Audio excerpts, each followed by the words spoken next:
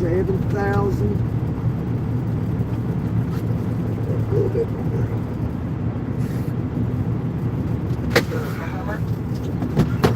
Oh, you're a box truck. Hold on, give me 1 second. Yes, sir. What's your trailer number? 144. Alright. Wait. Come on down. Alrighty. Second. 77,800.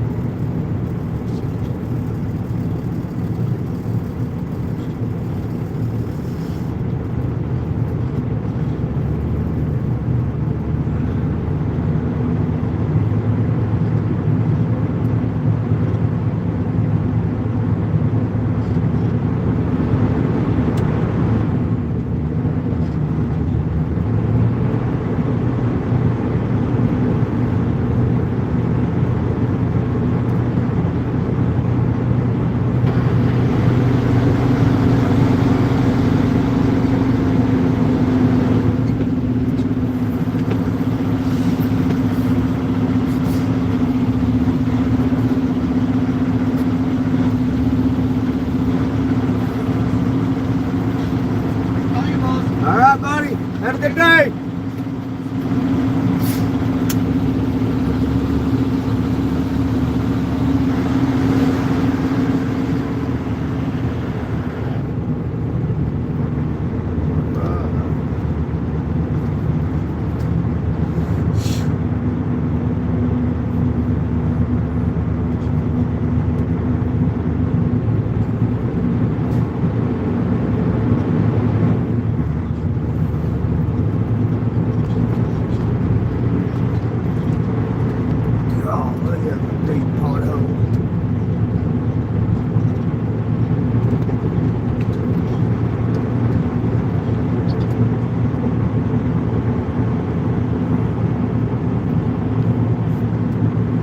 Hey, floor jack.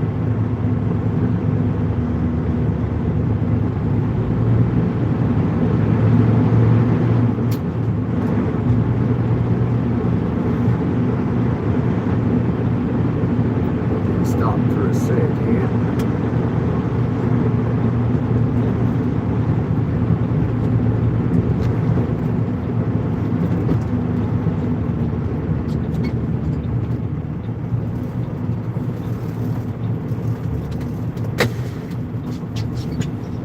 Do some paperwork real quick.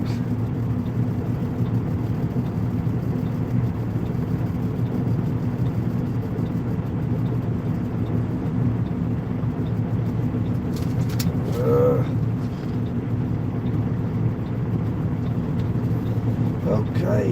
Shit. Wait a minute. Okay.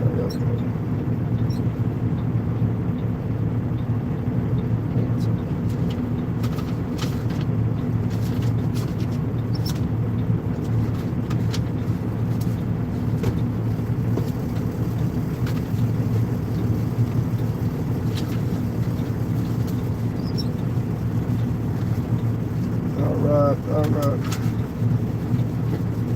Where's the pen? Just paperwork real quick. This place is a busy thing here.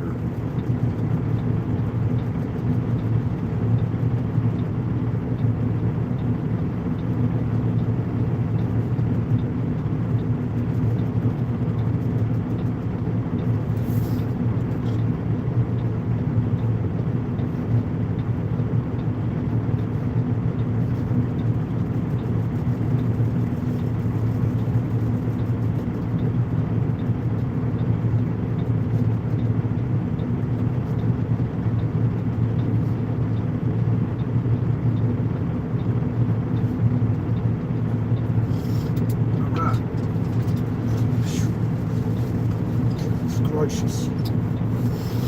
Who would have guessed that there's a, which I knew it was here for the past couple of years, but there's a salt mine right in downtown Cleveland, Ohio.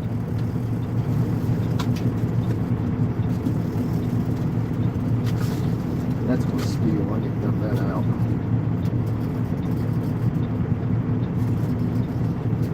Salt mine in Cleveland. Hey, Floor Jack. Hey, Patrick. Good morning. Good morning, Bryson.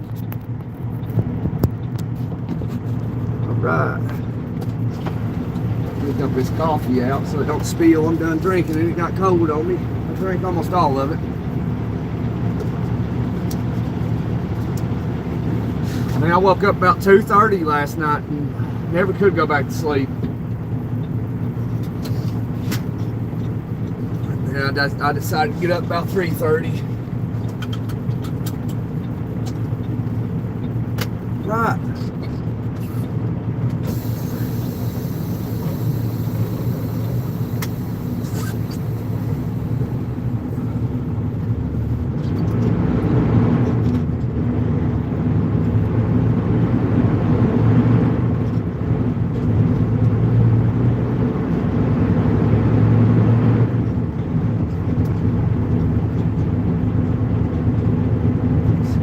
Trying to stop it. What's he doing? Oh, I could have pulled in there.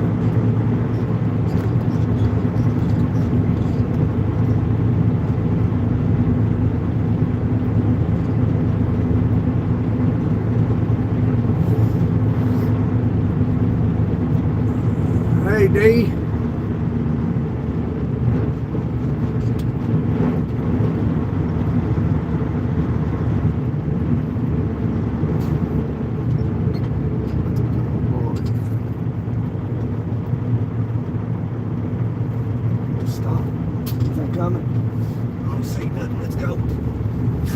Truck coming.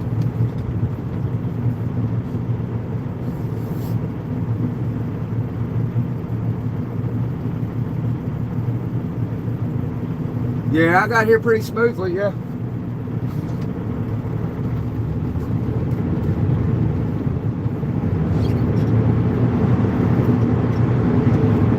Now if I can get out of here smoothly.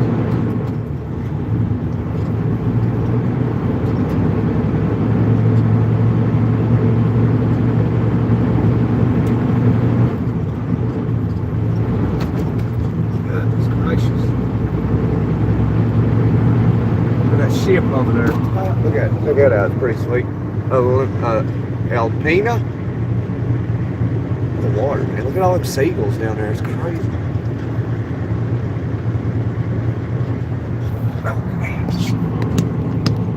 Alright, where do I go?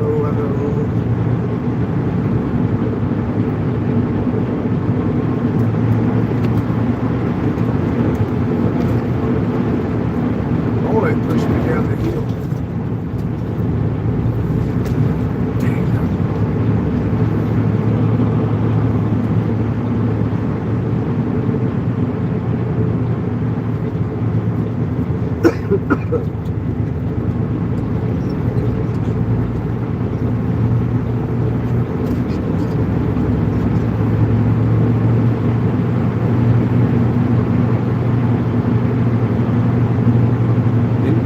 Hey, Brazil.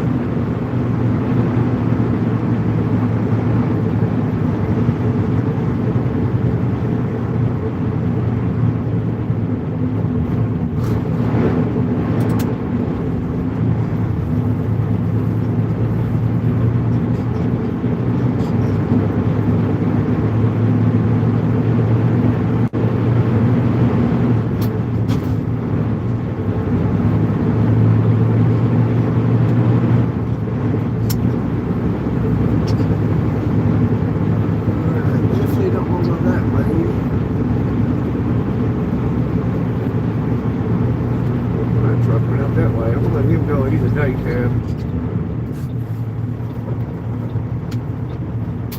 Gracious. Oh, they gonna let me go. I'm gonna let him go. That car is back there.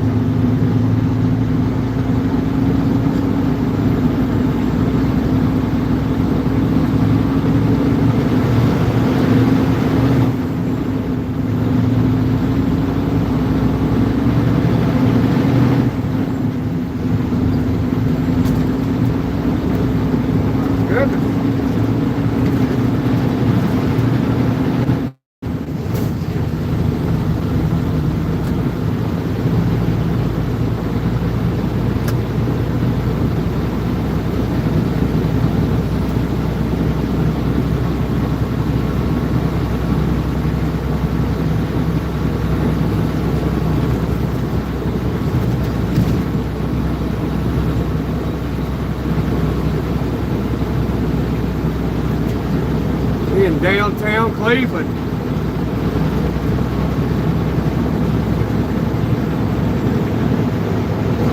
Too late for that. Keep running that puppy. Stop at this one.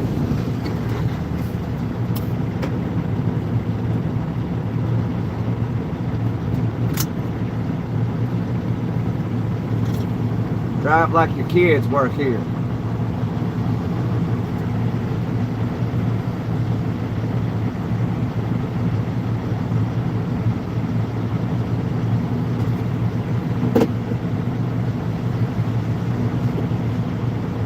Hey, Tim McDonald, what's up, man?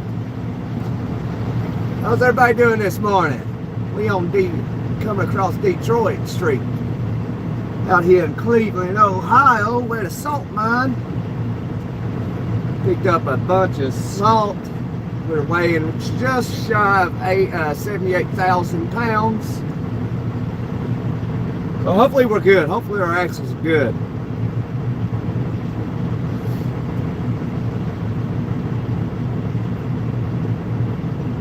I don't know, but I don't think there's a scale for a minute, so we're going to try to burn off some of this fuel. We should be good, as long as we don't fill up.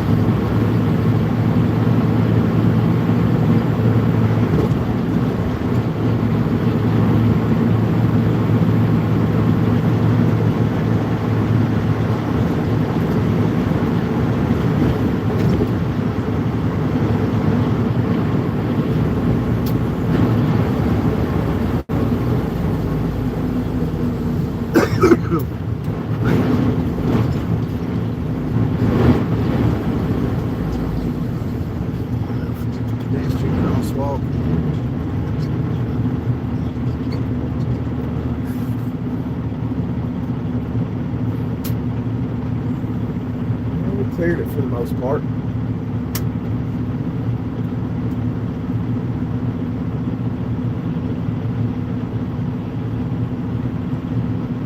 Morning time in the USA. Here in good old cold Cleveland, Ohio.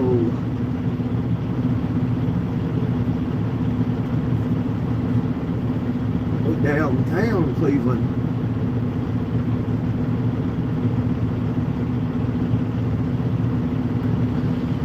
Let's go.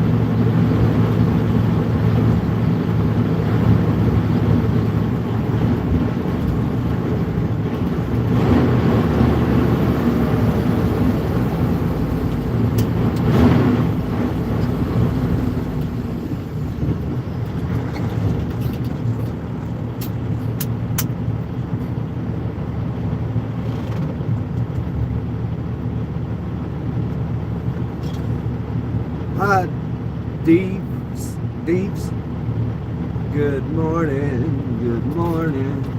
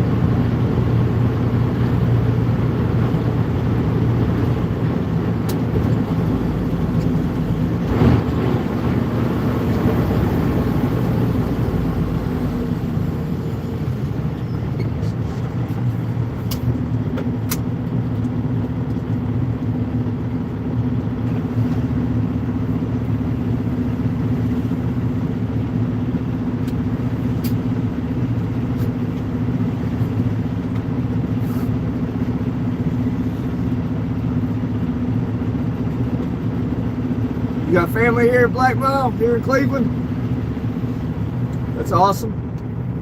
As far as I know, I ain't got no family or friends that live in Cleveland.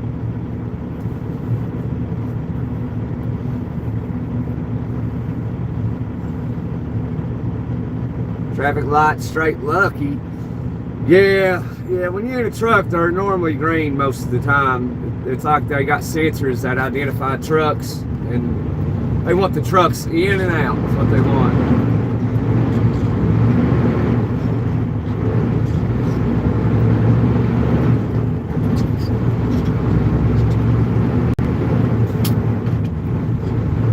If you're using a car, you can probably catch every red light through here.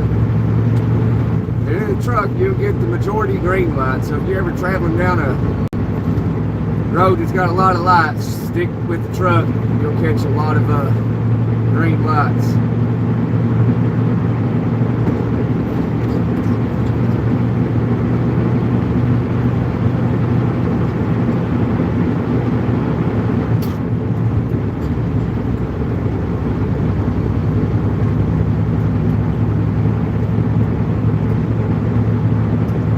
Yes, Lord.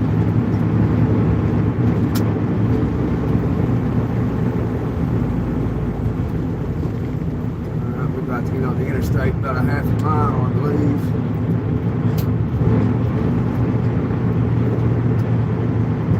That car just ran a red. Oh, no, it didn't. No, partially ran. So you light turn green right before we get there. Metro Health.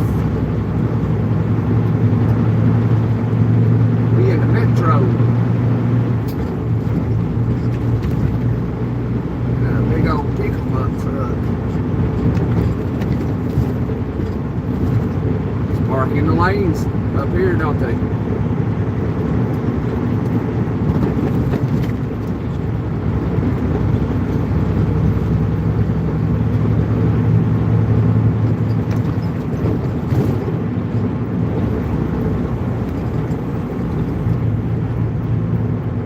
South. Where do we want to go? We want to go south.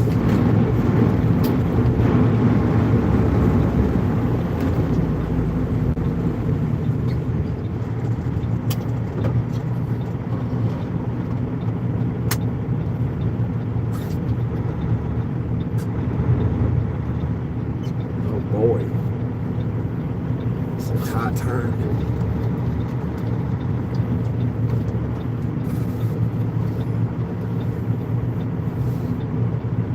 Hopefully nobody gets behind me. About to turn green. Hopefully I got over far enough.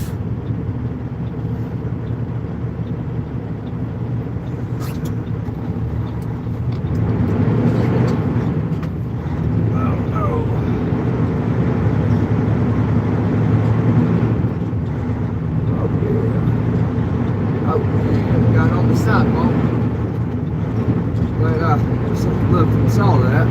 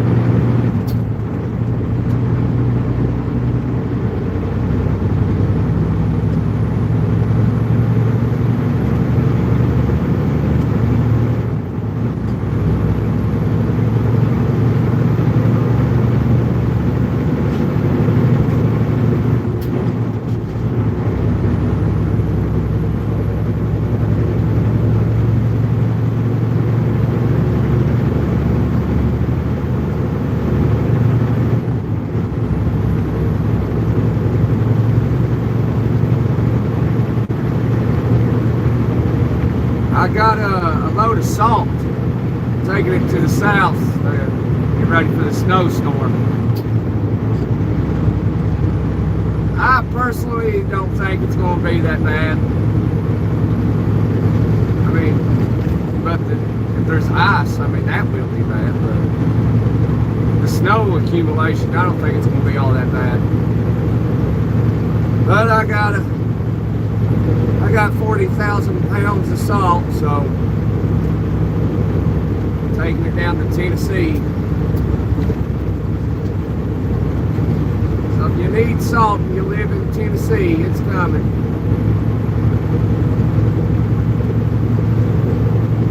It's on its way. It'll be here sometime this afternoon.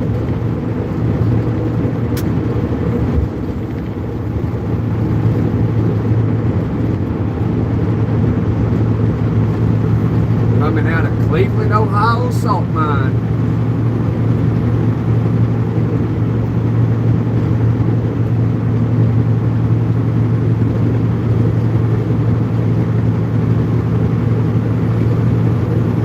So we're doing our part. That's what I was kind of thinking, telling everybody yesterday. It's like people don't think about how stuff gets anywhere, Everybody's probably trying to buy salt and they can't find it. Well, I got 40,000 pounds of it coming to you. At least in Tennessee. So there'll be some people in Virginia and Kentucky get some of it.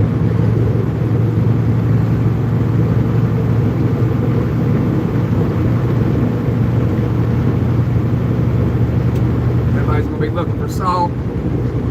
Right now, they can't get none. And nobody's thinking there's a truck on its way to the south, so everybody can have some salt. Wild to think about, if you think about it. We can zoom out a little bit. I don't know if it's trying to zoom in on that visor or what.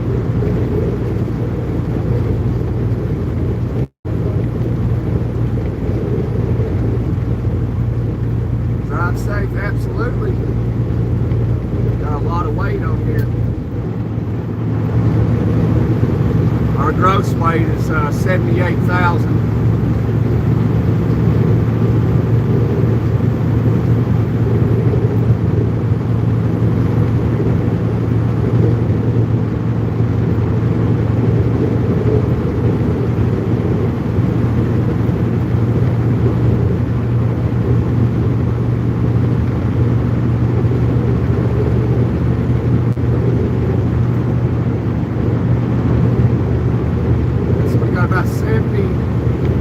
About 73,000 pounds of salt headed to the south, just in time for the snowstorm.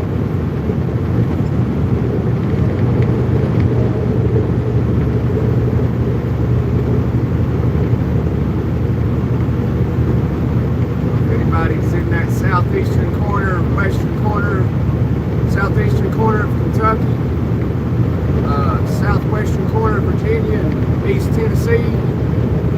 Got about 42,000 pounds of salt coming right to you.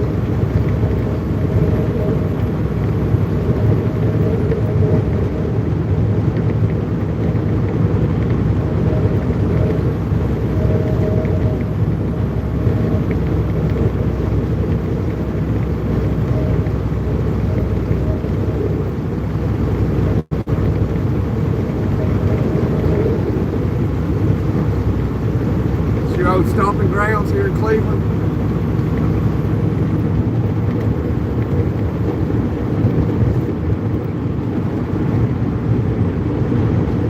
Hi, Tammy.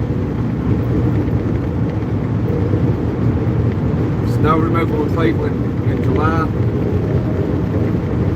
July. Oh yeah.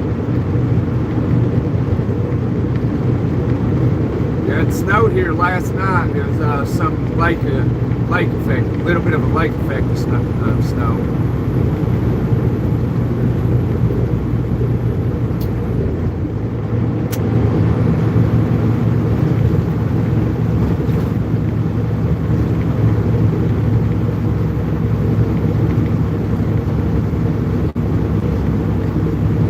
It's making macaroni food service company. All right.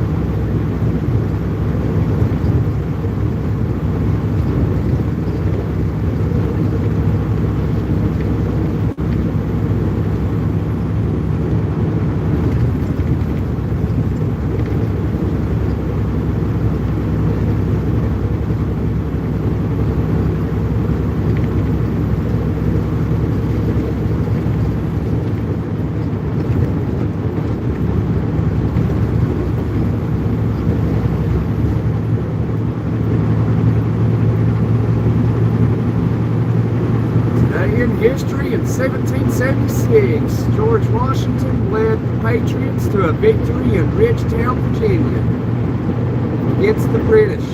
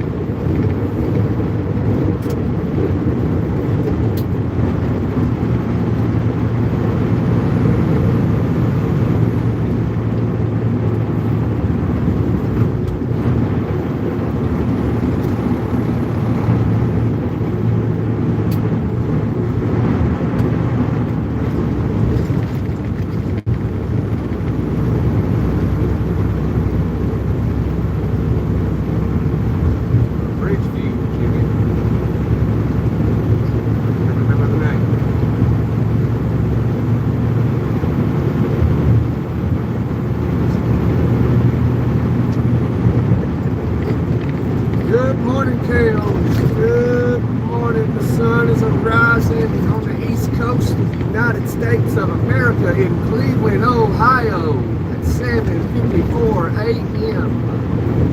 January 22nd, this day in history. In 1776, January 22nd, George Washington led Patriots to a victory against the British in Bridgeview, Virginia.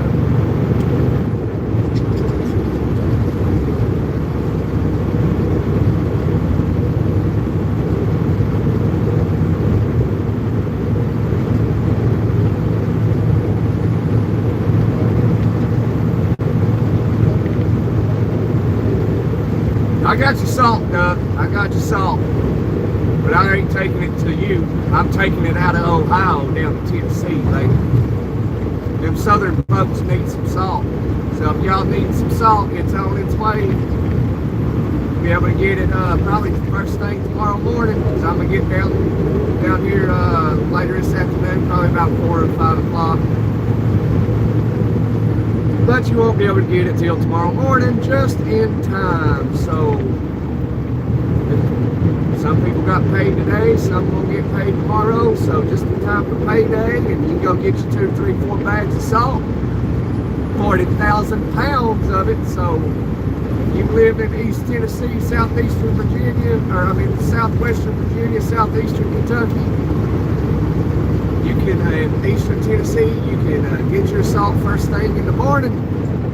Don't forget to pick up the salt. You're going to need it. I don't really think it's going to be all that bad, but I guess we shall see. I think the people in Georgia are going to need it more than where it's going. They're going to get ice. Ice is bad. So be sure to not travel this weekend if you're in the path of that snowstorm, especially if you're in the ice zone. Because nothing goes on ice, not even an 80-ton Abrams M1 tank.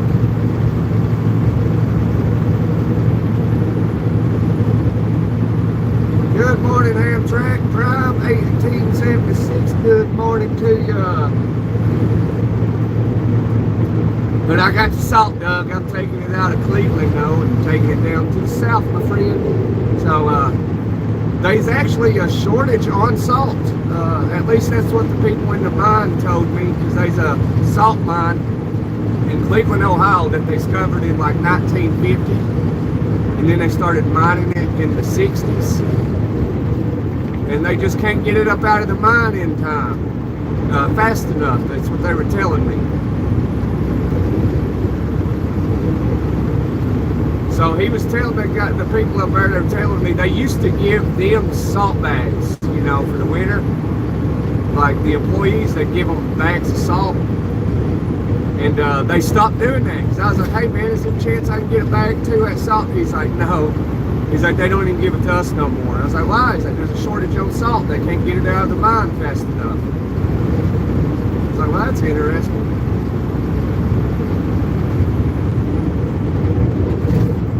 My birthday is coming up in March. Oh, happy early birthday.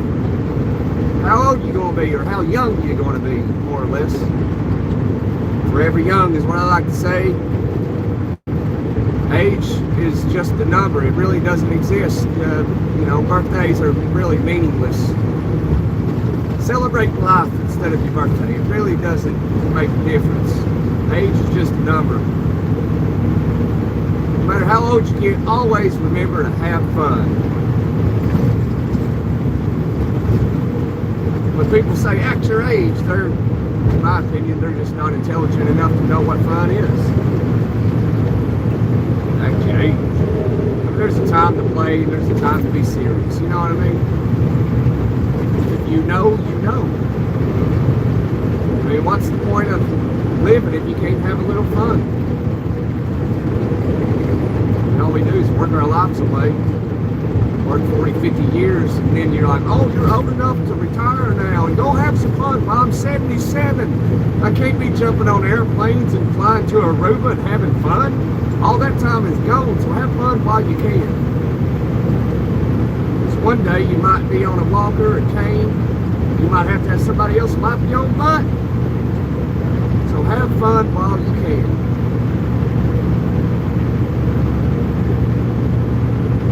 Can I get an amen? I'm 29 years old, Gunner. All right. I was 29 not that long ago. I tell you, I had a lot of fun in my 20s. I've had a lot of fun in my 30s.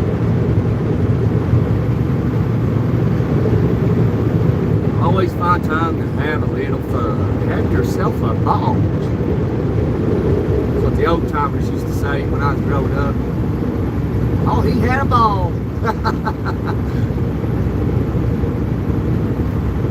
Good morning, Sam.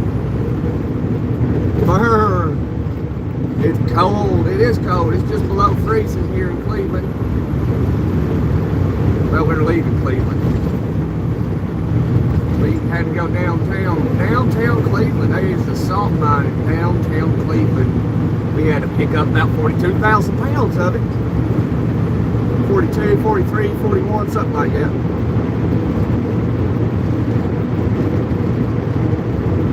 Make sure to pack blanket. I got a ton of blankets back here in the sleep room. 6 or 7 blankets in the truck. That's because I ended up having a bunch of people in the truck, so I needed to give them all a blanket. That's just, when was that, last week down in Florida? Yeah, we went to Florida last week, wasn't it? That was last week. Yeah, it was last week, okay.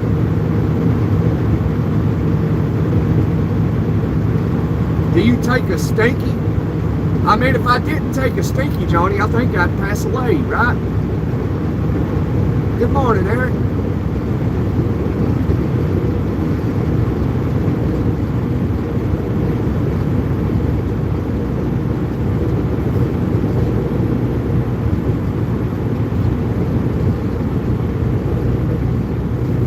So again, guys, today in history, in January 22nd, 1776, George Washington led Patriots to a victory against the British in Bridgeview, Virginia, this day in 1776. A little history lesson for you. And later on, in I think July 2nd, we declared independence. And it was not July 4th. It was July 2nd, as a matter of fact. I believe it was July 2nd.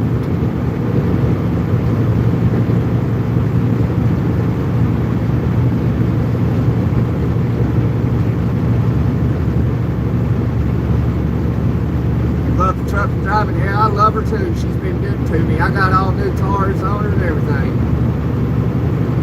We got brand new steers last week. Oh yeah, we got a truck just in time for this terrible winter. It is a 2020 model, Eric. I wish it was an older model.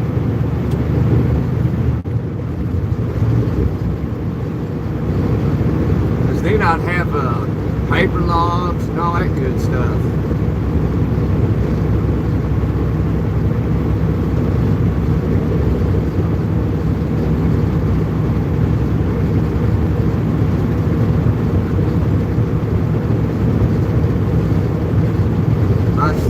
My truck is a 1997 Peterbilt. Yeah, I like the 96 Peterbilt. 379 with the manual 18-speed. Yeah, the first truck I ever drove was a 1996 Peterbilt. I believe it was a 379, and it was an 18-speed. It was the first truck I actually got behind the wheel and drove, but I did not have a CDL at the time. I was young. I was like 19, 20, and I'd go with a friend of mine.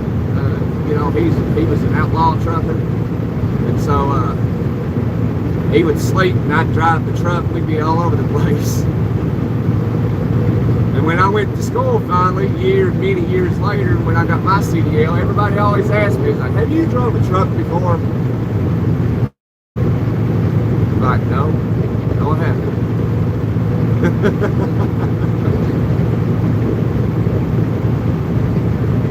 Nope, Jordan, nope.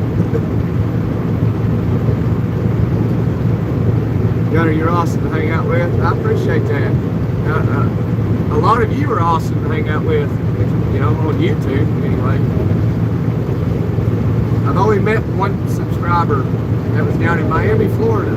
He actually subscribed the day I met him. I was headed down to Miami and he jumped in the live. And he's like, hey, I live in Miami. He's like, where you going? And I was going, I can't remember the town. But he's like, I live in that town. And he was like, he was at the baby doctor. Him and his girlfriend were having a baby, not this day. And he's like, man, when I get out of here, I'll come see you, bring you some food. He's like, well, you want chicken or steak? And I said, steak. But sure enough, he came to me. Right, and he told me he couldn't get me steak because he'd had to wait for a while, so he brought me chicken. I said, that's fine too, man. I appreciate it. He brought me, I mean, it was pretty good. There's chicken, rice, a bunch of other stuff. I sat here on a live and he hung out in the passenger seat with me and I was eating and stuff. You live in California? I ain't been in California in a long time. Last time I was in California, there was a wildfire and I was driving through the woods and the whole place was on fire. I see why California catches fire so often is because it is dry. I mean, it is super dry. It'd be easy to start a wildfire in California. Alma, Arkansas. You live in Alma, Arkansas? I think I've been there before. Is that around Little Rock? Somewhere around Little Rock. I live in the mountains in East Tennessee.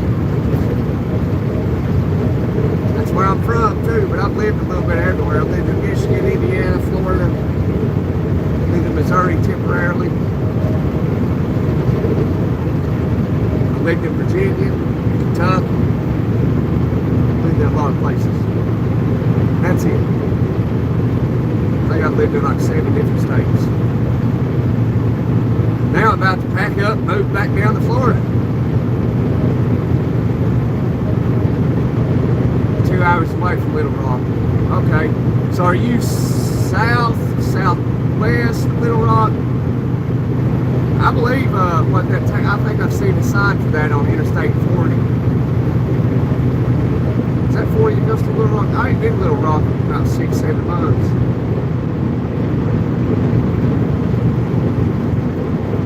Speed limit still here. Anybody see a speed limit sign? I think it's 65 or 70. Here's the sign coming up. 70. All right.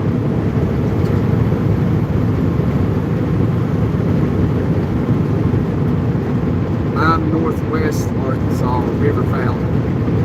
North. Oh, okay. Yeah, I don't think I've been there before.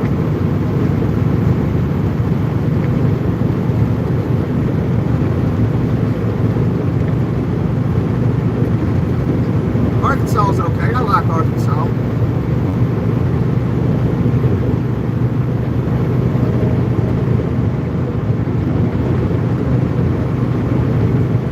I like them truck-friendly states. Arkansas is one of them.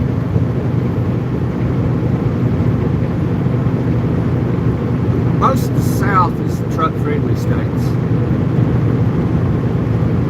When you get up in New England, they're not truck friendly up in there, but they know they have to have trucks in order to survive. So they, you can't idle your truck.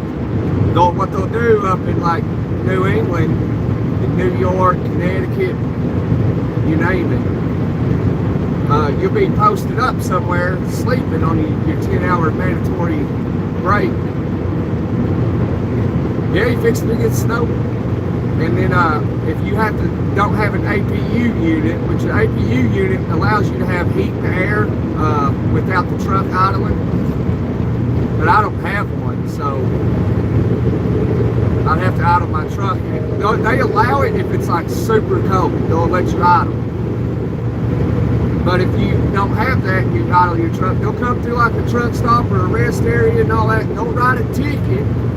Don't wait until the time passes and listen to your truck idle and write you a ticket. Put it on your wiper blades for idling your truck. It's like, goodness gracious. Don't want you comfortable, man. They're like, they hate trucks so much they don't want a driver to be comfortable if he doesn't have an AP unit. Morning, man, hello. We're fixing to get some snow. Yeah, I'm bringing some 42,000 pounds. Well, there's 40,000 pounds. Let's just say 40,000. 40,000 pounds down to Tennessee. Just in time for the snowstorm. I'll do a live when I'm at the house when it's going on and see, that way we'll see. I don't think, because I saw some models yesterday morning. We's going to get, in my neck of the woods, we's going to get 1 to 2 feet of snow, and I just don't believe it. I think we'll get anywhere between 1 to 4 inches. That's what I think. We ain't had in my neck of the woods, last blizzard we had was in 1996, and the one before that was in 1993. So, I mean, in my neck of the woods, we've been well overdue for a big, bad snowstorm since 1996.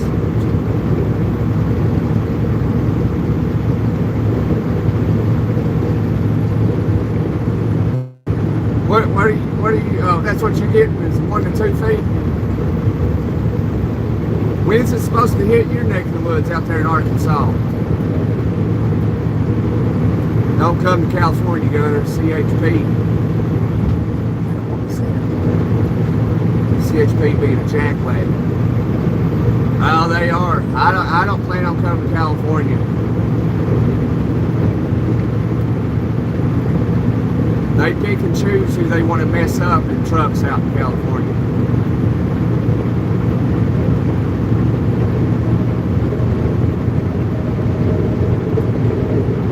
0 degrees on sunny night. Wow. Make sure you drip your water. And if it's real cold like that, you don't want to drip it too slow. You might want to have it drip pretty fast, because if the water in the pipes ain't moving fast enough and it's really cold, it will still freeze and bust your pipes. So be aware of that. And that's one thing you don't want to wake up to 4 o'clock in the morning, go take a leak, and you hear water gushing. You don't want to wake up to that.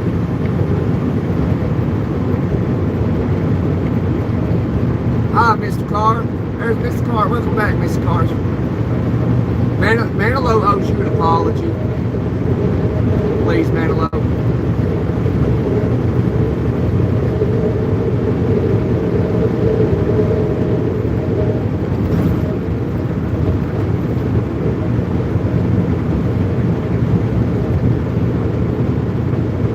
He better, Mr. Carr says.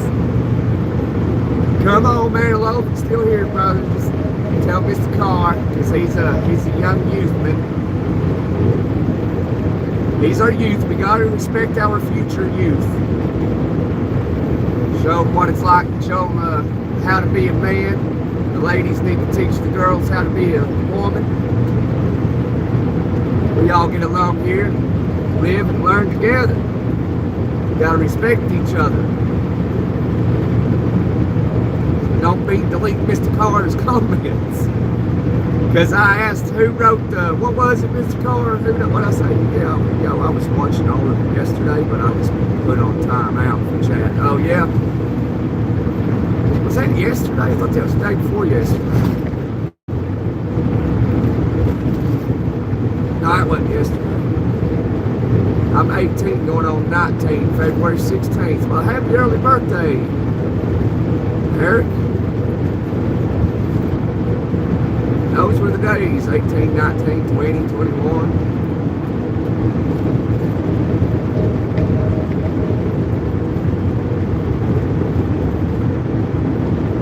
I remember the day I turned 21, man. I was like, hey, I gotta go to the beer store. Just because I'm legal to buy it now. And I went to the beer store and bought a bunch of beer. And then they ID'd me. I was like, are you kidding me? Because I had been buying alcohol, because I was, back in those days, I was running with some alcoholics that were a lot older than I was. I was just a kid.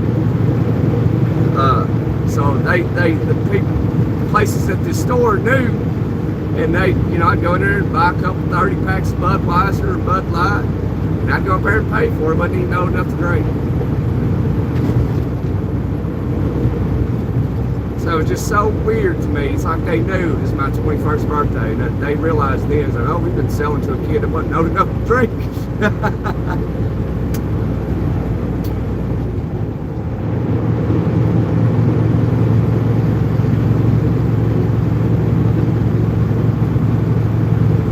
The way I see it, if you're old enough to go to combat, you're old enough to drink. It's wild. You can be sent off to a war, but you can't drink. It's Ohio sitting on the shoulder over there.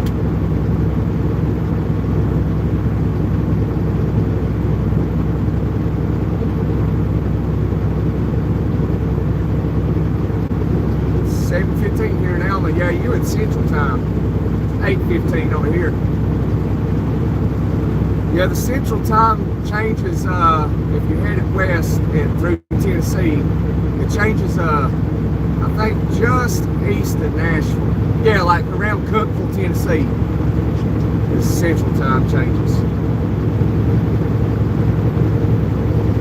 Or, yeah, across into Central Time. I used to live in Central Time when I lived in Alabama. That's a state that I forgot to mention. Yeah, I lived in Alabama for almost 2 years.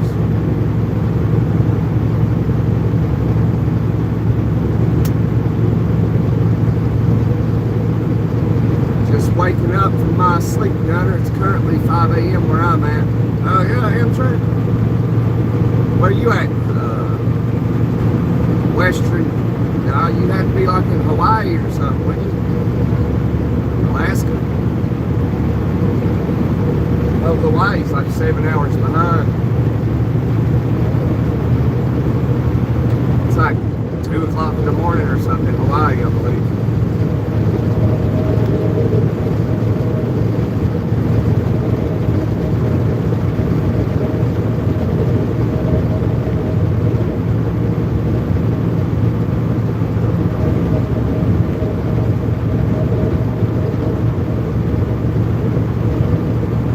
Glory to Ukraine.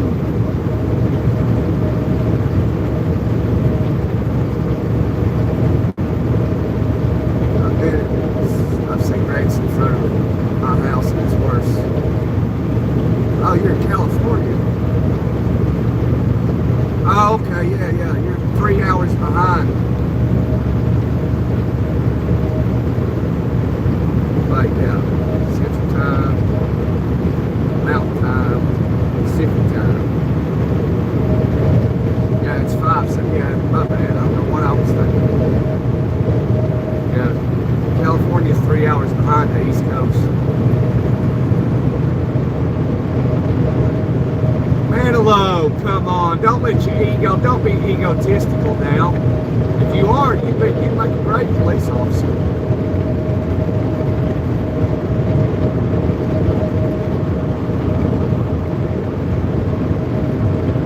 You wish you was in Hawaii? I don't know, it's very expensive in Hawaii.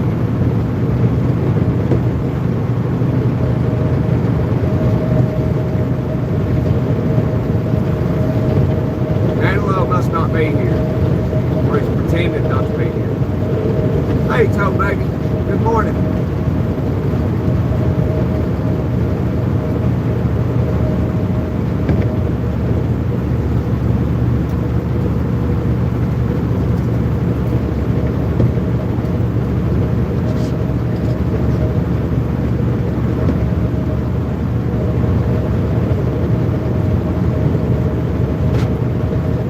Manilow, if you're here. This day in history, January 22nd, 1776, George Washington led the Patriots to Bridgeview, Virginia, or Bridgetown, Virginia, I can't remember the name of the town, to a victory against the British Army in January 22nd, 1776. George Washington had a decisive battle against the British Army and defeated them.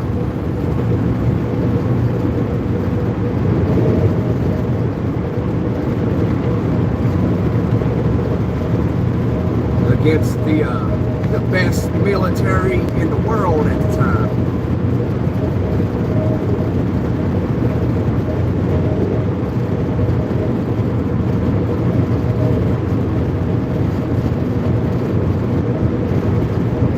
Don't worry, my British friends, we still love you.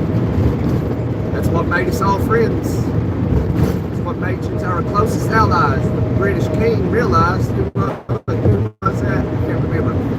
Realized, well, if you join them.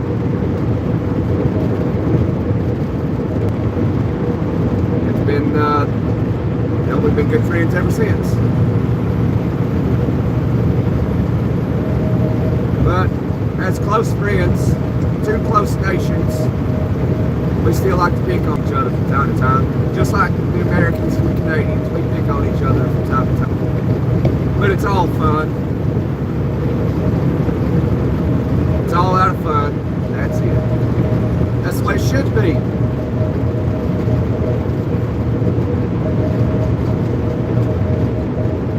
Hey, Bill. Ask everyone who wrote the national anthem for the U.S. Alright, here's a trivia question we already done. Who wrote the national anthem for the United States of America? Mr. Caller knows.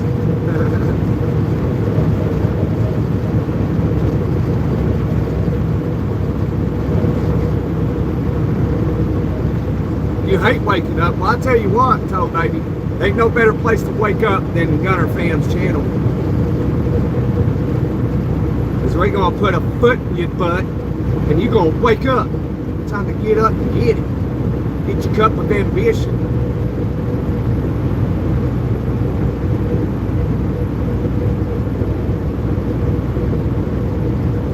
Oh, told baby got it right.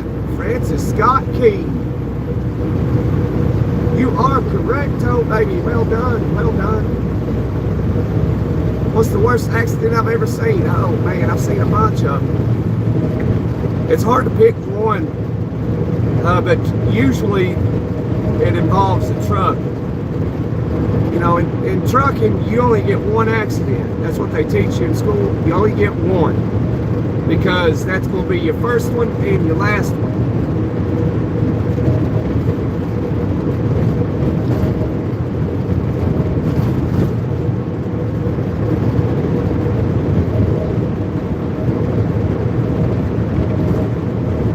But yeah, I've seen a lot of accidents, a lot. Seen where people live and seen where they don't make it. God rest their soul.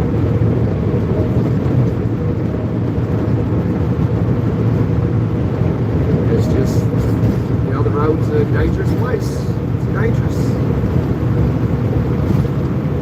I mean, you got a pretty high probability. Anytime you walk out of the house, the moment you walk out of the door, you're walking into danger.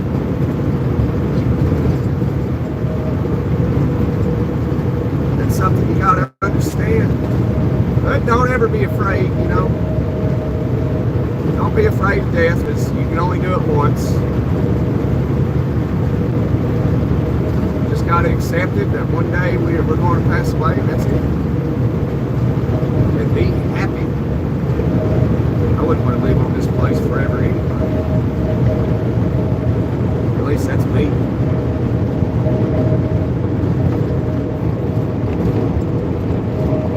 It's too crazy. Too crazy.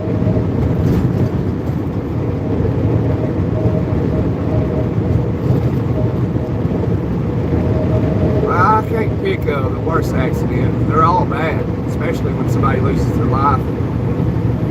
You know, sometimes people lose their entire family. The road's a dangerous place.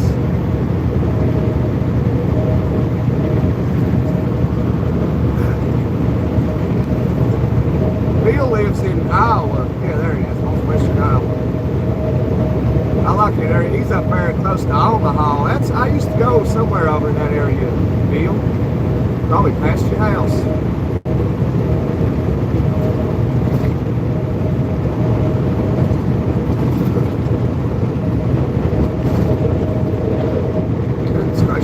The wind, like 78,000 pounds and it moves.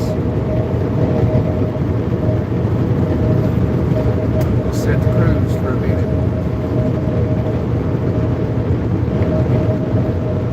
You're gonna be a truck driver like me, Amtrak? Well, that's cool. We need truck drivers. It is the main part of the economy.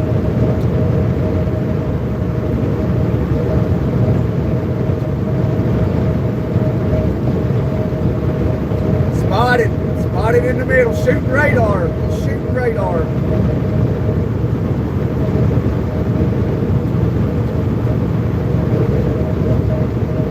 He's looking for one, looking for a customer this morning.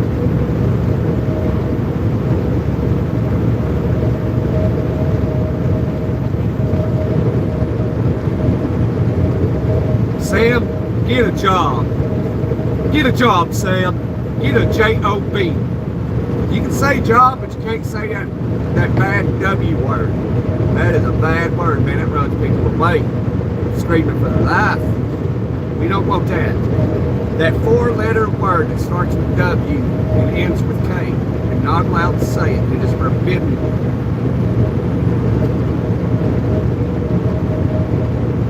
See, it ran people away. They thought about it. They're like, oh, WK. Okay, oh, I better leave this live.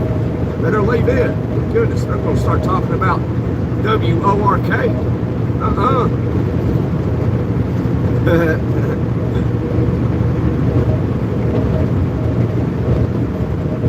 Barrett France, they shooting what? But Sam, you better get a JOB now.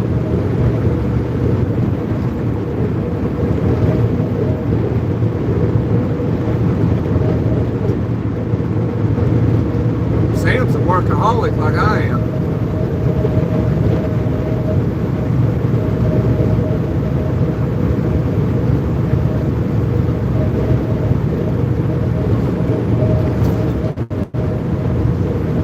Not the worst for me, yes, but in the total, no.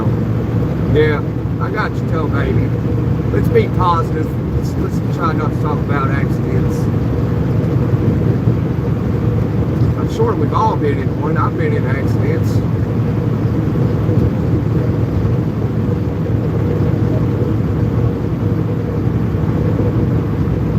Eric Fritz has a JOB. There's bad and there's way bad. You've never unseen it. Yeah. It's with you for life. For a lifetime. Yeah, that's right, Bill. A lot of stuff's with you for a lifetime. You gotta learn how to conquer your past, things in your past. You gotta learn that, hey, brain, I have control, not you. And your brain's like, yes, master, yes, you are in control. Sorry, I'm brain, I'm sorry.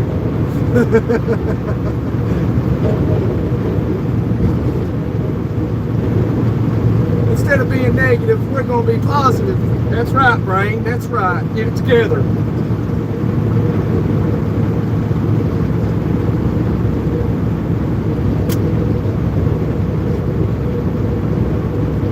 What do you do, Eric?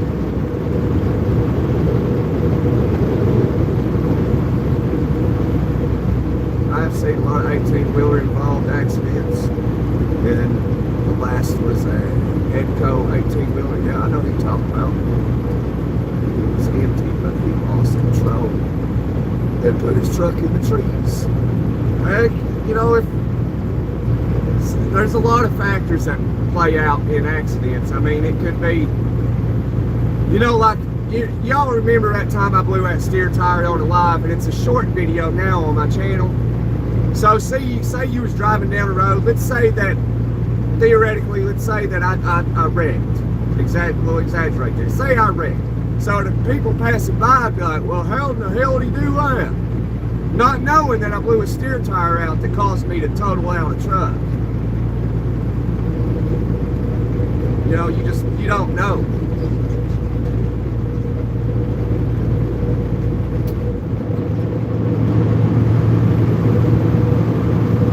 Hey, Alfonso. But I think most of the time it's just human error. And they, instead of using the term stupid, they use the word error.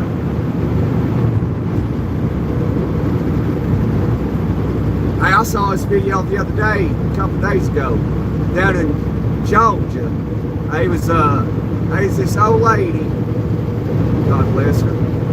She mistaked her fuel, the gas pedal for the brake, and floored it, son. Right, traffic was stopped at a red light and wiped out. I believe everyone survived. I do believe. Which that happens. I did that once when I was young, about 16 years old. I mistaked the fuel for the pedal, and I was backing up, and then I was backing up off of a fuel pump, and I backed up because I couldn't get out going forward, and I went to, you know, hit the brake because the back of the pickup truck was going through the store. It was about to, and at the last second, like, I realized that I was missing the brake, and I finally hit the brake and didn't go through the store.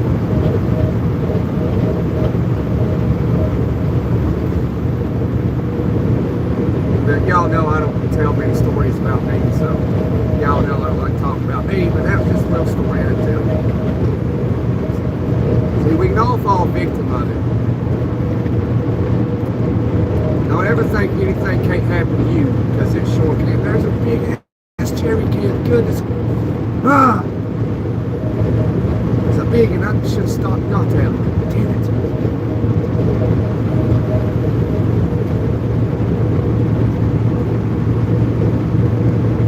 Do I have kids? Yeah, I have 2 kids. I have a 7-year-old son. His name's Ryder. And I have a 4-year-old daughter. Her name is River.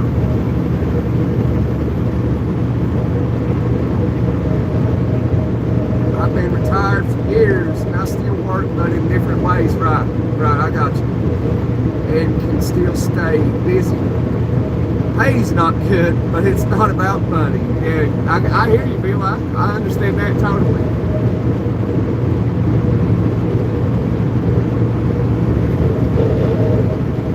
That wind's blowing. Sometimes you get a gust of wind. Me weighing 78,000 pounds and that wind's moving me. Eric said, "Oh Lord." Hey, got her. Interstate 805 got a big name called the highway to hell because of so many accidents. Yeah, I've heard of that before. It's getting hot. Crack the window.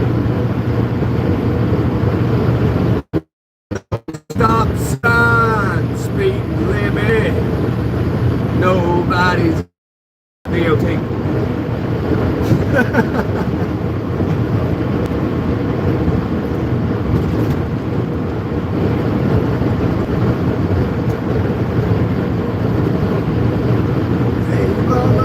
Look at me. I'm on my way to Tennessee. Yeah, I'm on the highway to Tennessee.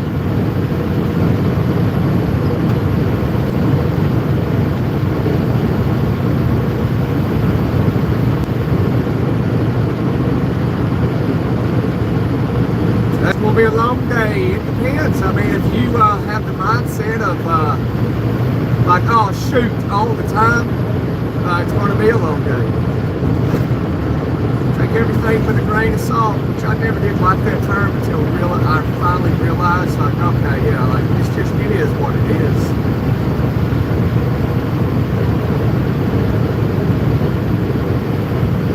You know, because always remember, it can be worse. It can always be worse. You could be locked up, you could been born in the country of Somalia, all kinds of stuff.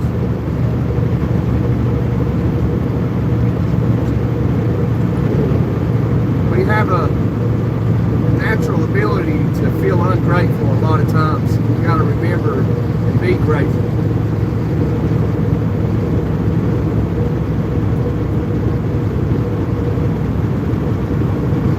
Always be thankful.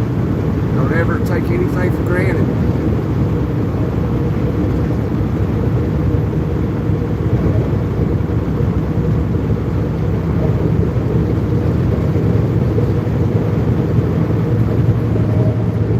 You got to make your sleep a priority, Toe Baby, especially if you've only got 20 minutes of sleep in the past 24 hours.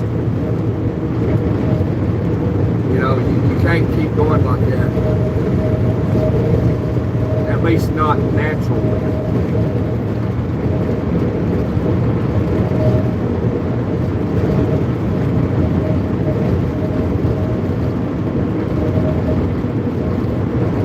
Amen. Preaching.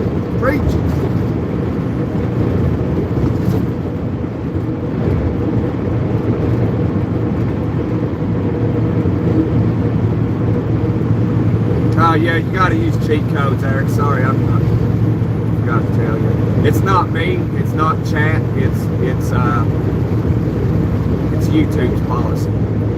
They're a private company, so they can. If you're a private company, you can discriminate anything. I've been discriminated against with a private company of 2 old females. And I can't tell you what they said to me on the live. I can't tell you. In any video, I can't tell you. But on Discord, I can. You too be upset if I said what those two old ladies told me. But they were a private company, and that you can do that.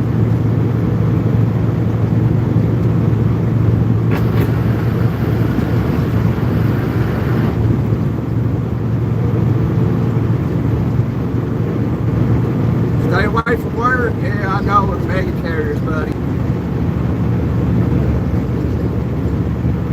They can only go 68 miles an hour, but I'm heavy, so I'll catch him and pass him, and he'll never pass us again, unless I have to stop somewhere. If I go far enough, I can stop for 30 minutes, get on the road, and he still won't catch me.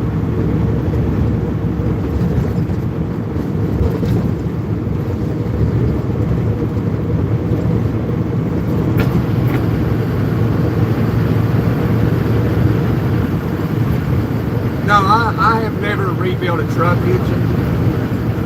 I've helped rebuild a pickup truck engine a long time ago. I think I was 18, 19 years old.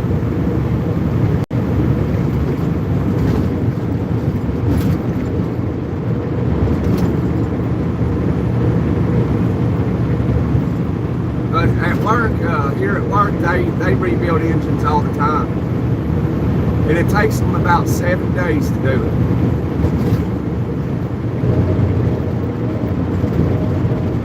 And that's like, they got other stuff going on too. They can do it in like 4 days, 4 or 5 days, something like that.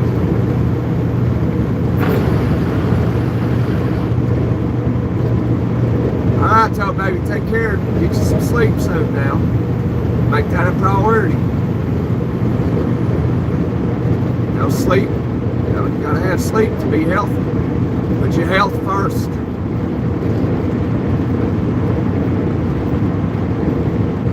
Without health, you got nothing.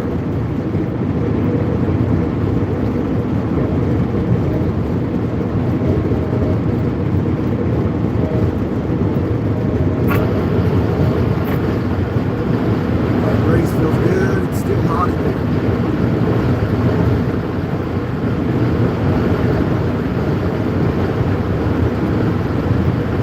Is in a Peterbilt 379, not a room with other people. I mean, what's holding you back?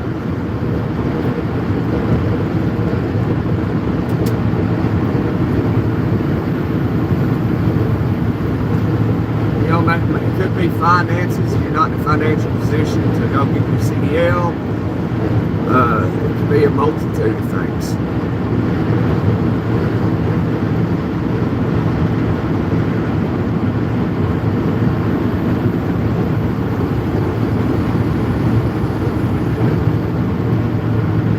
Have I ever had a truck not start in cold weather? Yes, I have. Cold will drain the life out of your batteries.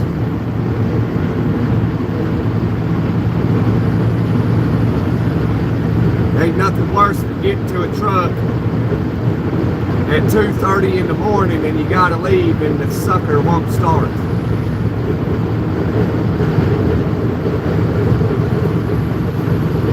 It's cold, freezing, can't start a truck. Just gotta jump it off most of the time. Just jump it off and start. But it sucks. It's an extra thing you gotta do when it's 15 degrees.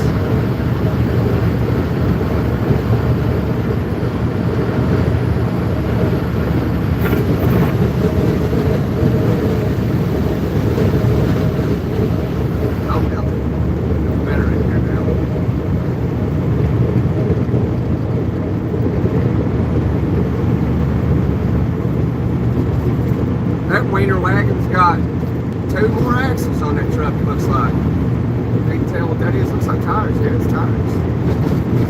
Must be out of Michigan.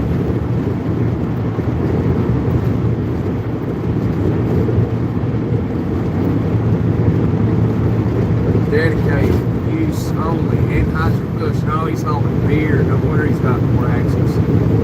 I've hauled beer. Those beer loads are heavy.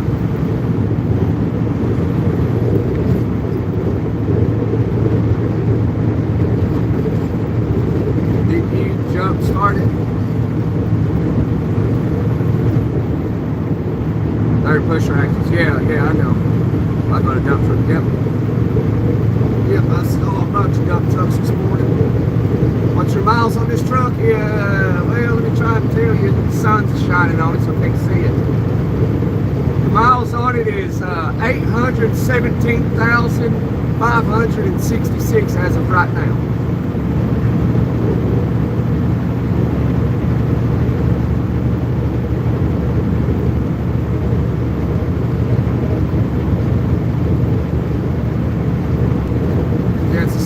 They're bad drivers. Yeah, they are. They are. You know, the funny thing is a lot of those mega carriers,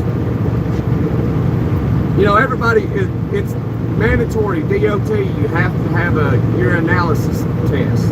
It's mandatory. That is what they go off of.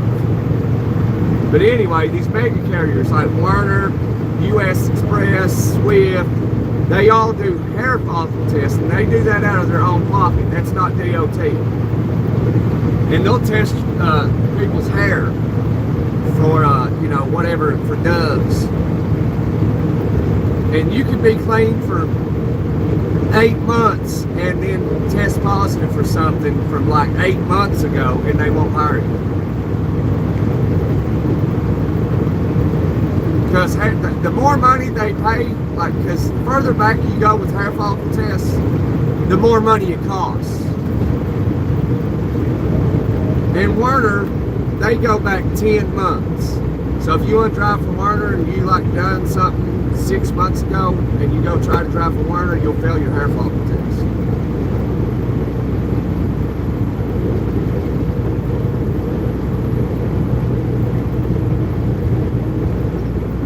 I had to take a hair follicle test for US Express when I first started driving trucks. They took it off of my chest though. Took a bunch of it. That's who I started with, was US Express years ago. And I didn't stay with them long. I learned real quick that I'm not mega carrier material.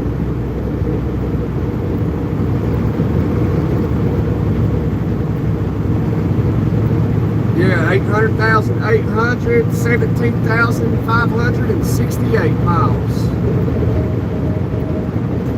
We're about to hit 1 million, probably by the end of the year.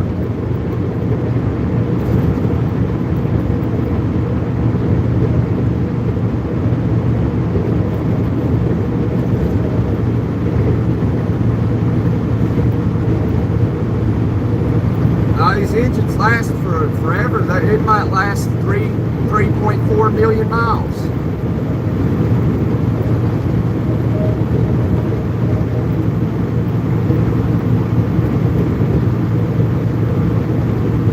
Before it needs rebuild.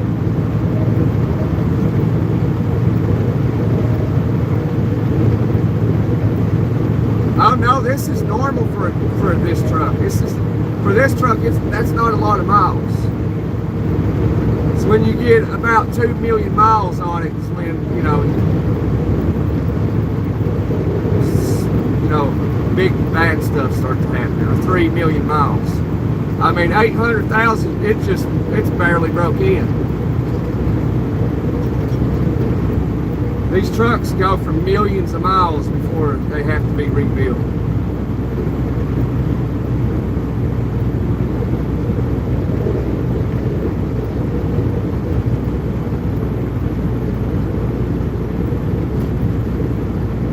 Most miles I saw on a truck was over 4 million miles.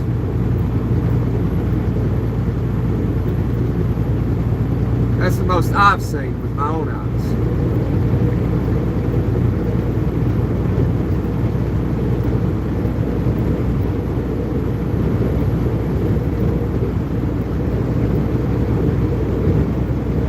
I like to have that 72 Lincoln Continental.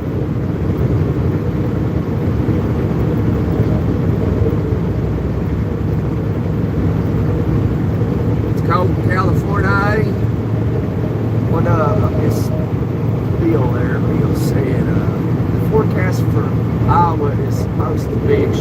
code in the next few days. Up to 50 below, lots of vehicles won't be starting. Yeah, go ahead and get your vehicle prepped up is what I'd say. That's why I tell everybody, you know, wintertime coming, get your jump starter, your jumper cables, check your fluids, put you some negative 30 washer fluid in, and hopefully you don't need any more than that. I don't know how far they make that. But if so, get you some 91% alcohol, put it in your washer fluid reservoir along with your washer fluid. And you should be all right. Make sure you got antifreeze in your radiator and your reservoir.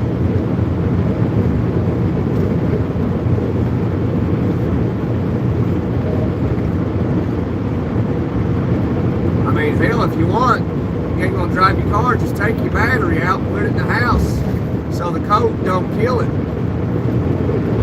That's easy to do, super easy. Just take the two terminals off and pull it out. And sometimes they got that brace that goes between it over the top of the battery. Just super simple. That way you don't have to spend $300 on a new battery.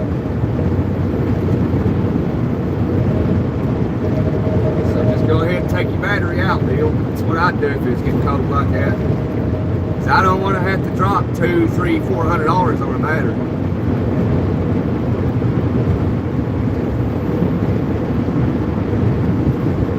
Got a 2008 Dodge Ram, 1500, 5.7 V8 Hemi. Oh, nice, nice.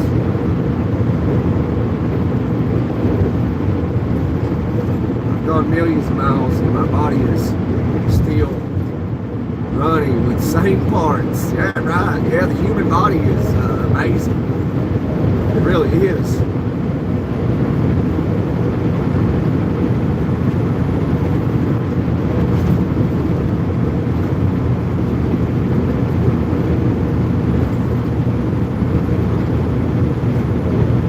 It just doesn't tolerate pain that well.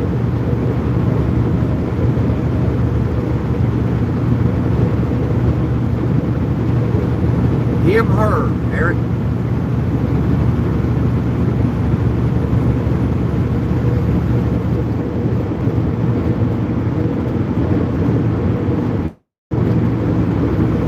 Alma is officially under a winter storm warning. All right. Well, make sure you got a fifth of liquor. Eric, oh wait, you're like 18, 19, okay. Well, anybody, you know, make sure you got a propane tank in case your electricity goes out.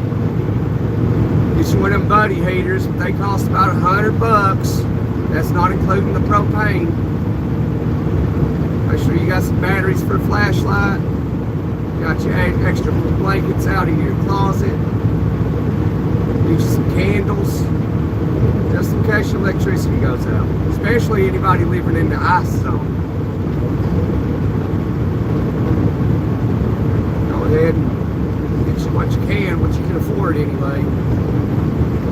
Get you about 2 tanks of propane, cost you about $45, $50. Hopefully you got empty tanks, you can take them in, you get a cheaper deal. And then what you can do is if your vehicle has to be in the elements, like I said, if it's going to be cold, just take your battery out because you ain't going to be driving no way and put it in the house so the cold don't kill it.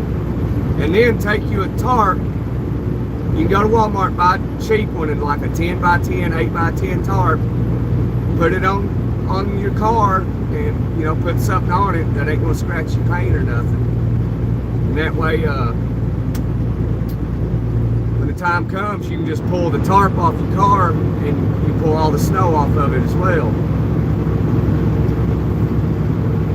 But just so you don't have to drop $200 to $400 on a new battery, take your battery out. You ain't gonna be driving no way, or you shouldn't be.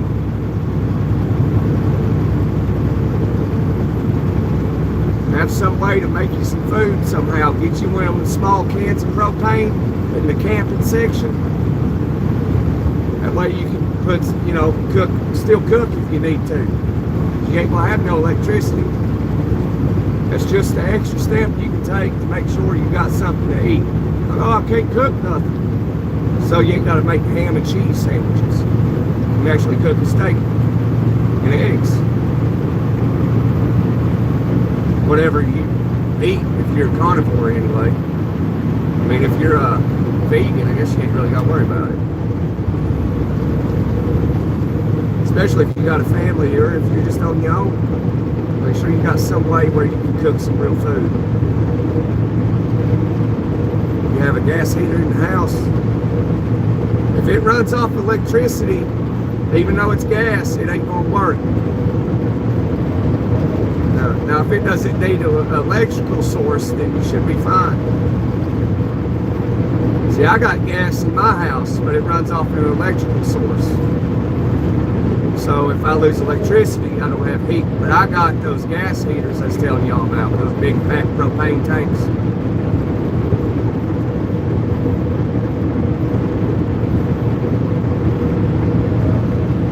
Yeah, I have natural gas too. Last week I just put a new battery in the car. The old one lasted about 8 years. New battery was $214.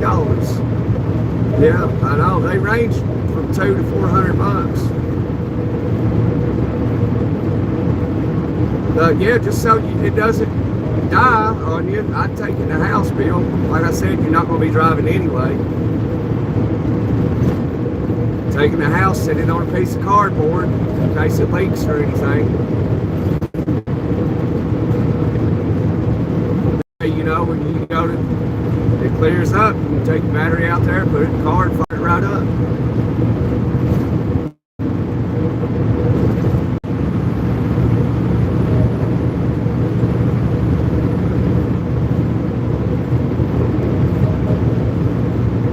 The house was built in 1953, yeah, so they've installed gas in it. I don't like gas myself, you know. You see them videos of these houses like imploding. Wow. I don't like it. You know, when you got gas and your house is made out of built off toothpicks, you know, the whole thing is going away.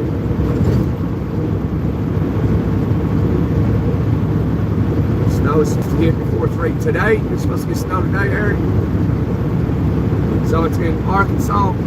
I'll try to do it. I'm gonna do it live tomorrow, Eric. So hopefully you hit subscribe so you can inform me of what's happening in Arkansas, so that way I can have an idea of what's going to happen in Tennessee.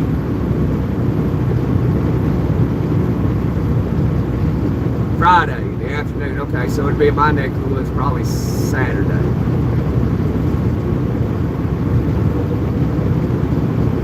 Saturday afternoon sometime, about noon.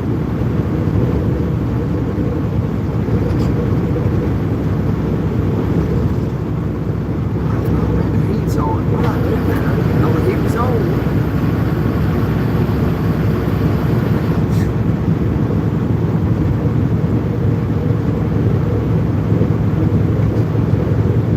Okay, so it's coming in from the north. So the Arctic wind pushing it down south. How much are they saying you're supposed to get in Arkansas, Eric?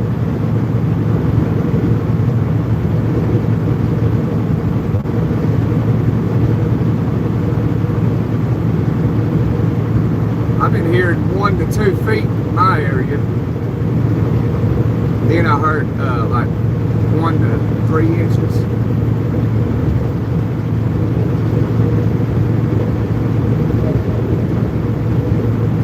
I really, like in my neck of the woods, I really don't think it's going to do too much. We might get 5 inches. I don't think it's going to be as bad as they say, except for the ice area. Ice is never good.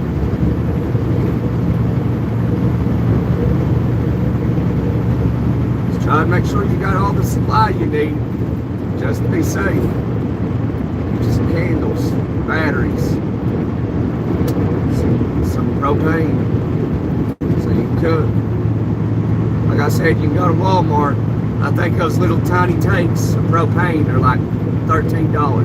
Get you about 3 or 4 of them in like the camping area where, like, if you lose your electricity, you'll still be able to cook. So you got to eat sandwiches for 3 or 4 days, however long the electricity's out.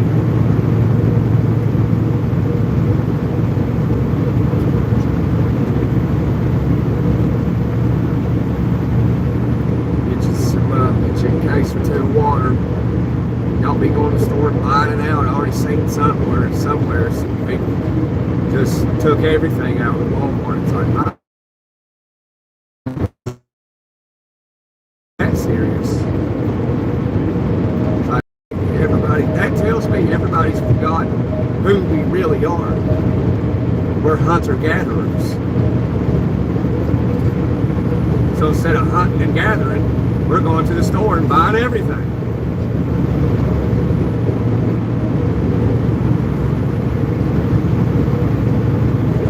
Instead of like, well, I'll go to the store and buy what I normally buy. Go to the house. If it gets bad, I'll get my 22 and go out and hunt some rabbits. You know what I mean? Like, it wasn't that long ago when we were doing that. We totally forgot all about that knowledge. Well, all we know is, let's go to Kroger, let's go to Food City, let's go to Walmart, buy everything. It's like nobody believes in themselves anymore.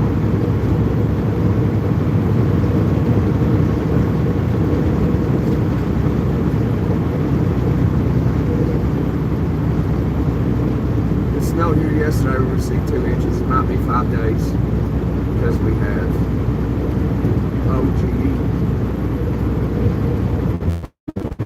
Yeah, I know you do. You down there in South Texas. I reckon Texas must get swamped in ice. And that's bad for Texans. Because they don't get stuff like that. They don't know. They're like, oh, just a little ice. Me getting my Super Duty F350, son. Show them how it's done. And in the ditch you go. Like I said earlier, nothing goes on ice. Not even an M1 Abrams tank, it weighs 80 tons, does not go on ice. Nothing goes on ice.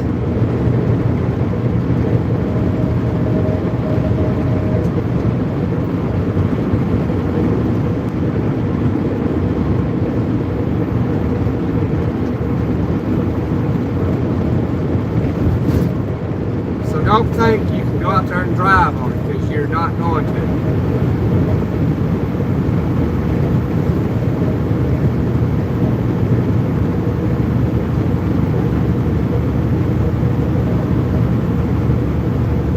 Yeah, you can kind of drive it right, but it doesn't matter. You can be going 2 miles an hour and it'll slide off the road. And then people think, well, if I start to slide, I'll just hit my brake. Yeah, you just do that. You're going to end up right in the ditch.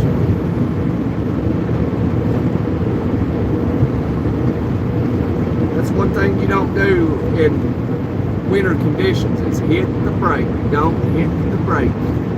If you ever need to, you barely apply brake pressure, because when you hit the brake, the wheels, the brake pads hit the rotor, and that's what causes the vehicle to stop. But when you're on ice or snow, it'll lock that up, and you'll just slide right in the circle and into the ditch.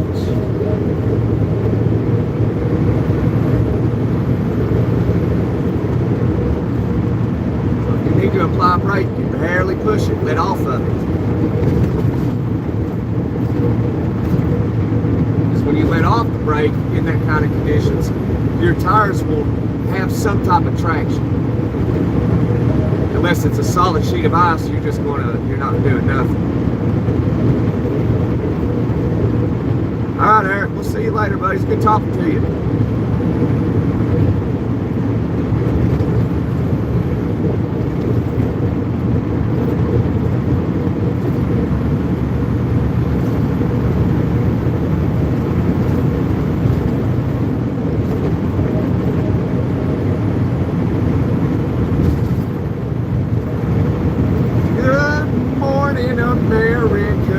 Cincinnati, 163 miles. Yay.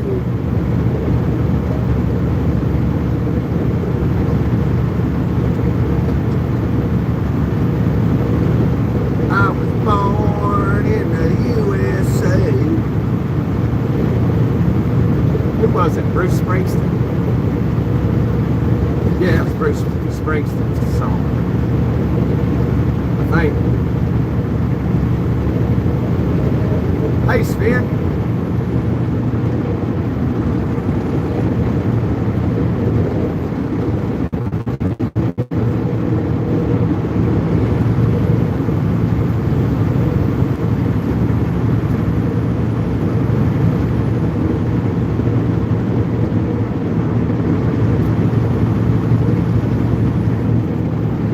What's everybody into this morning?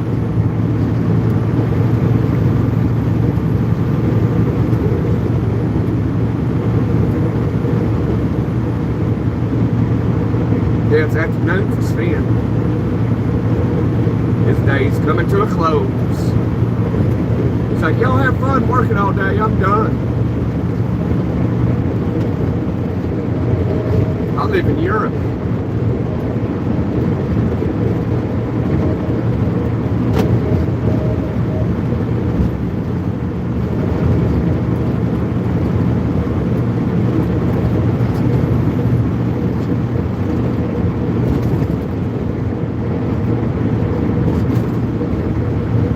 Oh yeah, driving life away.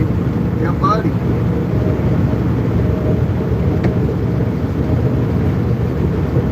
Looking for a better way. I'm driving my life away, looking for a better way for me. Them windshield wipers slapping out a tempo, keep a perfect rhythm with the song on the radio. I gotta keep rolling. Salt all over his truck.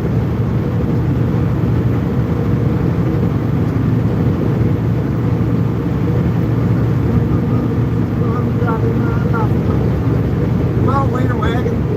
Or him, you can't pass him. I'm going his speed though. He can only do 68. Well, he's in that day cam. They might let him do 70, 72. I don't know. But they have their trucks governed at 68. Mega carriers. If I can't do at least the speed limit on the big road, I ain't driving for you. I am not being on the big road going under 70. I ain't doing it.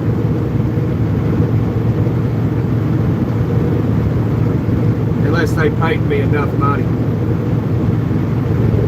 Now, if you paid me enough money, I'll drive a truck for you. But if it ain't there, and I gotta drive under the speed limit, you've lost your mind.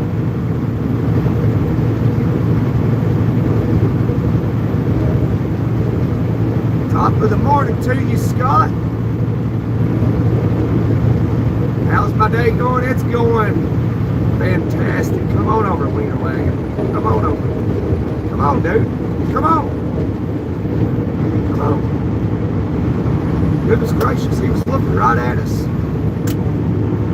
Took him forever to decide, huh?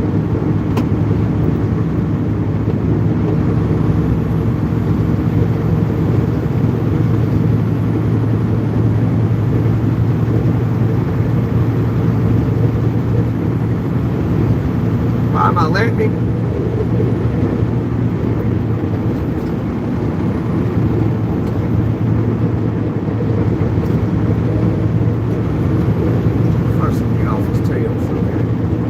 Well, it looks like we're closer to him on the camera, but we're actually not.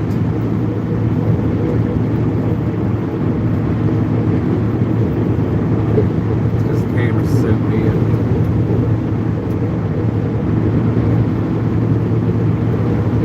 It wasn't Swift, so he was safe. But yeah, my day's going all right thus far. Yeah, sometimes I do pass them on the right. And I was going through Georgia a year or two ago, down 75, between Atlanta and Macon. You know, it's a bunch of trucks. It was late at night. It's like 10, 11 o'clock at night. We were all trucking down through there. And all of a sudden, I had the CB on. And all of a sudden I heard this driver, he was raising Cain, buddy, and he was giving this other driver a mouthful. Well, he actually had a CB radio, and he heard him. And he was telling him that one driver was raising Cain and telling him, "What are you doing just riding in the middle lane?" Because that guy wanted to pass him. And I guess he couldn't get in the right lane, but that guy could. And so he was like, "Oh, well," you know, they fought back and forth for a minute. And everybody was just listening, obviously, because nobody else was saying anything. We were just all laughing about it. And he told that driver, he's like, "I'm riding in the middle lane because my company told me so." Like, dude, your company's telling you how not to drive? Seriously?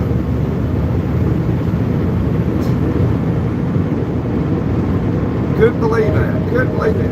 He said that. I never knew who it was. Otherwise, I was going to call his company like, "Hey, did y'all tell this driver in truck number 393773 to ride in the middle lane when that's not how you do it?" What is safety teaching that company? Yeah, Winter's going over 70 miles an hour. He'll be getting a call from safety. I was working today.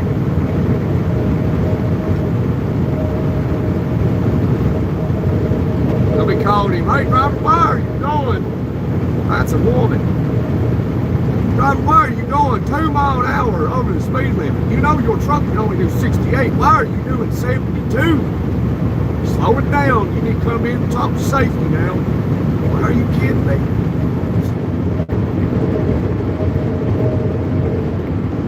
Smokey and the Bandit, baby.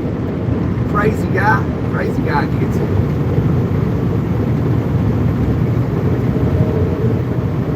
Truck on the shoulder up here. Looks like a trailer. I don't see a truck. Get some speed going up this hill, buddy.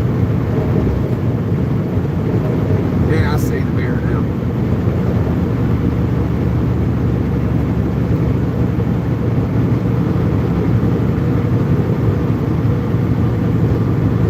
Over the air.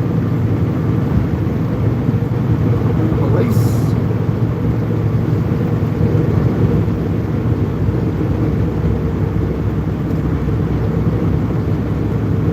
You don't say you're doing okay, Patrick. You say I'm doing wonderful. Wonderful. It doesn't matter what's going on. Don't let the world destroy you, son. If you let it, it will. Come on, Penske, get on now. Giddy up. Penske, giddy up.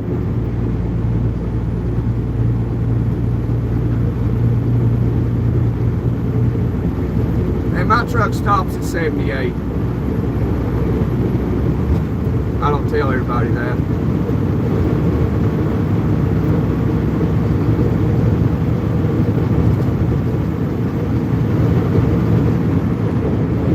Because I do the speed limit. Speed limit 70, I do 70.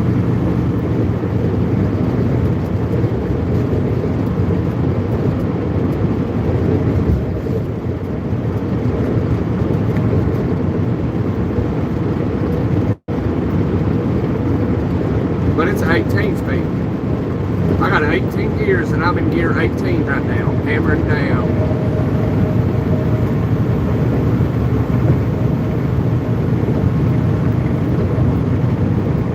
6 a.m. Amtrak.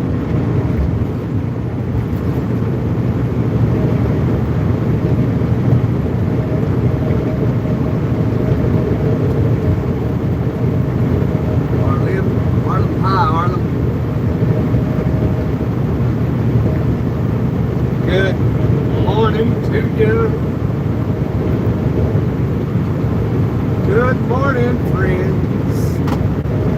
Good morning.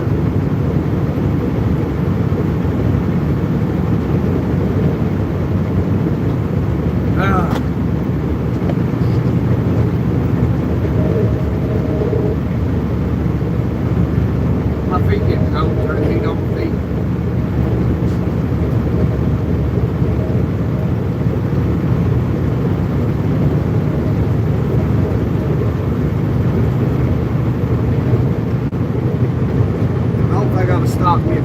I get to Kentucky, it'll be a little bit cheaper. Plus, that way, I ain't got to go through Columbus or Cincinnati later. Get through it sooner. There's another woman driving a truck. A lot of women truck drivers this morning.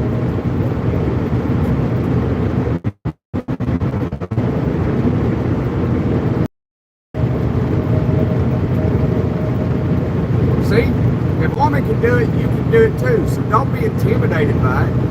Go get your CDL. And listen, if you want to do that stuff like up in Indiana, up northern Indiana, where they haul in campers and stuff, if you want to do that, you can do that. Get you a truck, depending on which campers you want to haul, like in fifth wheel campers. Maybe get you a dually or something. Depends. But I wouldn't have a dually. And then you got to have at least a Class B, but don't be limited. Don't be limited. Go ahead and get your Class A, so you can haul those bigger campers, those fifth wheel campers. If you're gonna haul campers, get your Class A and go haul.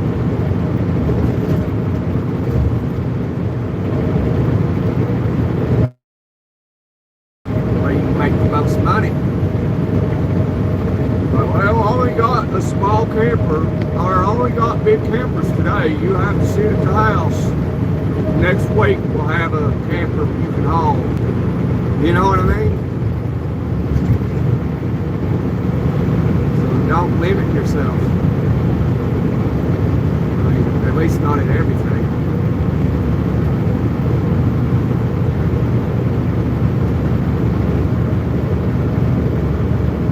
I heard something they're working on trying to get people, they're going to pull trailers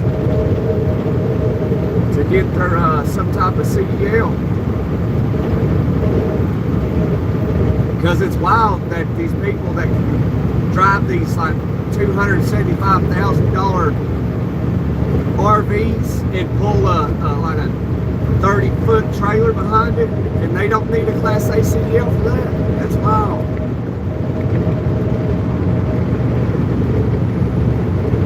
Because I reckon there's a lot of stuff going on now where people are having a trailer behind them, and then, you know, they got disc brakes, obviously, and when they don't think about the weight they're pulling. So when they have to stop, they're hitting their brakes, not knowing that that weight behind them is continuously pushing them and causing them to wreck. So I guess that's increased.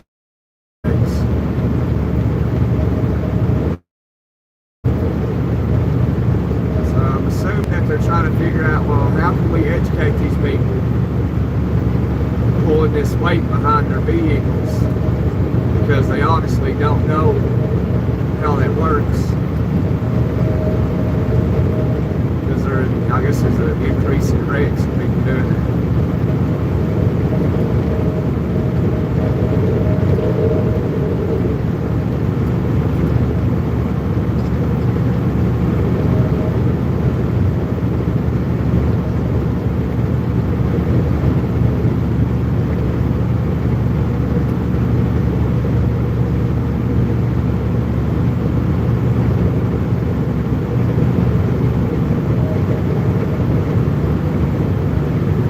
Have a Class B to drive that truck right there in front of us. You just, that one on the left, that white one, you only have to have a regular operator's license to drive that.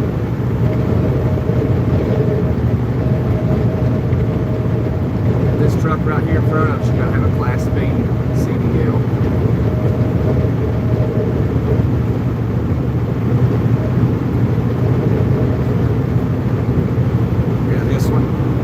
Class B driving.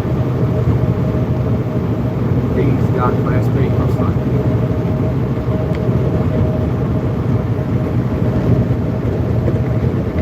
But he can't do combinations. He can only haul up to 36,000 pounds. And I bet he never gets close to 36,000 gross vehicle weight.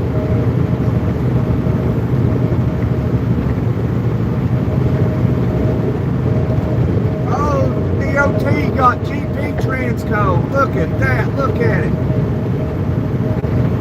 A GP Transco. I reckon they're a decent company. You got to have 1 year experience. They're based out of Chicago, Illinois, or Juliet, Illinois. It's out of Chicago. They're all right, I reckon. They're a big company.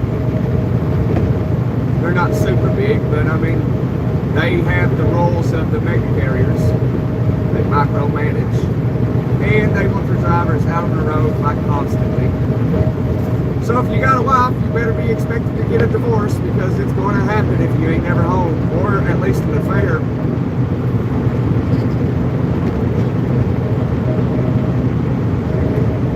And if that ain't the case, then you got a really good woman.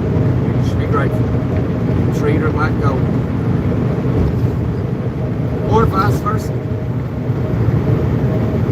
It goes 50-50. It's a two-way street, not a one-way street. Good morning, Tim. Good morning.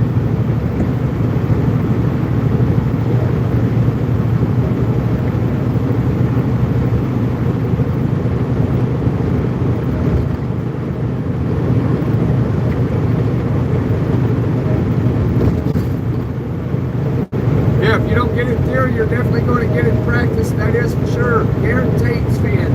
Thank you for that little bit of knowledge right there. Ain't that the truth? Trucker Zeus said. Trucker Zach, I mean. My bad, Zach. Zach's he's a fellow Tennessean as well, but he lives out there in Middle Tennessee, I reckon.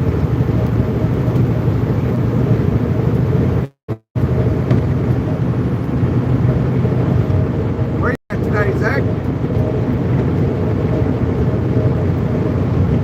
I'm bringing some salt back down to Tennessee, Zach, so if you need some salt ahead of this storm, I got 40,000 pounds of salt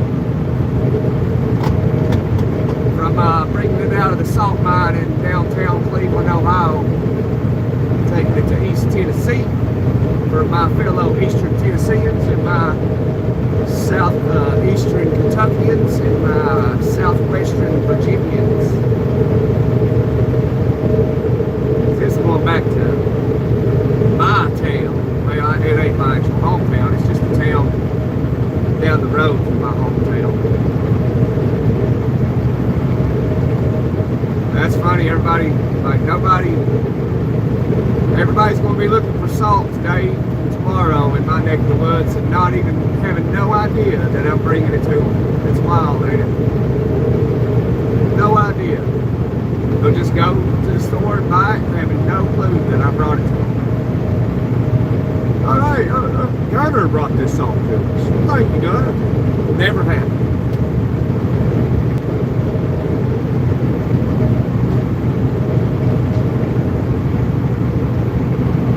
Let's go, baby!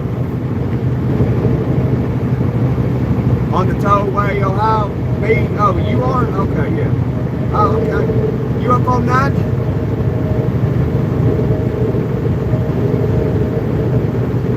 You need to get back to the house. Zach, get back to the house, bud. You better be getting a load of salt coming back down Tennessee. Tell them, hey, let's pick up a load of salt in Cleveland. That way, your fellow Middle Tennesseans can have 40,000 pounds of salt. That's what I'm doing. Yes, sir. You're up on 90. Where are you headed? Enjoy. Said, can't see the name. Probably headed to Cleveland salt mine too, ain't you? Headed to Murfreesboro, Tennessee. Yeah, that's just south of Nashville down there. That's down there where Dave Ramsey is. You got, what are you loaded? You already loaded?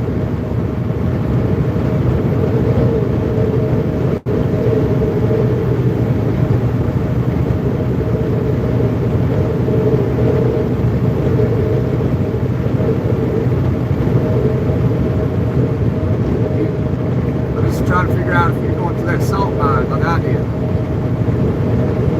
Bringing it back down to Tennessee. Tennessee's on it, but he got trucks up north getting salt. Trying to keep Tennessee running. Everybody's gonna be like, man, Tennessee roads are clear, buddy. Like, yeah, bringing tons and tons of salt in.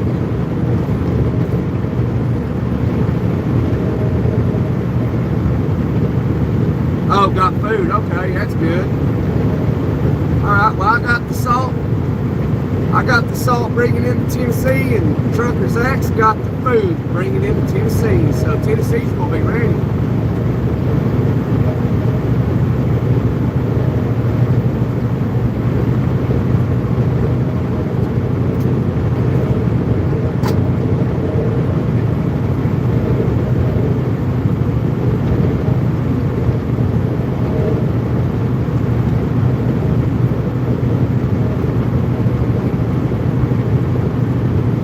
What are you gonna do? Go back across 90, get on 75, drop down in Louisville, and get on 64, or no, you drop down. You'll drop down in around Cincinnati and shoot across 64 into Louisville down 65. Is that what your plan is? Who holding the beer? One big party. The guy holding the beer is back there behind us.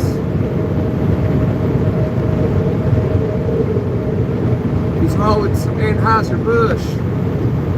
So he probably got a bunch of Budweiser, Bud Light, Michelob Ultra, Busch Light, Natural Light. Everything's, all the goodies are headed down south right now.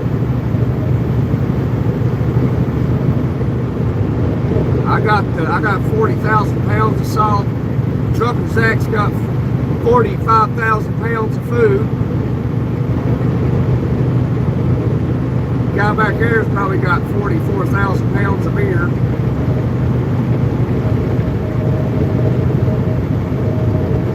Yeah, buddy, we're bringing the goodies to Tennessee. Tennessee's ready. So if you're in Tennessee, Scott, you're in good hands. So if anybody's watching and you live in Tennessee, at least eastern or middle Tennessee, all the goodies are coming to you, so you'll be set.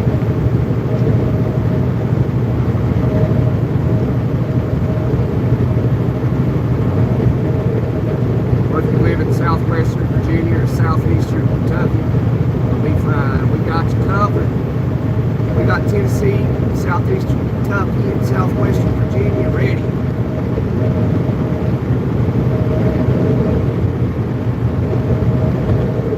Because we're on the road again, bringing salt, beer, and food to Tennessee.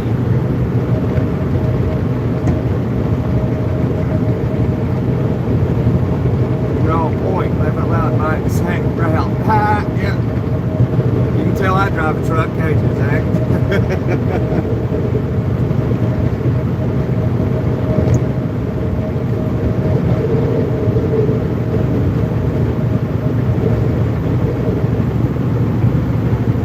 Yeah, I'm okay with Bush too if it's all you got. I'll drink some Bush.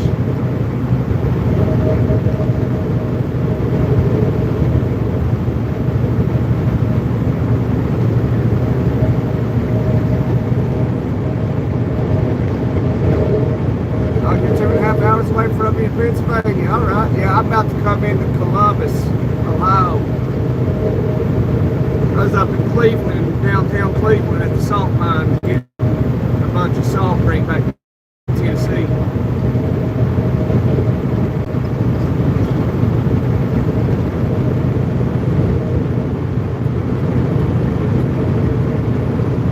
No, I'm not on 70, I'm on 71. I might get on 470. I might just go straight downtown Columbus. I don't know yet.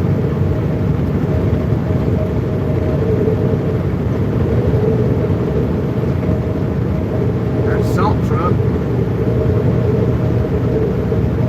going north, shoulder. He's loaded down with salt too.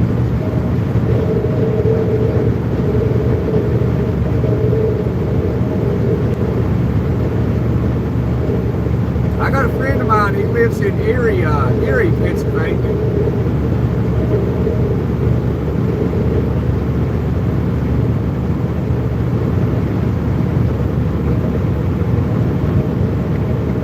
Salt won't help this one, kid.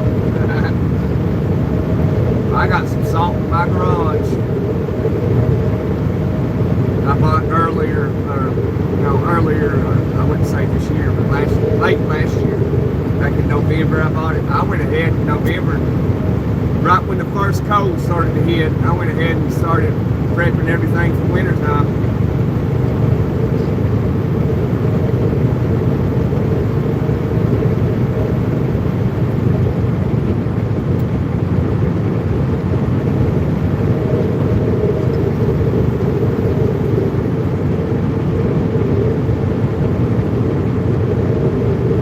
Yeah, 70 these days, yeah. Indiana 70's been terrible. Ohio ain't too bad. 70 in PA's not too bad. At least from my experience. Indiana is shot.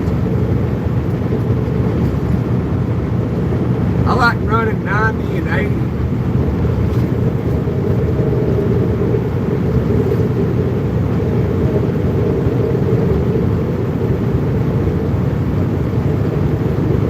The 90 and 80 is probably my favorite road to drive, going out west anyway, not east. Just,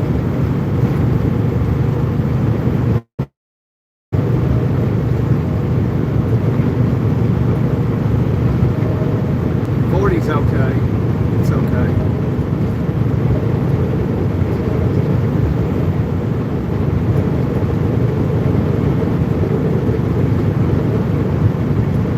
But I like 95 and I like 75.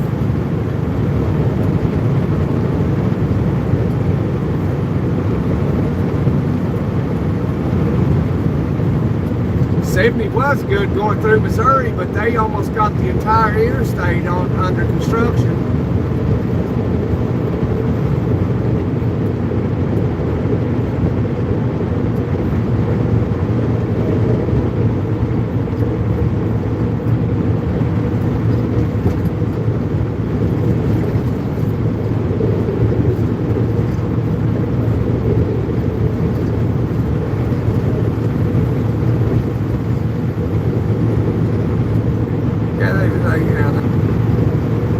Already salted back home.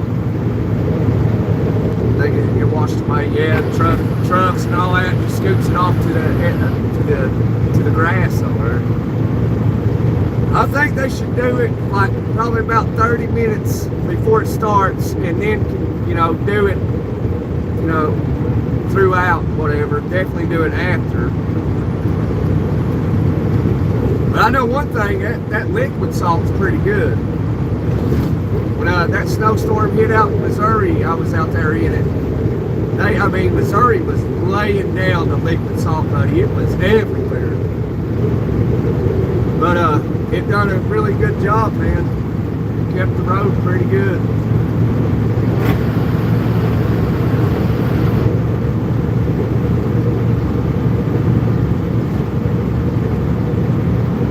But this salt I'm hauling now is for individuals. It's for people with their homes and stuff, their driveways and whatever.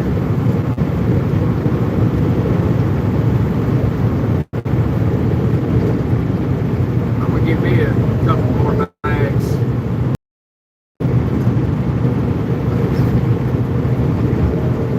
I'll lay down some salt in my driveway and see how well it does before the snow hits. I might take my bag. I don't think it's going to be that bad. I think we'll get in my area. I think we'll get 1 to 5 inches. I don't think we're going to get 1 to 2 feet like I've been seeing. I'd say most we get 8 inches. I just ain't got time really. I will have Texas. I'm going to do it this weekend, man, so don't you worry. Don't fret. Yeah, pallets and bags of salt.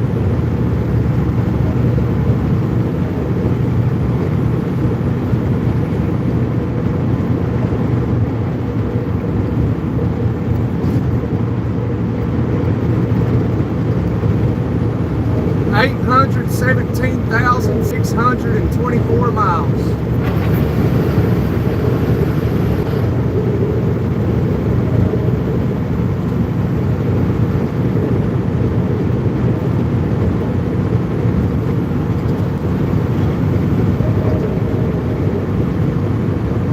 And still going strong.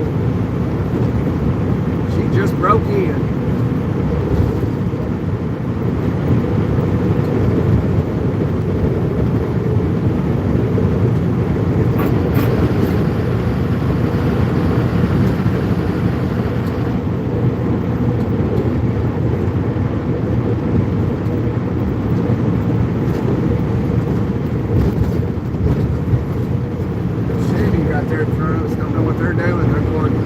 They're doing the speed limit, then they're going dropping way under.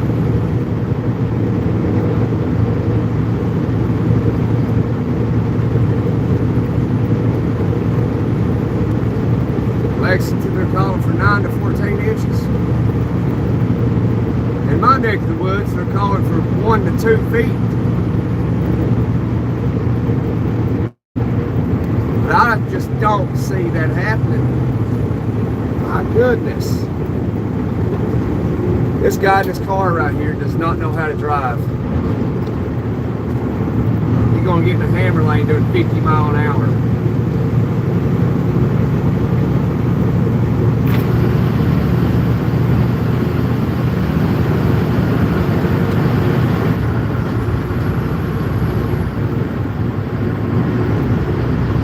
Yeah, you can put 1,000,000 miles, you can put more than a million miles. I've seen it upwards like 4.7 million miles on one truck.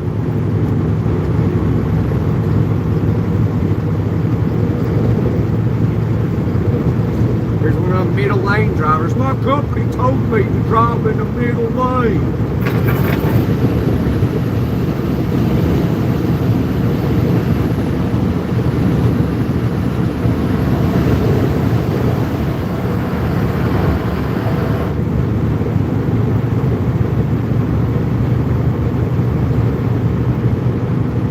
Trucks are designed to go for a long time, but anymore they're designed like the car is. Like you hit a certain mileage point and it's like something goes out.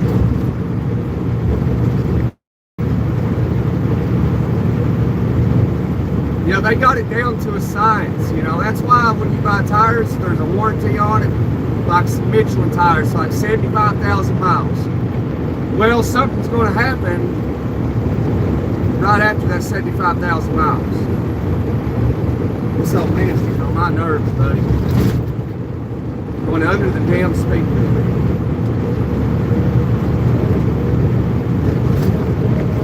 Now I'm going to climb a hill and I'm going to bob down.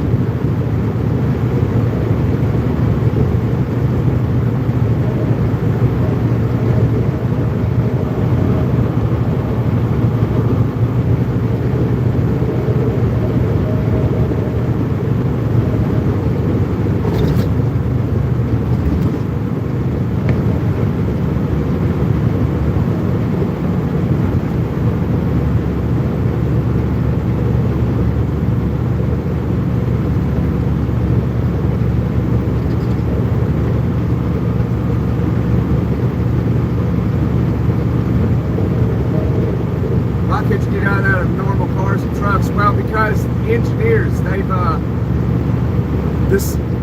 here it is. This is why you can't get that kind of mileage out of cars no more. Pickup trucks, you name it. It's because back in the day, this is a real thing. I can't remember the term they call this. But back in the day, they were selling products, you know, light bulbs, cars, trucks, where it would last forever. And so everybody would buy it, and they're like, well, like, this is lasting forever. And nobody would have to buy anything new again. And so they realized this, and now it's 2026, and they've got this to a science. And so now they've designed things to, like, go out and mess up at certain points. So that way you have to go back and buy it. That's why. Because they were losing money. But it wasn't that they were losing money. They just wasn't making any more money. And they're designed to do that. Everything is now. Like everything. That's why if you go buy a vehicle, if you don't get a lifetime warranty, don't even buy it. Don't, if you can't get bumper to bumper lifetime warranty, don't even buy it. Because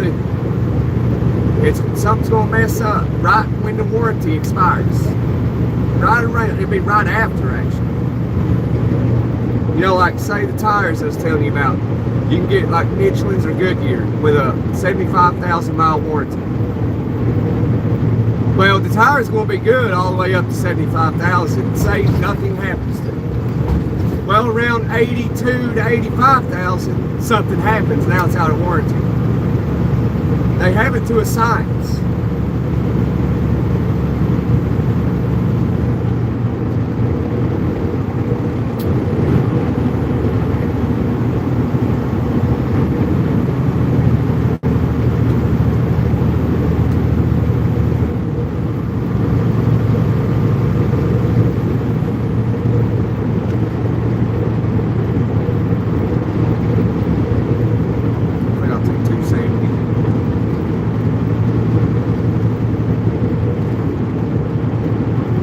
It does suck. Like, there's a light bulb. I don't remember how long it's been on, but there's a light bulb that was made it's been on like I think over 100 years now, and it still isn't like died on. It's still on today. It goes 24 hours a day.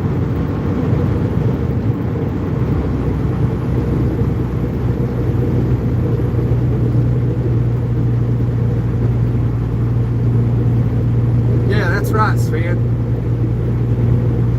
That's it. Planned obsolete. I can't even say it. But yeah, if I'm mistaken, I believe you're right, Sven. But that is why things don't last nowhere near as long as they used to. So anytime you see a warranty on something, they've already tested everything, and they know, like your alternator's going to go out. They'll be like, your alternator good, warranty on it for 100,000 miles. Well, that alternator's going to go out around 110, 120,000. Now your warranty's done. Boom. Now you got to buy one because it's not covered under warranty no more. It's literally down to a science.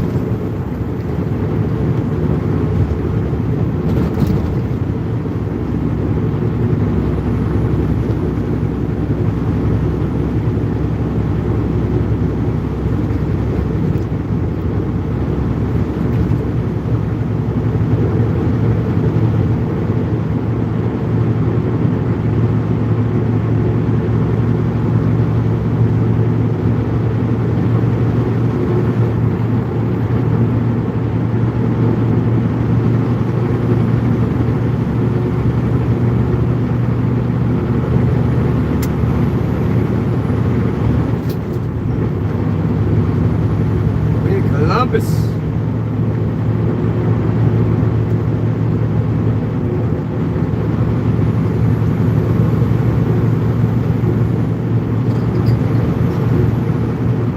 Obsolescence.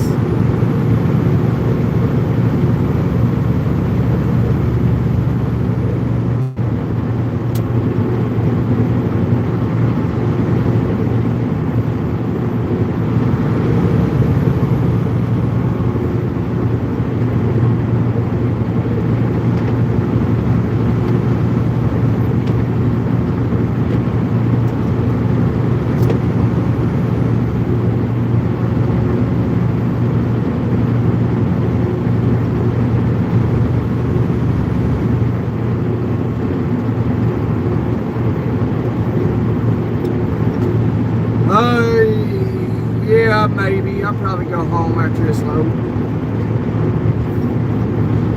I don't know if I'll get this load off today. I might.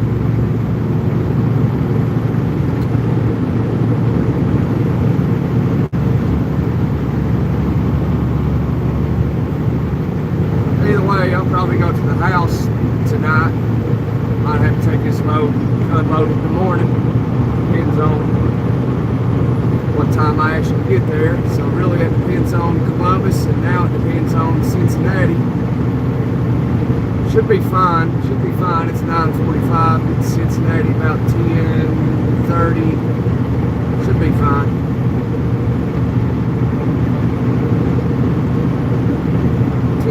Something like that, 11 o'clock.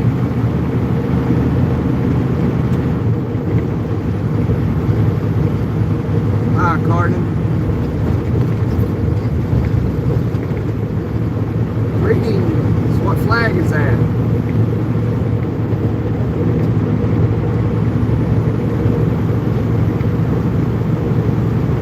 Forget your call. Safe travels, but I'm going to get a few layers of clothes on and work on the car for a few hours. Alright, Scott, sounds good, brother. I work on cars too. I make content when I have to work on cars. I hate working on cars. Engineers design it to be more complicated than it needs to be. Well, you're going to take out this, you're going to take out that. At least the throttle body's still easy to change, but then you got to marry it. You got to, integrate it into the computer system. So goodness gracious. They make it anymore for most things that you got to take it into a shop somewhere, like new cars anyway. It's all a monopoly. It's all together. Like, oh well, you got this problem. Well, that requires a very special tool. You got to take that in somewhere. That tool's like $3,000. It's like, oh well, take it to a car shop, mechanic shop, a dealership, or whatever you choose. It's all a monopoly. They've created it this way. It all works together.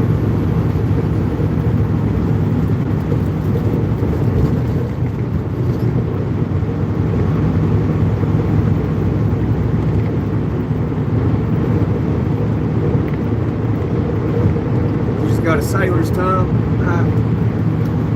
Yeah, you can actually cuss on the channel. The chat just came. I limit it, but sometimes I slip up and say a bad word. Because what YouTube does is if your language is, fairly okay, more on the okay side, then they'll let like teenagers, high school kids and stuff jump in your lives and stuff. They'll push it to them.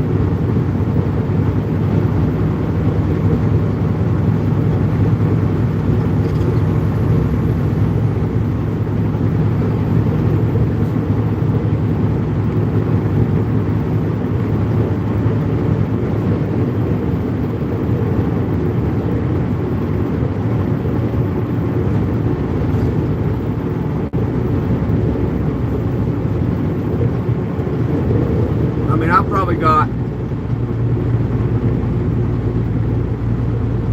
or 7 teenagers under the age of 18 that get into my lives and talk to me, talk and chat. YouTube finds that the channel's appropriate language-wise for them, so they allow them to be in here.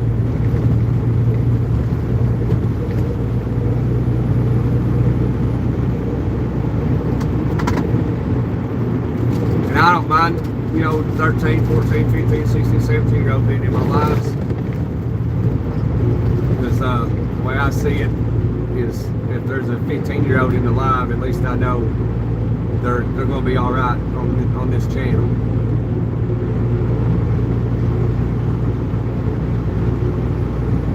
I can't say it for everybody because I don't know everybody else. I just know me. One of my good things I like to say is nobody knows you better than yourself.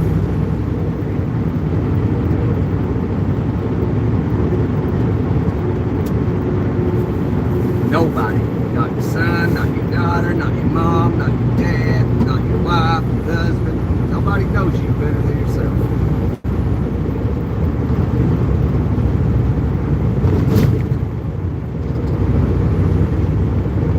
No idea what the speaker is on here. But yeah, it takes a while to get a channel started. Like my channel is still in the beginning stage. Like it hasn't really took off yet.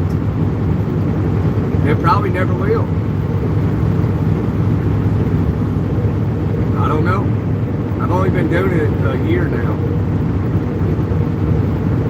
I mean, to me, it's a small channel. I got 2,000 subscribers. To me, that's small, but to people that understand YouTube better than I do, it's like that's pretty good. But I don't see it.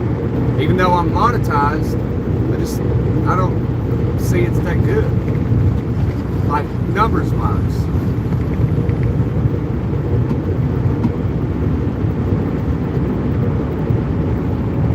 But have fun working on that car, bud. Hopefully it's an older model.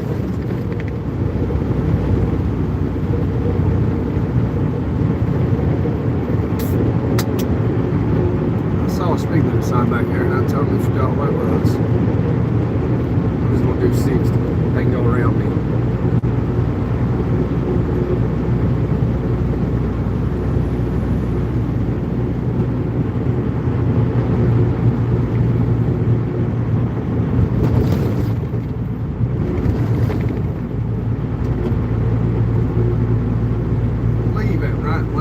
Yeah, okay, yeah. I think you're getting somewhere down through here. I ain't been down through here in a while. Construction last time I was through here. Somewhere.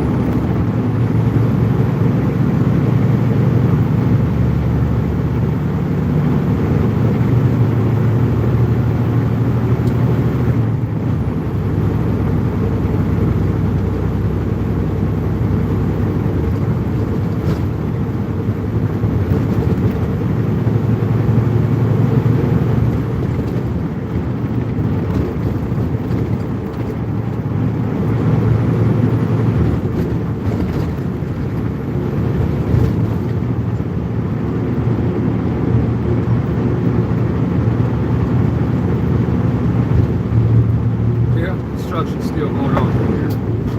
Man, that's been a year or two since I've been down through here.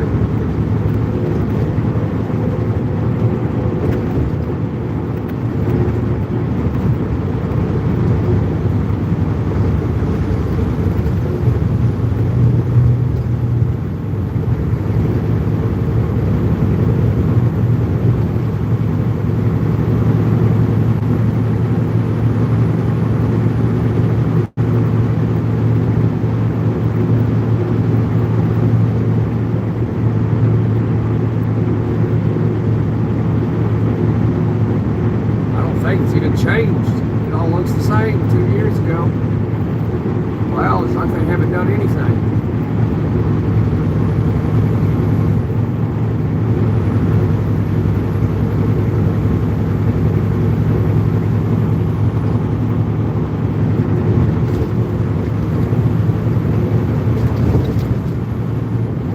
Police. Spotted. Spotted. Sheriff's deputy sitting on the shoulder.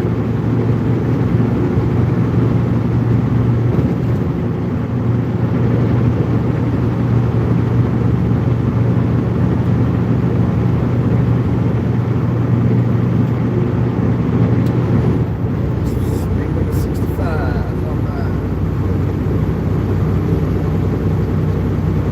Everybody else is taking 270 round. I'm taking 15, whatever it says, on 315. I'll beat them. I don't even use GPS. I just wing it.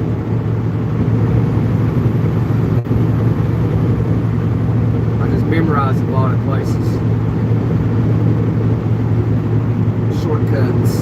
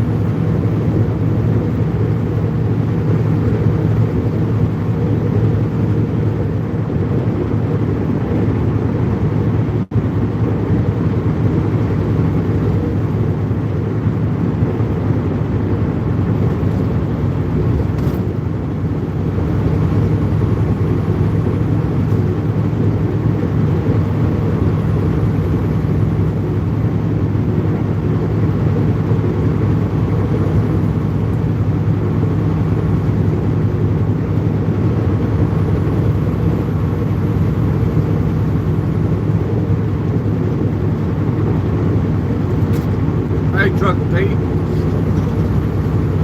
headed down to Tennessee with 40,000 pounds of salt, bringing it out of Cleveland, Ohio, the salt mine, getting ready for this snowstorm. Ain't it funny? Bringing in bags of 40,000 pounds bags of salt for everybody in Tennessee, well, in East Tennessee anyway, and nobody's ever going to think of how it got there when they go to buy salt. Oh, I need to go buy me some bags of salt. They just go to the store and buy it and don't even think about it.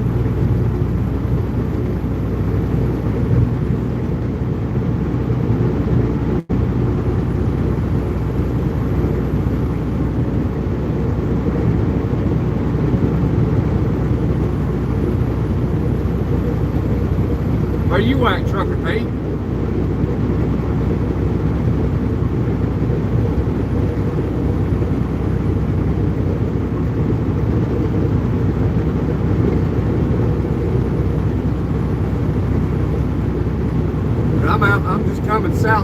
Columbus, Ohio right now.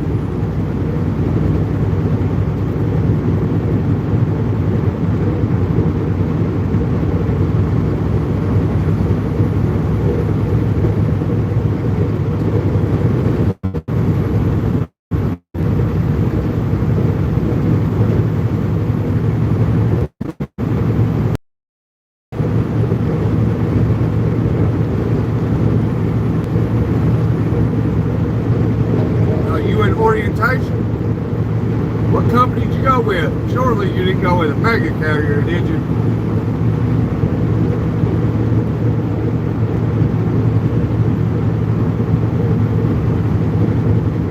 Sounds like it. Sitting on your tail. You definitely went with a mega carrier. RTI? Oh yeah. Where's their home base at? You at the home base?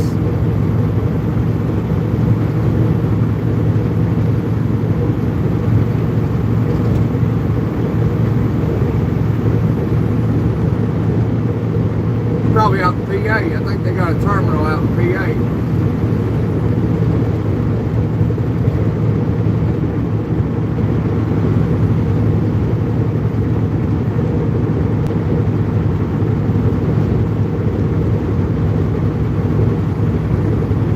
Oh, Owensboro, Kentucky. Okay.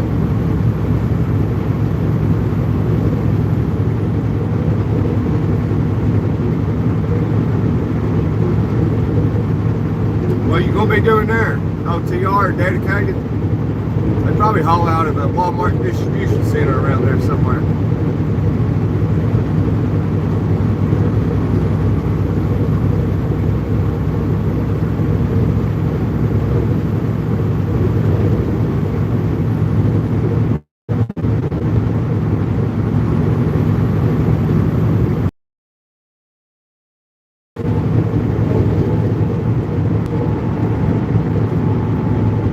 How long you been trucking? I hate to do it, but I put in the application for somewhere else. Huh. You live around Kentucky somewhere? Trying to think of somewhere you could go. Depending on where you actually live. Oh, you live in Oklahoma, okay. How long you been driving?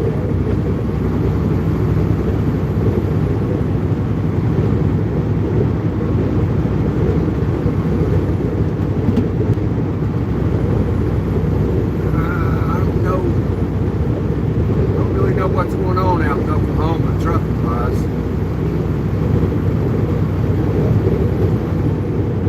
Probably something around Oklahoma City, Tulsa. Going on 4 years.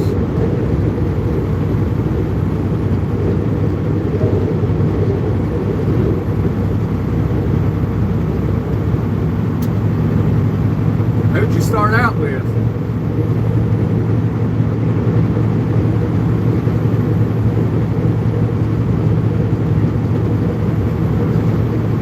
Still got that manual restriction on your license?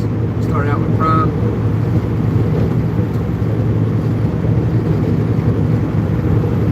Hopefully you got that manual restriction off your license by now. I got lucky and never had a restriction.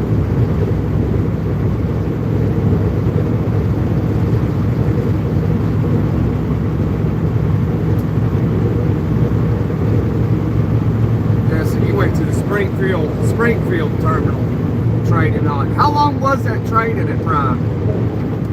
What was it, like 50,000 miles or something? You had to be with your trainer or mentor for like 5 months or something?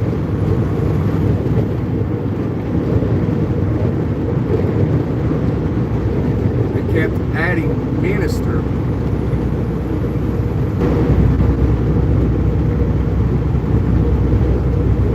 Oh, it kept adding minister. Gotcha. I knew you was talking about Prime.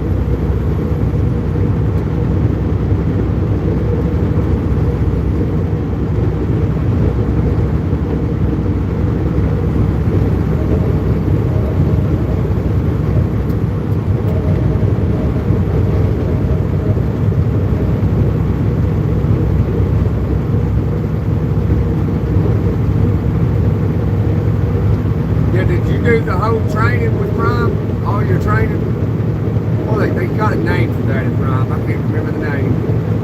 What they call that. I don't agree with the Primes, how they train drivers. Well, how long anyway. It's easy to train somebody. I ain't drove for a mega carrier since I started, and I only done that for about a month. I said, forget this.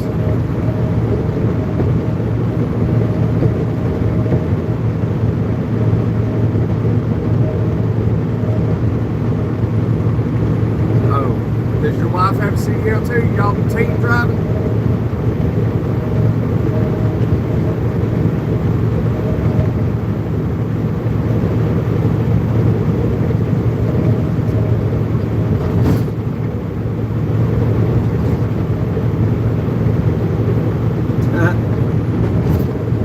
I've been driving around 8 years now.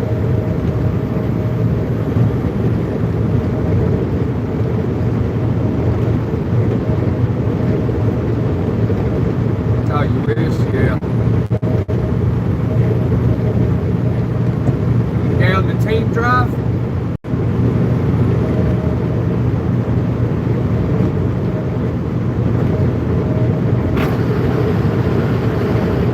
Make some good money depending on who you're driving for. Sure as hell won't be RTI.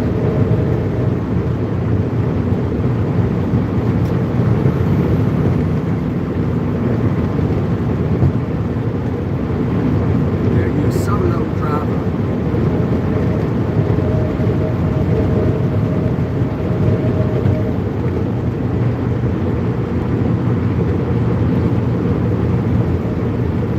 Got 3-day orientation out there with RTI. That's ridiculous.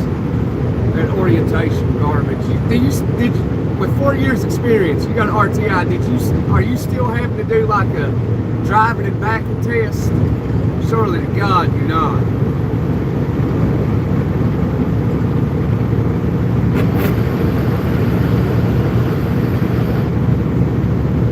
No? Okay.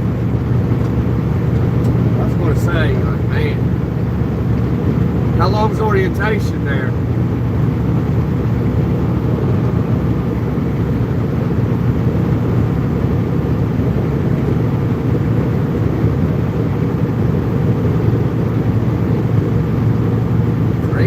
See, that's what I can't tolerate. I like going to places where, and if working for you, that where you go somewhere, you talk to the owner, you do your, you do your physical, not your physical, but your DOT and your analysis test. You go back, here's the keys, here's the truck, here's what you're doing, see you later. I don't like, I'm no nonsense. If it's about paperwork, they need to have that ready before I get there. Here's the keys, here's the truck. Go here, pick this trailer up. Go to here, pick that load up. Deliver it there.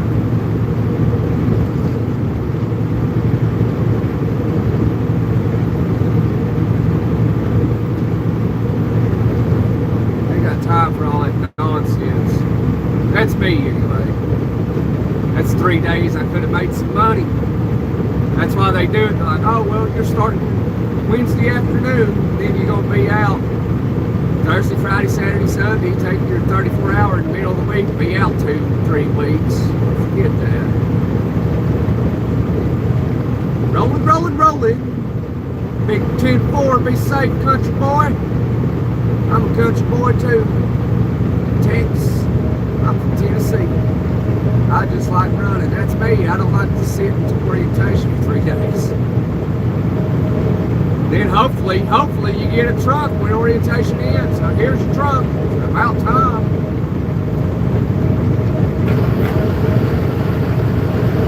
Might do orientation. That's sit 2 extra days waiting on a truck.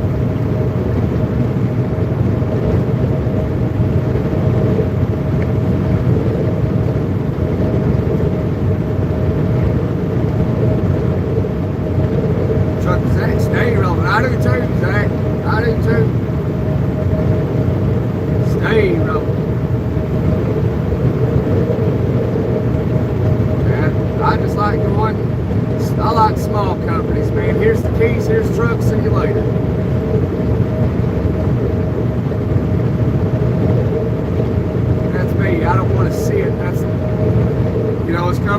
paid orientation. Well, yeah, it might be, but I'm not making $1,700, am I? You know, I'm not making $2,400. Get me out of here.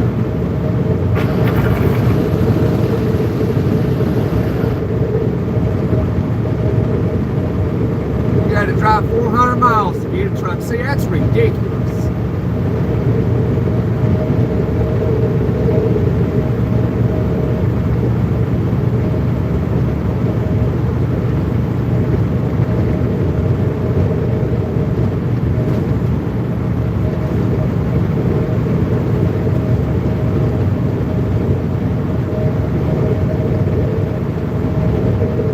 See everybody, see Trucker Pete is everything I say why I don't like mega carriers. Don't like them at all.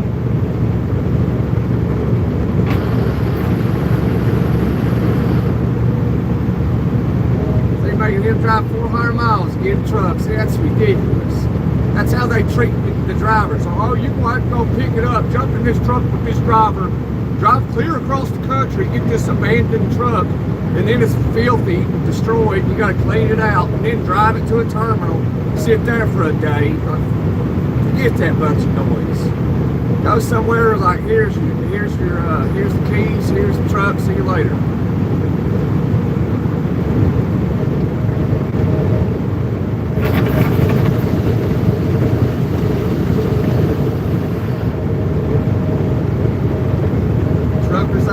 Truckers Act, now I figured it out. Only drive for mom and pops, where you're a name and not a number. Where here's the keys in the truck, see you later.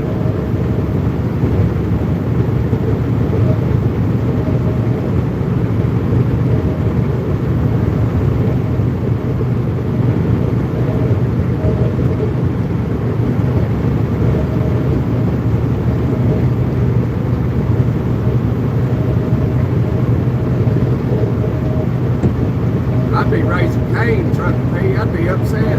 I'm like, no, you bring me a truck. I ain't going to go get it. Bring it to me. You want me to work for you? You should have a truck here waiting on me. Well, I got to go fetch it for you. Get that rookie driver that's graduating out of the truck with his mentor and bring it to me. You know what I'm saying? If I was going to go that route. Yeah, it's exactly how it should be. Here's the keys, truck, see you later. Very simple. And I can get to work making money. Instead of get to work Wednesday or Thursday. Wasting the entire week sitting.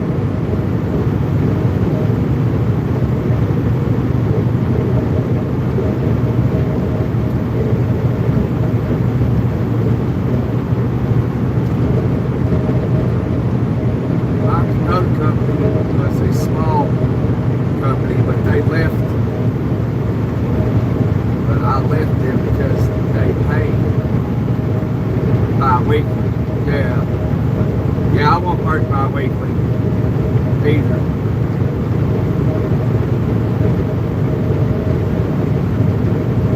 I like making percentage pay, and I like making pay where I'm paid every week.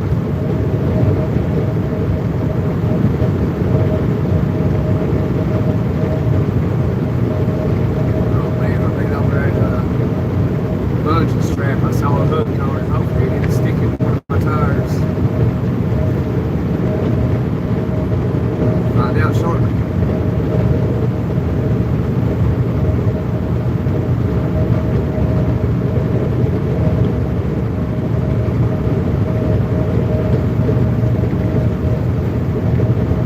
Right, you can keep your orientation. You can give me the truck. I'll make the miles. Absolutely.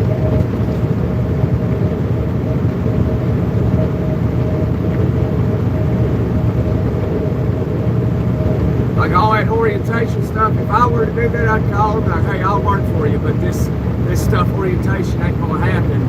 You want tax stuff, I'll tell you over the phone, you fill it out, blah, blah, blah, and when you're ready, I'll, wait on that truck to be brought to me. So I can work up until I can jump in that truck.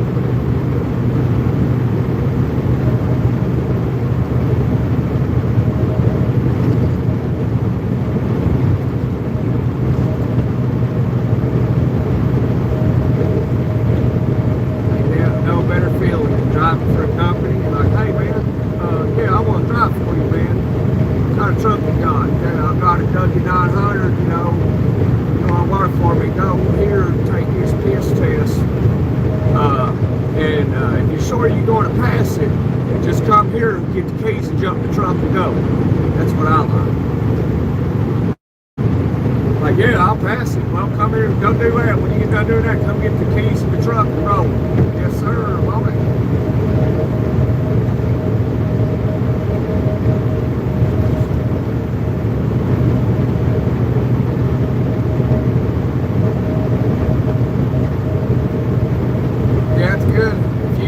Got a company, RTI, you're going to run into places where you're going to sit for 4, 5, 6 hours. They're not going to keep you rolling. Once you get around 3,000 miles, they're going to stop you. They're like, no, this ain't happening.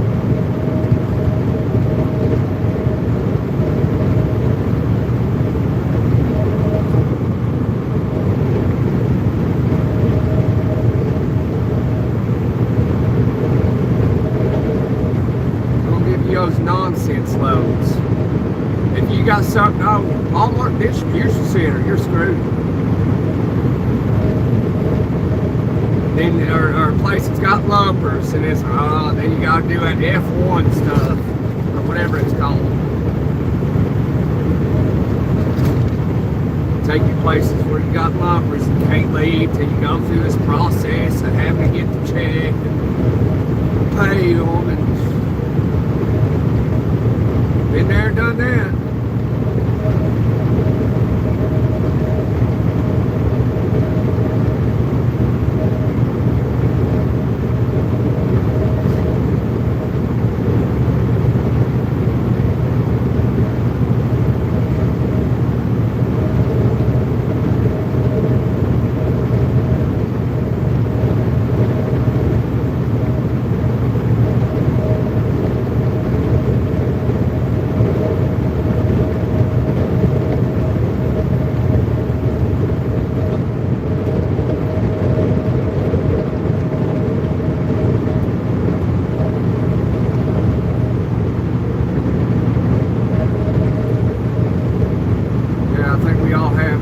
Nothing but a headache. Yeah, that's a fact, ain't it? Exactly, that's a fact. There's a lot of nonsense stuff in truck driving. You just gotta find the right place, and the mega carriers just ain't it. I mean, you gotta do nonsense shit. And then it's like, hey, this is Gunner. Well, wait. I don't know who that is. Oh, yeah. 32756942. Okay.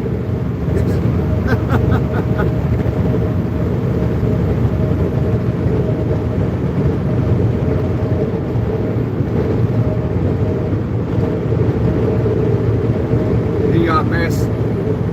You run weekends. You got a whole different dispatcher that does their job even less than half-ass. Like, my goodness.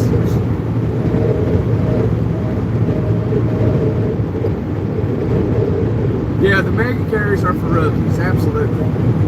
But like I said, I got lucky when I got in trucking. I started out with US Express, and I only worked for them for about 3 weeks. And then I ended up meeting this Amish guy, and he paid me really well with 3 weeks of experience. He didn't give a shit. Here's the key, here's the truck, take that load to Des Moines, Iowa. Absolutely. 3 weeks of experience. I trained myself. I taught myself how to drive a standard semi-truck.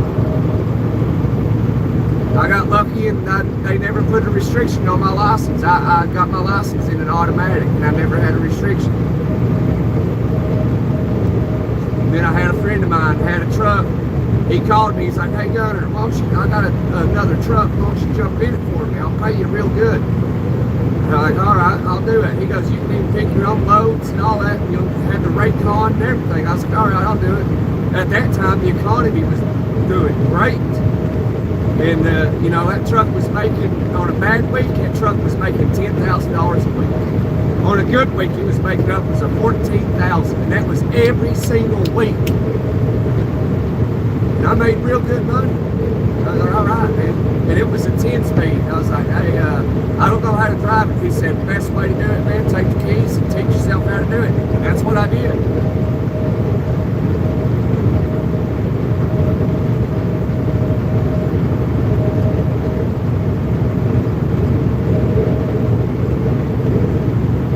So when they say these drivers don't get enough experience, well, they don't tell you that they're not referring to everybody. They're only referring to this certain group of people, whoever that may be. I've been driving for 8 years.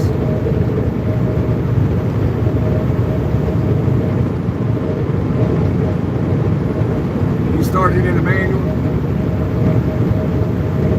Yeah, that's the way you should do it. Start in a manual so you don't get a restriction.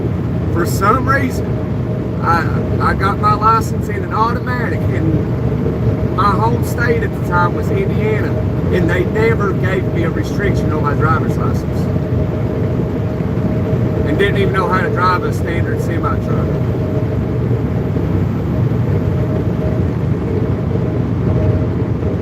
I taught myself. When that friend called, told me that, and I was like, all right, you know, I'll do it. It's like the only way you can learn is either somebody teach you, which, you know, you ain't got time for that, or you got to get in it and drive it yourself. And that's what I did. Right now, I drive an 18-speed. Taught myself that. When they say you need all this training, like, some people may need it, but not everybody.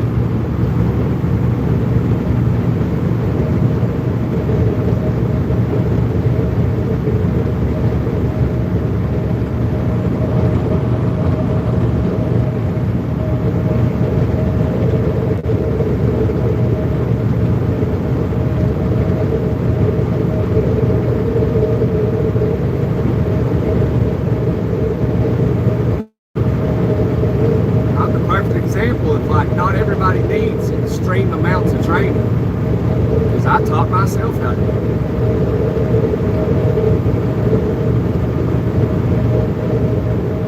Yeah, right, Zach. It's common sense.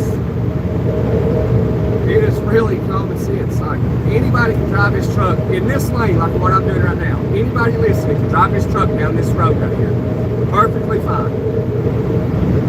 Anybody can. And the backing part, I would just have to teach you for the day. And by the end of the day, tomorrow, you'd be able to back it up every which way you want it to. As long as you have a head on your shoulders. You know, somebody that really does it, like, it may take you a week to teach you. Then some people, you wouldn't ever teach them how to back it up. But let's say you was exactly like me. By the end of the day, you'd be able to do everything in this truck that I can do.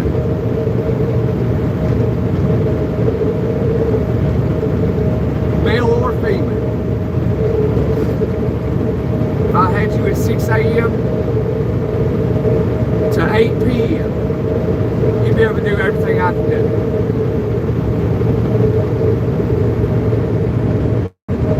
You don't need to go get with some mentor. They call them mentors, they're trainers. You don't have to do that for 3, 4, 6 weeks. You don't have to. It's nonsense. They will have doing step-by-step bobtail to Excedra. Picked up empty, took it to Excedra, hooked to load it. I'm like, WTF. Yeah, just stupid stuff, man. Stupid stuff. You got those people in those mega carrier companies that know not a damn thing about trucking, but they'll tell you how to do it.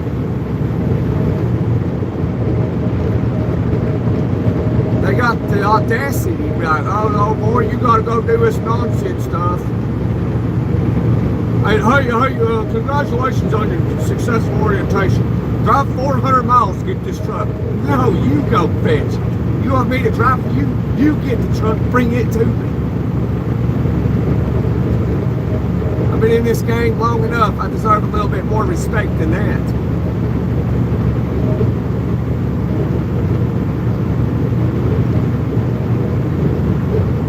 watch some of these drivers back, and it's scary. Yeah, that's the people that do need all that absurd amount of training. And then there's people out there, there's no amount of training you can give them for them to even do it. When I went and got my CDL, there was a guy in my class that, we was in a classroom for a week. And no matter who talked to this guy, so he could get his CDLA permit, he could not figure it out. He never got his permit. He just could not figure it out.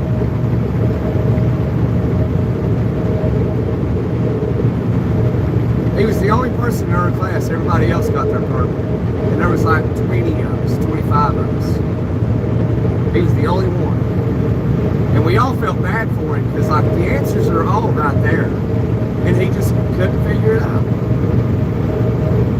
That's somebody that does not need to be behind the wheel of the 18-wheeler.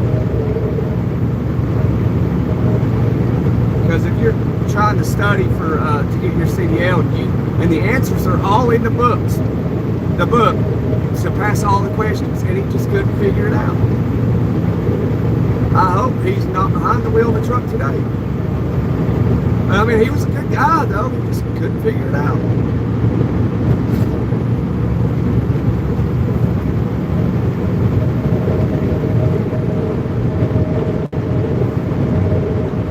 Couldn't help but feel bad for him because it was easy. He just couldn't do it.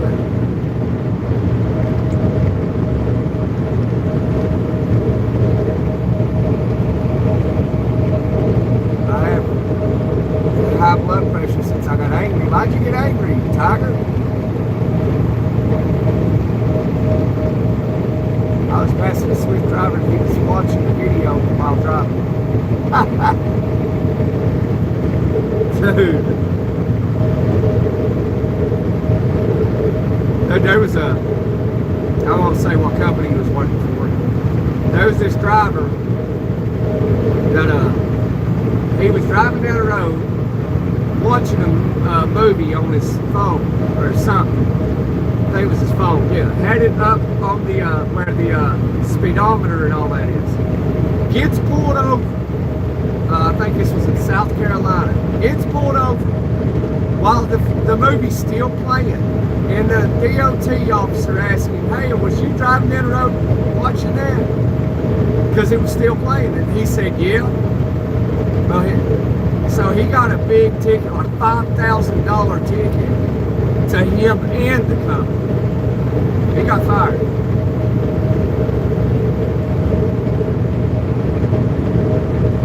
Are you stupid? Like, that's people that don't need to be behind the wheel. Like, oh yeah, I was watching a damn movie, driving down the road, and just willingly admit it. Like, oh, it's no big deal. Which I mean, he might have been a very experienced driver. I don't know. I'm gonna tell you that.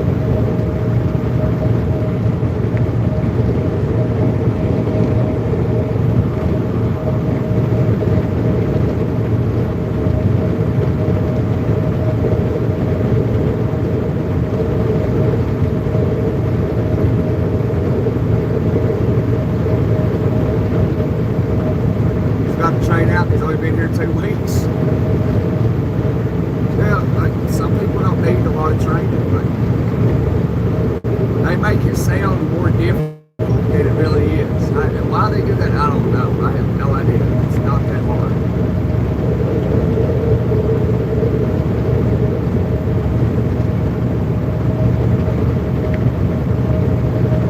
That's like this truck right here. If you can operate this truck the way it is, if you can operate back this truck, you can drive anything.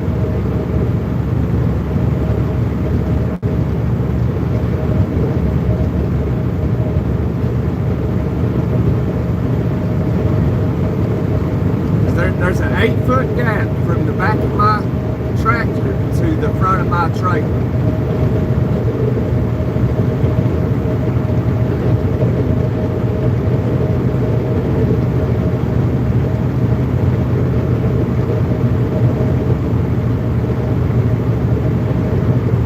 Right, Sven. There's no shame in saying you can't figure it out. just not for you. And you should accept that and be like, hey, I can't do this. Well, that's better than getting behind the wheel and something bad happening. Hey, Tennessee Big Rigs. I'm from Tennessee. What part of Tennessee you in? East, middle, west?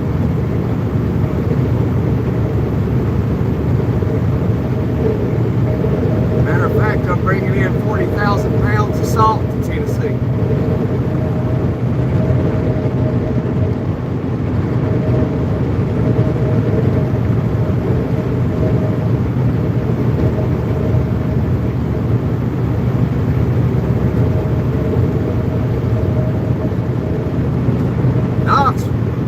I was just in Knoxville, what's that?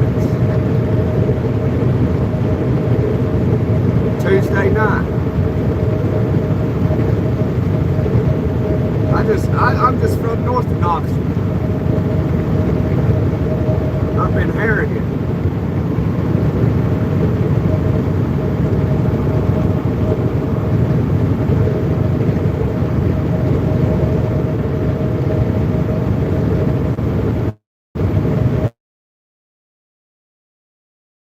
Yeah, watch.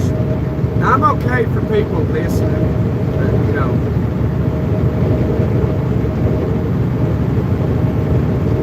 but there's officers out there that look at a computer. You see them all the time driving down the road. They'll be looking at a computer. Look at it. There's no different from them doing that than somebody driving that car right there, texting and driving. No difference in it at all. But what they say is, oh, I'm trained. Well, these people are trained as well. They've been doing it since they were 15. Self-taught is a thing. Prime example of that is Elon Musk. He's self-taught. So all you got to do is read, understand, and learn. That's it. That's all you got to do. Sometimes a lot of things is monkey see, monkey do. It's that simple.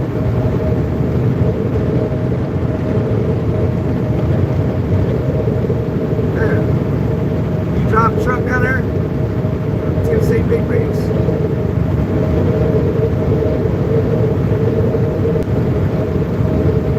Oh, West Knoxville, oh man, that's a busy area. I go over there to West Town Mall occasionally.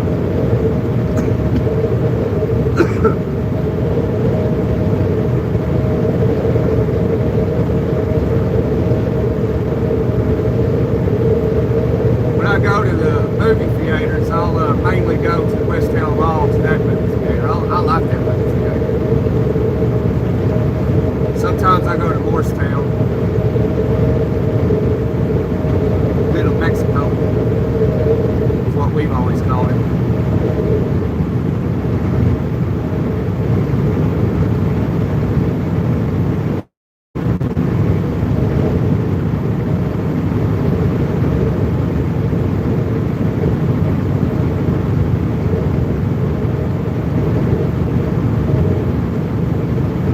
I'm taking this 40,000 pounds of salt to task.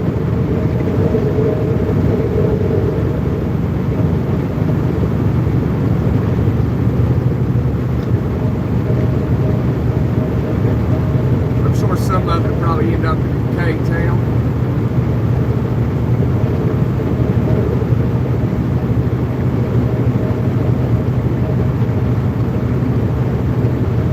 Hopefully we can make it down past Walton before we have to get some fuel. I'm going somewhere off I-40 today to the truck spot, hopefully. Truck spot. What's truck spot?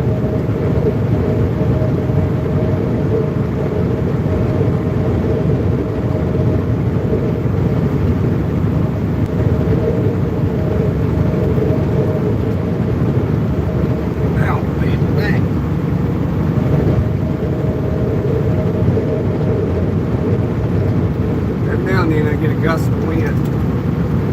I guess I said something that upset that Tiger guy.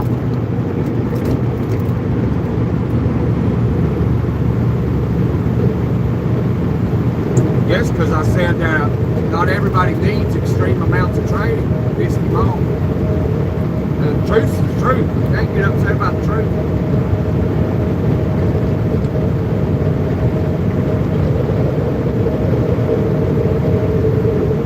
But I guess some people can. Some people you just can't satisfy.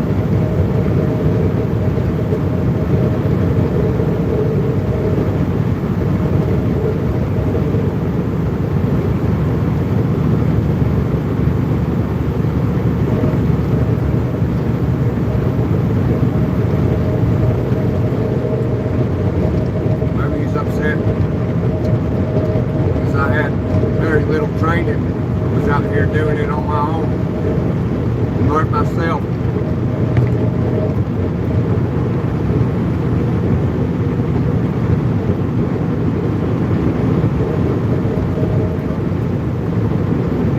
I believe 8 years experience is a pretty good chunk of experience.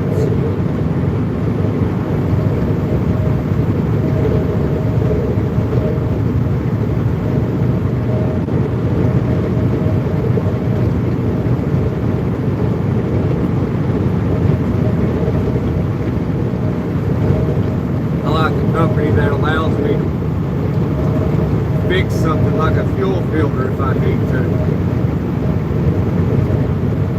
Instead of them, oh no, let's get a tow truck and tow you. We'll pay the $2,000 tow bill.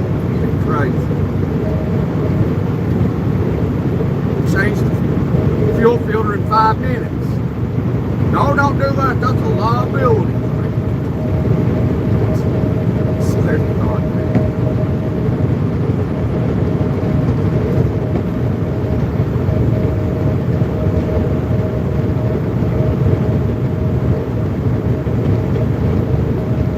Big time hobby for you in Tennessee. Alright. Watching trucks, getting them to honk. Okay, yeah, we do it toot toot all the time. Toot toot, baby.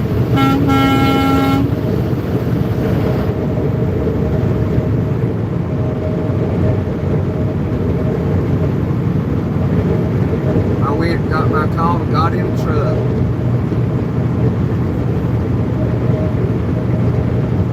There were no CDL schools. Now we're not, this is my aunt and uncle's company here. One day I got a call of, hey, come drive for us. And I thought about it, and I said, hey, no, I'm gonna do that. Like, hey, well, we're exempt. And I said, okay, I'll jump right on it. Well, I drove from Indiana to Tennessee. I went and done my urinalysis test. I went to where my uncle was and the truck was, and he said, you passed that test. And I said, I wouldn't have took it if I wasn't going to. He laughed and said, that's right. And he said, here's the keys. Go get this load and take it to Miami. And I left before even my results came back from my drug screen.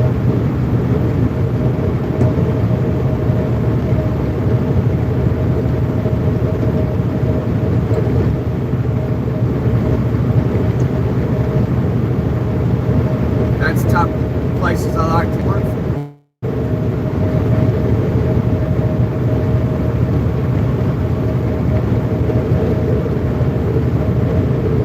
There's no nonsense. No nonsense.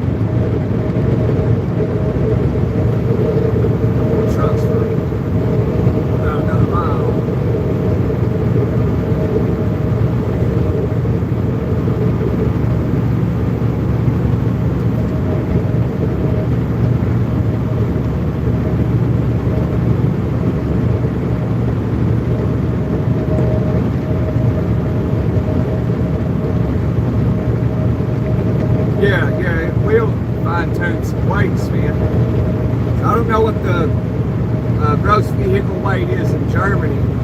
But over here for a box truck, straight truck, it's 36,000. They can only haul upwards of 36,000. So, you know, they're probably never over 32,000. But yeah, I mean, that's definitely easy. There goes a box truck going north right there. But I mean, if you got behind the wheel of a tractor trailer, I mean, it's really not that hard. If you know you got a good head on your shoulders, like I said, I can teach you in one day, in one single day.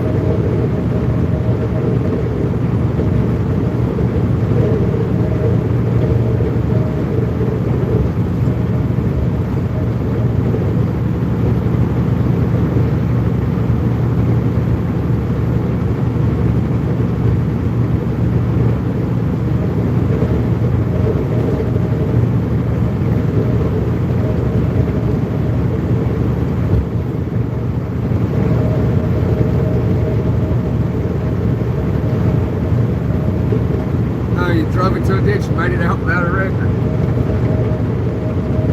Wonder how he done that. I mean, sometimes things do happen.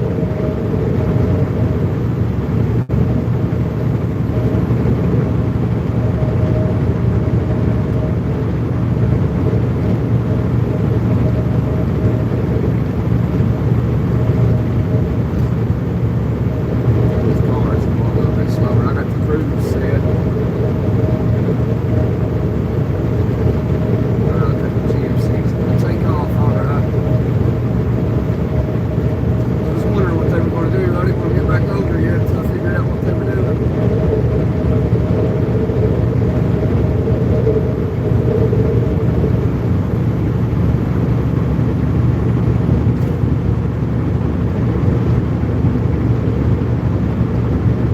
What's the gross vehicle weight? What's your maximum weight on a straight truck over in Germany?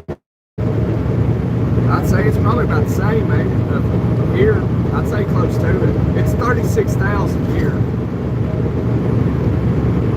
And the tractor trailers is 80,000 gross vehicle weight, 40 tons. Unless you get, you know, certain criteria, you can haul more than that. And then you can actually haul more than that if you want, you know, because it's all legal unless you get caught. Then that's when it becomes illegal.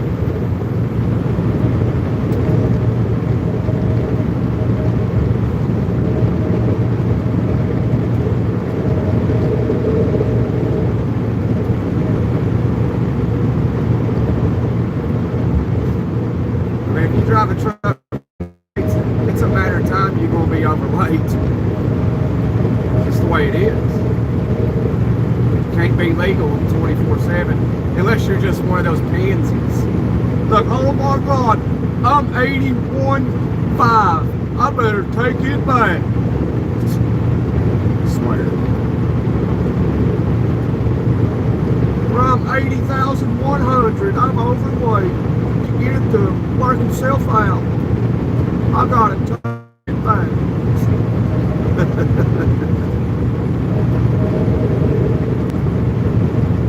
Most of the time I can tell if I'm overweight or not. Just by how it feels. I've been doing it long enough, I can tell you if I'm overweight.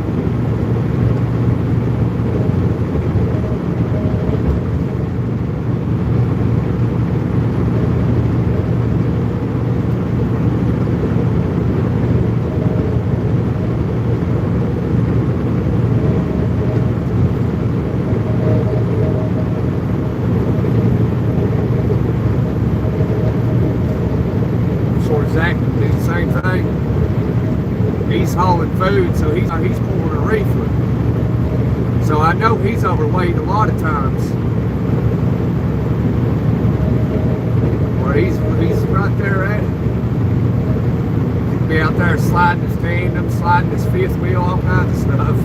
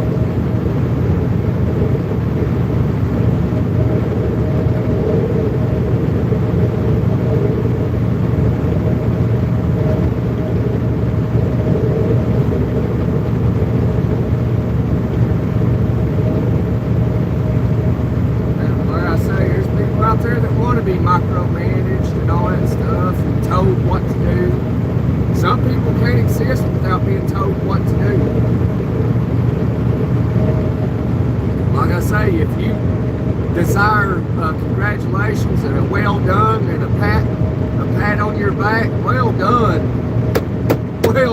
son. If that's what you desire, then this ain't for you.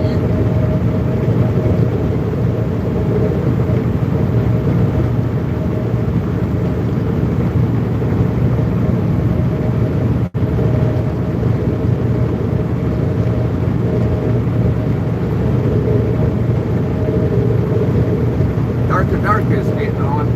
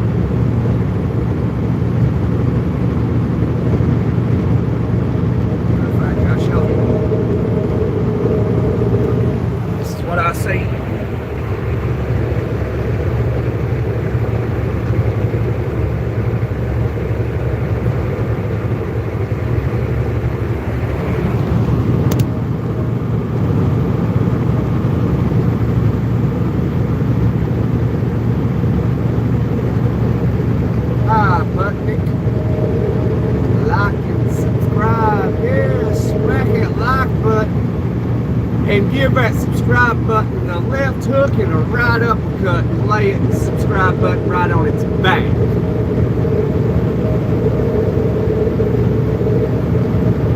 Just double tap the screen. Click, click. Best regards from Bosnia. And I can't say the other word. Herzegovina. Alright. I'm back at you from USA, buddy.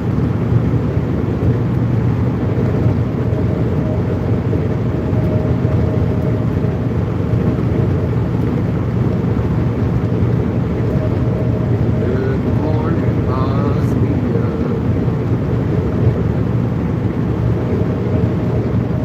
Subscribe, Tennessee Big Rigs, subscribe. Alright, Tennessee Big Rigs, I appreciate you, brother. Maybe I'll get down to Knoxville, maybe do a live. You're like, hey, where you at? I'm like, dude, I'm at West Town Mall. Come out here and let's introduce each other. Let's go to the food court in West Town Mall and get us something to eat.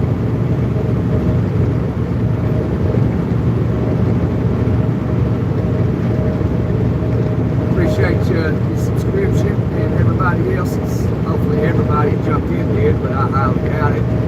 There's a high percentage of people that do jump on, but they're not subscribed and they just watch. YouTube tells you all the statistics on everything. It's pretty amazing. So there's a lot of people that tune in and watch. They never subscribe.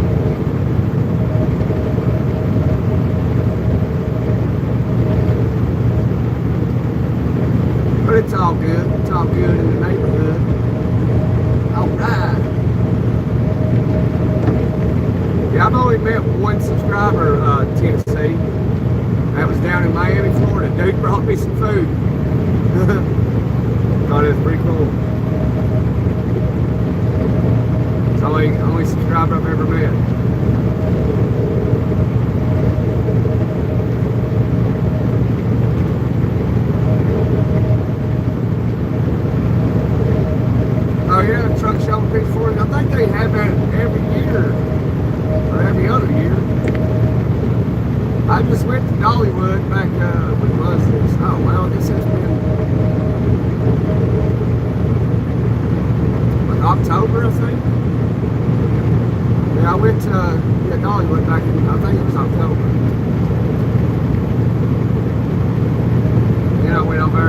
past Christmas. I thought that was pretty cool. Hey, if you ever go to Dollywood, Tennessee, go to that bubble show. I've been meaning to show videos of it, man. That was so unique. I really enjoyed that. When I go back to Dollywood, if I ever go back, I'm gonna go back to that show. And I always ride the choo-choo train, man. But you gotta be careful. That soot that comes out of the engine, it come rain down on top of it, get your eyes. So you gotta be careful. I love riding that train. Ride the train, then go watch the bubble show. That's pretty sweet.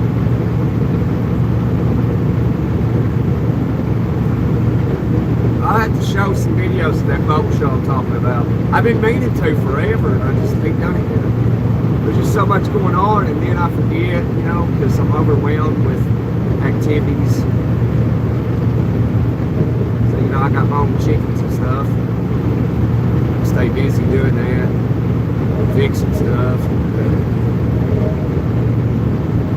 That's why the text-to-speech thing's not happening yet. It's overwhelmed. July 31st, August 1st. Okay, I think I'm gonna be moving back to Florida, so I'll probably miss the truck show. Used to.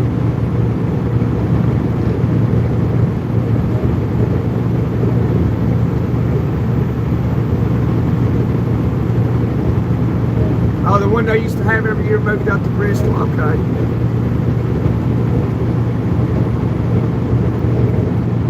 Yeah, my uncle goes to those truck shows all the time. Mainly the one in Louisville. I ain't got to go yet.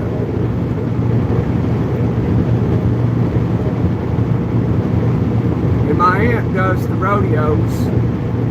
She goes and rides horses and stuff in the rodeos.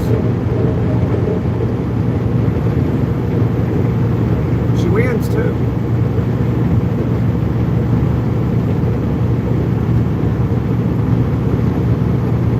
What truck is it? My uncle got?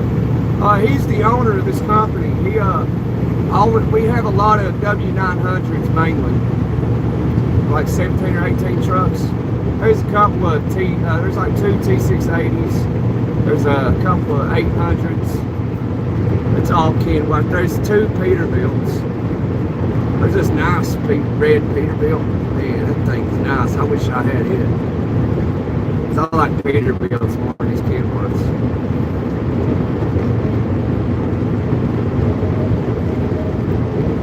But he doesn't drive. Sometimes he'll jump on a plane, he'll go out across the country and buy 900 somewhere, then he'll drive it back. One day he got a truck, he went underneath the bridge and just tore the pipes off of it.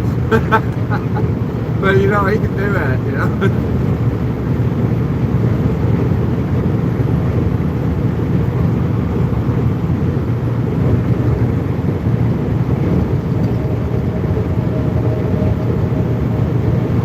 What's gotta be your favorite brand?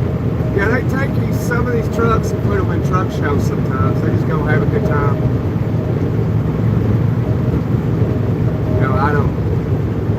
Which he knows I hate trucking, but I guess they can't tell it because this truck never stops. Oh, good. There's up there trucking it up. And we bought way down.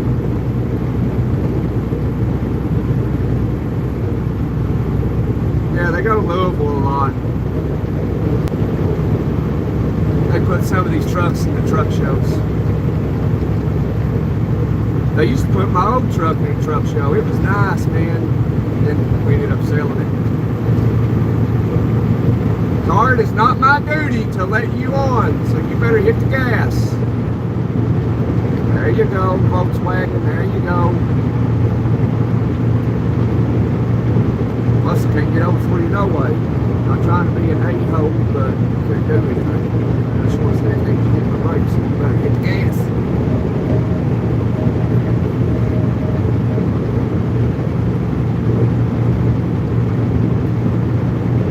No access to north something. Oh, State Route 48. Ain't going there, so I ain't worried about it. up coming to Cincinnati.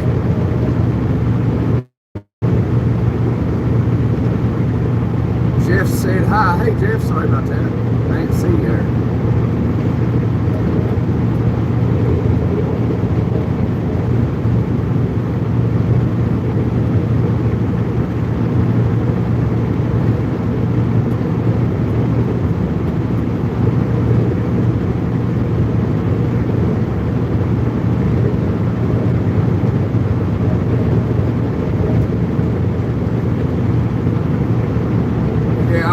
Back to Florida.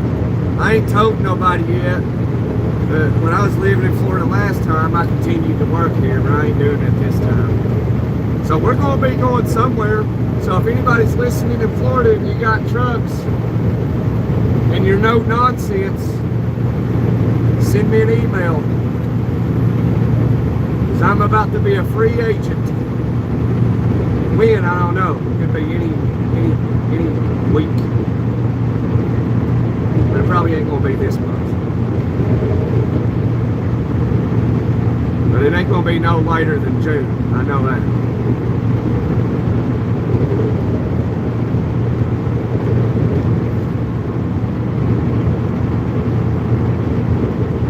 So who knows? I might be in Florida having to drive a day cab doing what he's doing, hauling rock or something. So I ain't about that mega carrier business. Unless they won't pay me good, then I'll consider it. I'll consider being micromanaged. I'll consider having safety call me going 1 mile an hour over the speed limit. I'll consider it.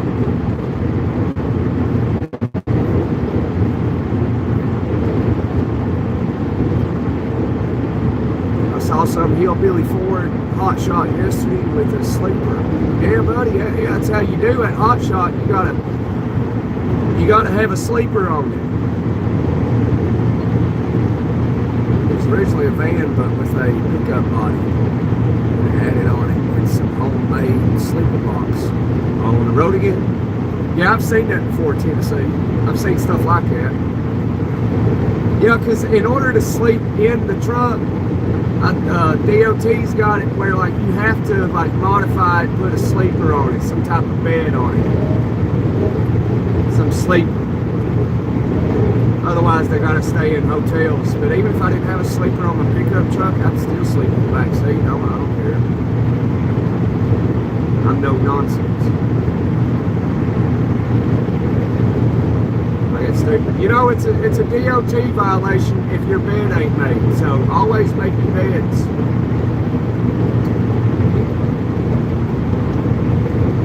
What's going on, Justin Henry? Yeah, that's right, Tennessee. There's got to be a way to sleep in hot shot. You got to modify it and make it sleep. Otherwise, you know, if you don't do that, technically you're not allowed to sleep in it.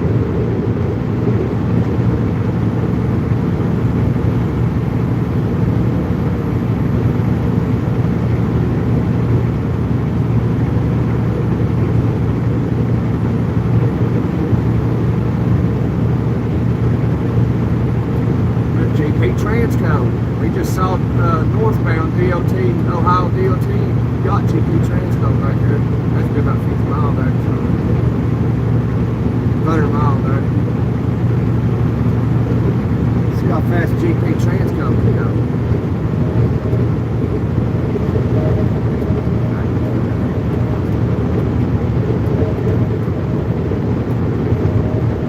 Apparently he can't do 70. I got the cruise set to 70.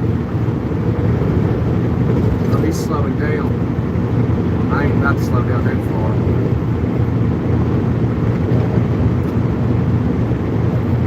That's another lady driving a truck, y'all. That's 3 of them I seen today.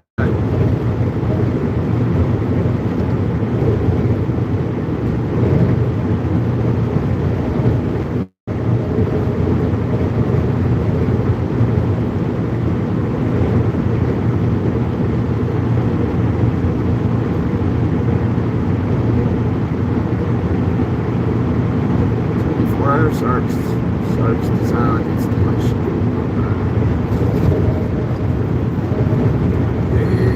Cincinnati, come on, Cincinnati.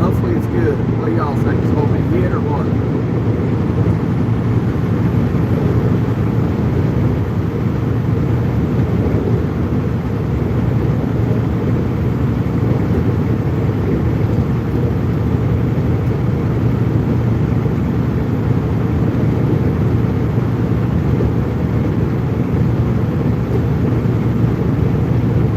Yeah, I think you can do that everywhere, Justin Henry.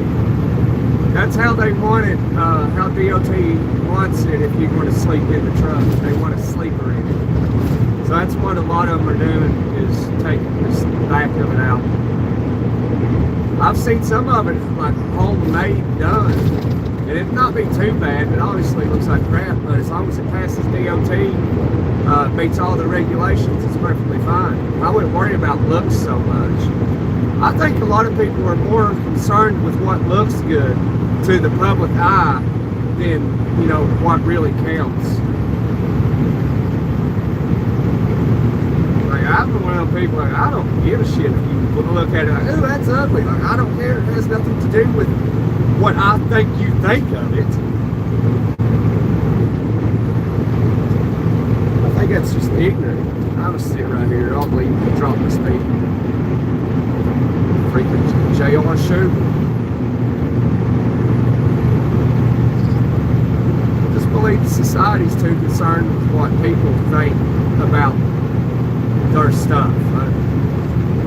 I don't understand that. I'm one of those people, I don't care that much about society.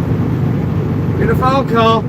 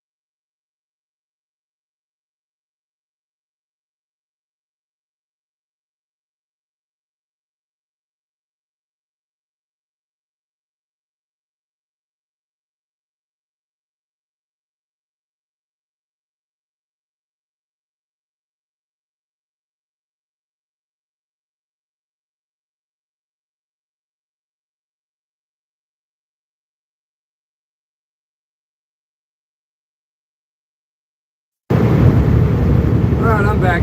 That was the wife. She was on break at school. They only get a 15-minute break every day. Something like that. 30 minutes, something, I don't know. I guess that's what it's like being a teacher.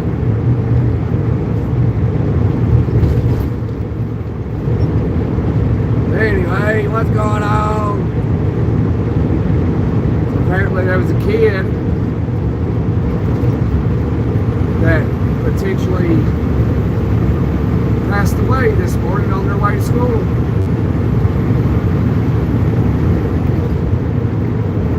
But we don't know how. So the way I took it, it's kind of just a rumor right now. So there was 2 adults and 2 juveniles. They slid on a patch of black ice this morning, and allegedly one of the juveniles passed away, got ejected from the vehicle. So we'll know for sure what happened by the end of the day. So apparently they obviously wasn't wearing their seatbelt. Like, if you're a parent, you got kids, why are you leaving without your kids being in a seatbelt? You know, that's a crime. Yeah, it sucks, Justin. I mean, I don't know how true it is right now, so I'll let you know.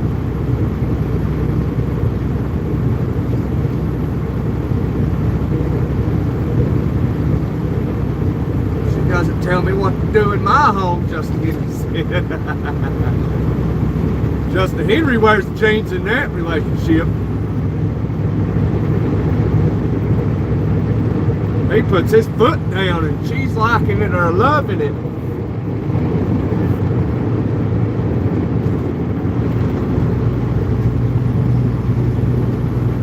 Finally got around to shower shooting.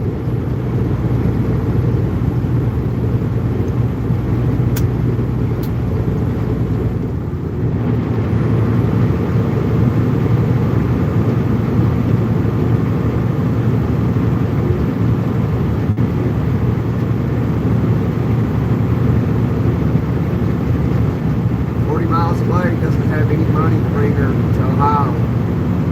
Yeah, it's expensive to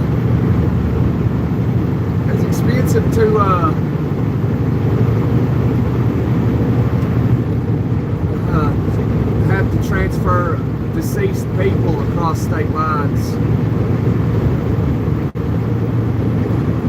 There was a family.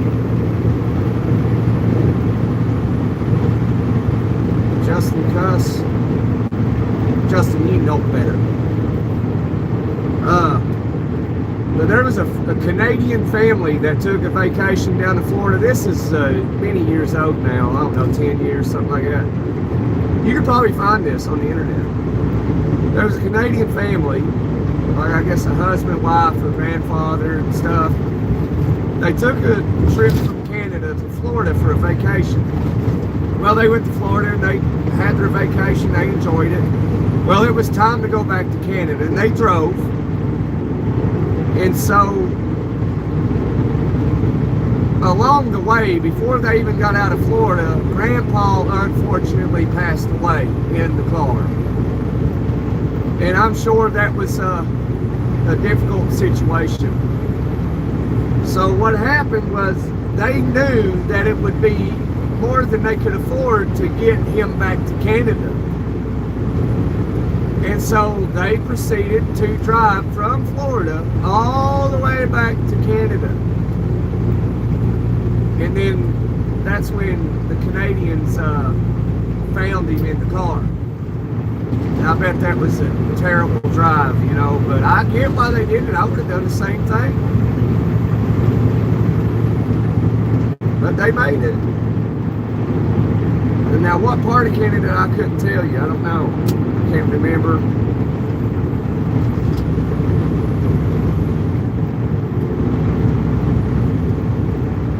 $5,000. Can't finance that.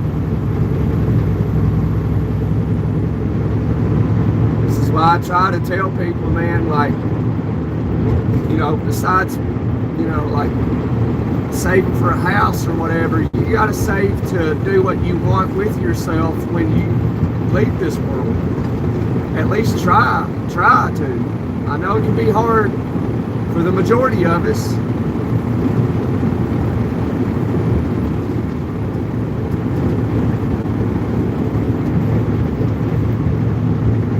Like, you know, I'm guilty of it too. I'm not anywhere prepared to leave this world either, you know. But I'm not a hypocrite, and I'll tell you that. I'm not telling you to do it, you know. I'm not trying to tell myself to do it, you know, like not do it either. I'm not ready either. But all I can do is try to tell you, and try to tell myself, remind myself as I'm mentioning it.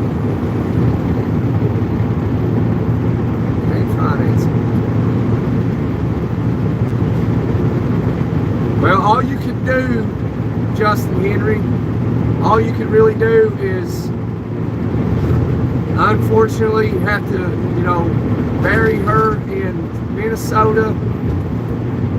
But I don't know how much it would cost to, like, you know, once you got money up and where you could get her to Ohio, you could potentially have them dug up and move them to Ohio. That's the only option I think you got. I don't know. I'm not an expert in this field. I don't know. That's just an idea.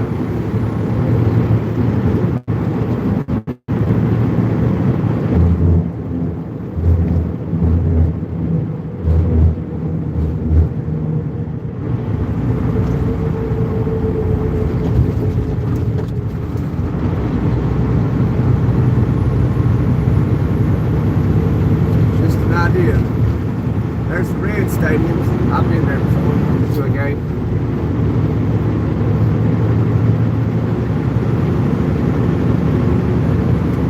But I don't know what it would cost to do that. Or even if it's even legal in Minnesota, or I don't know. You'd have to talk to a lawyer and all that, and figure that out. See if you could even actually do it. Which I'm sure you can.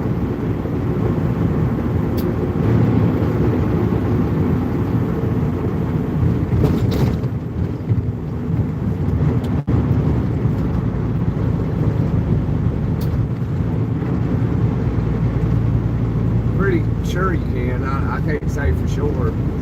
It's just an idea.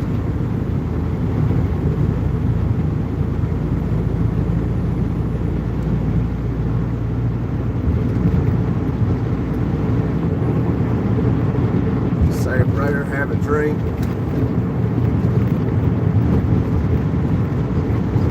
And put your body in the nearest ocean. Yeah, I mean, I don't see myself.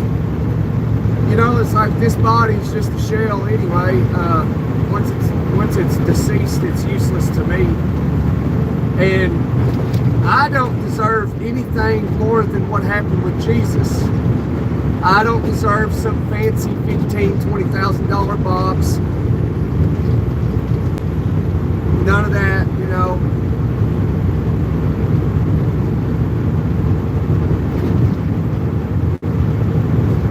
I guess you can just dig a hole and put me in it. I don't deserve anything better than how Jesus' burial was. What makes me better than Jesus? That's the way I see it. Why should my burial be better than Jesus' burial?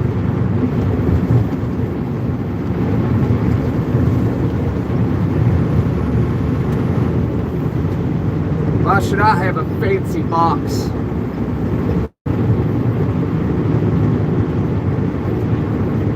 Jesus didn't have that, so I don't deserve it.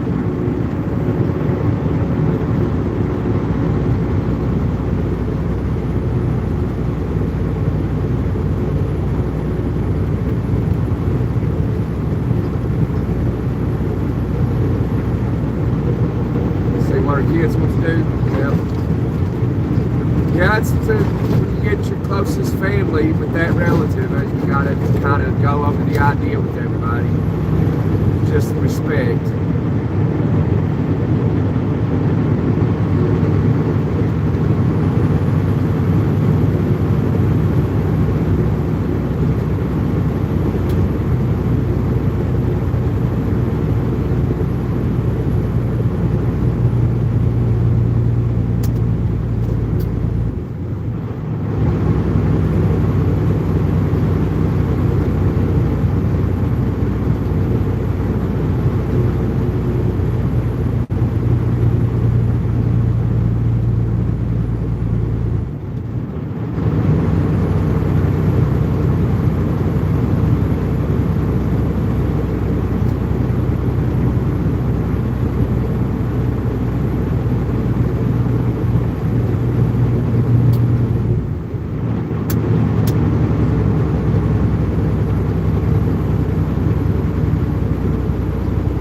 don't think Jesus had a box. I think he was wrapped in cloth and put into a tomb or something.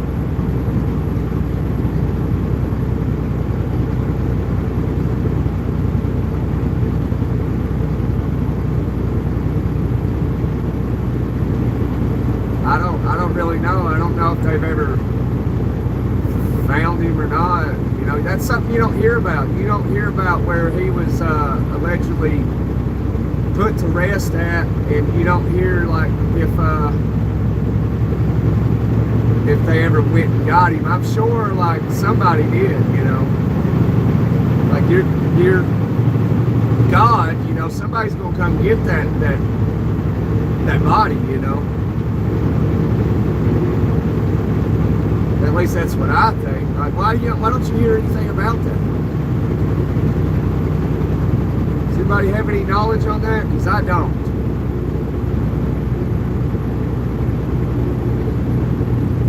Yeah, me too, Trucker Zach. Me too.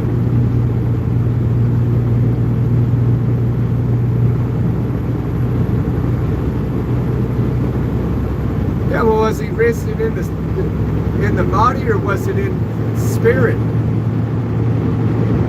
Or did he rise in the body and then just like go to heaven? You know, like what happened to Elijah, you know, where he was taken up in a whirlwind. Elijah and what's the other person that never died? Elijah and someone else. Peter, was it Peter? Can't remember. But anyway, I think that's who the two witnesses will be in the end times, because they have to come back because they never died.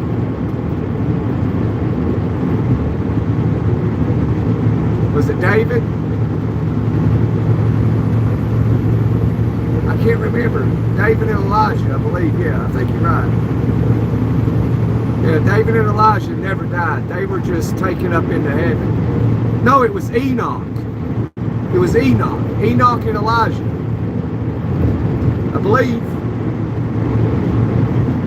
No, it'll be, yeah, that's who I think the two witnesses will be, is Enoch and Elijah. Because they never died. And so they have to come back to die.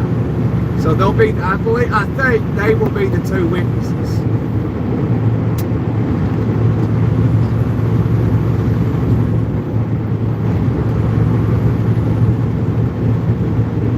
It makes sense. That's the only two people in the Bible that never died. They were just taken up into heaven. It was Enoch and Elijah. So when you start to hear of these two people, it'll be over in like Israel or something, where they'll be able to bring fire down from the heavens and all kinds of other amazing miracles. And that's the thing with AI, like people won't even believe it's real. They'll be manipulated. They'll be like, oh, well, that's just AI, that's not real. And it will be. You got to read the book. But, you know, the Bible tells us that God's people won't be fooled. And then when they're unalived, their bodies will lay in the streets for 3 days and nobody will bury them. And that's one way you'll know, like, that's the two witnesses.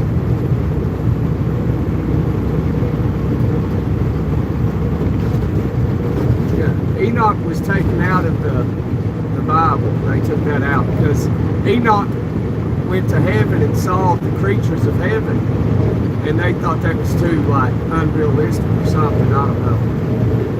But all this stuff is in, I think all of the things we want to know is in the Vatican.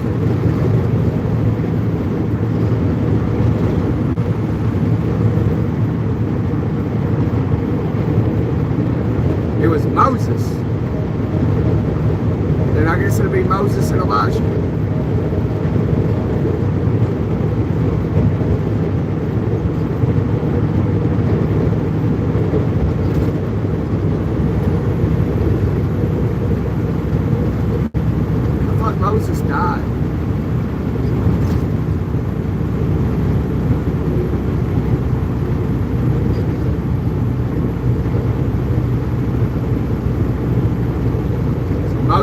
advise you to are the two witnesses. Okay.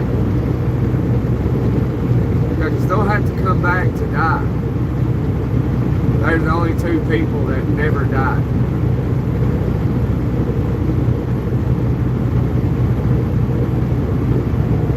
That's why they will come back as the two witnesses, and then they will die in the streets. But for like 3 years or something, nobody will be able to touch them. And they'll make miracles, all this wild stuff. That's why, like, with AI, people won't know. They'll be deceived. They're like, oh, well, that's AI. These two dudes are raining fire from the sky. That's artificial intelligence. That's what a lot of people will think. But God's people will know that's the two witnesses. And then you'll see people mocking them, mocking Christians. Oh, yeah, it's artificial intelligence. Y'all are ignorant. And now they're building the third temple in Jerusalem. This is all prophesied. 81% of Bible prophecies came to fruition. 81%. So to non-believers, like, I'm just curious, like, what makes you think the other 19% won't happen?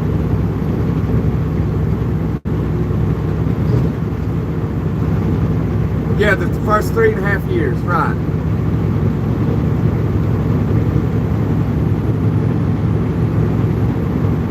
Yeah, I believe we're definitely in the end times.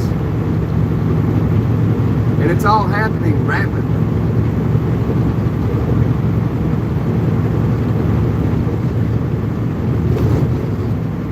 The temple's being built. They're saying they can have it built in, I think, 2 years. And then that's when the Antichrist will go into the temple and sit on the throne and declare himself God.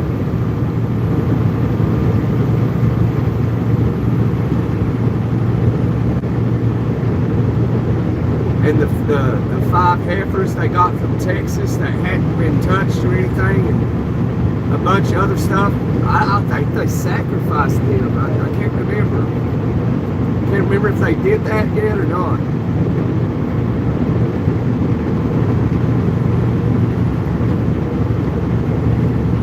Then you got these rabbis all throughout the world marching, saying the Messiah is here, which that's not true. Not yet, anyway.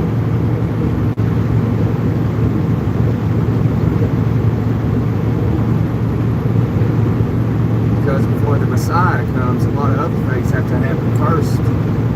Then you got the Battle of Armageddon, where God will bring the armies of the world.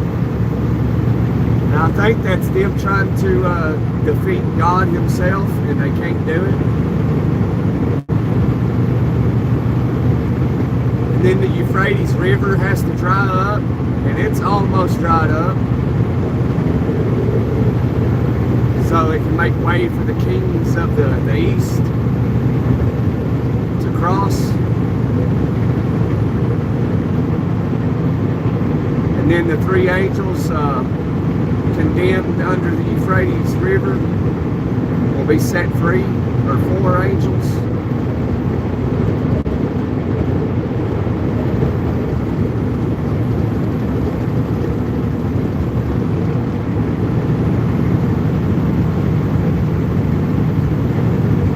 I believe in the rapture. I'm not knowledgeable enough about the rapture, but I do think that the rapture is true simply because, like, I think that people may be saved from the tribulations, and also I think that could be from freak accidents. Maybe it ain't something they just disappear. Or maybe it is. Maybe that's why they're starting to come out and say, yeah, aliens are here living amongst us. They are. So if that happens, they can be like, oh, they were all abducted by aliens. So when people say, oh, it's the rapture, other people say, no, it wasn't. The government told us it was aliens.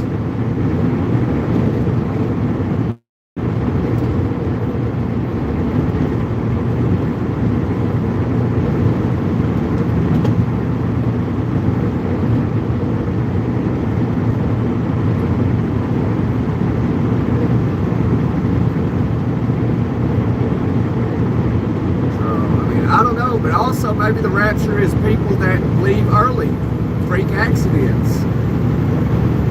You know, just like, you know, when Israel became a nation, when was that? 1942, 1948? Yeah, it was 1948, I believe, or 47. Somebody knows. I don't remember. It's 40-something, 47, 48. And the book says that all this will happen before that generation leaves this world. Something along those lines. And you know, that generation that was born then in whatever year, 1948, is aging. So apparently all this is supposed to happen before that generation completely dies out.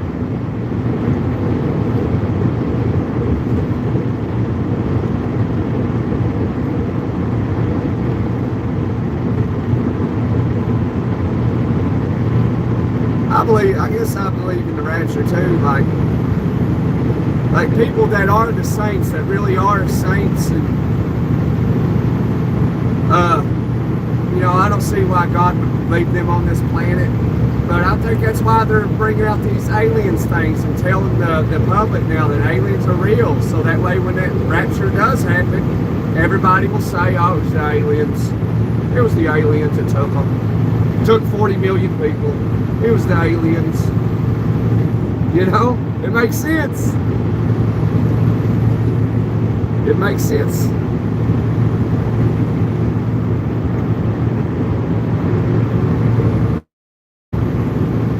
But what do I know? I mean, this is all just allegedly. I gotta be careful, I guess, what I say about this on YouTube.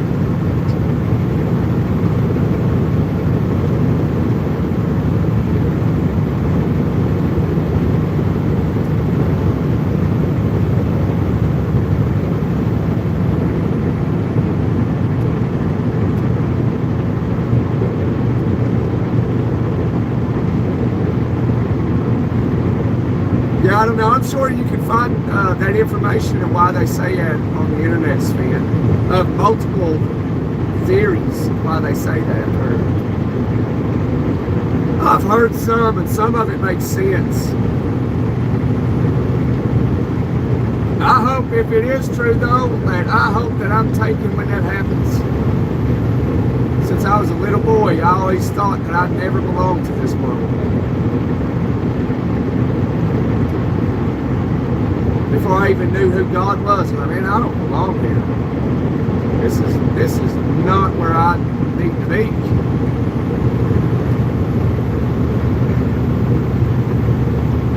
But for some reason, I'm still here.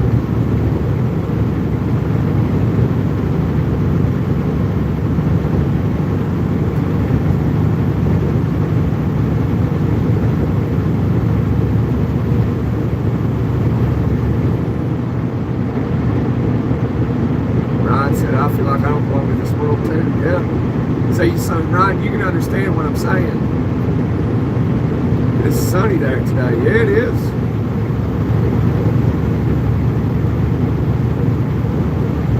Zach said, I'm just a southern man. Yeah, me too. Oh, it's Ryan from Manchester. All right. Oh, okay. Hey, Ryan. Hey, Ryan. This day, January 22nd, 1776, George Washington led Patriots to the victory battle of Bridgeview, Virginia, over the British. January 22nd, 1776, on this day. Just a little bit of history for you.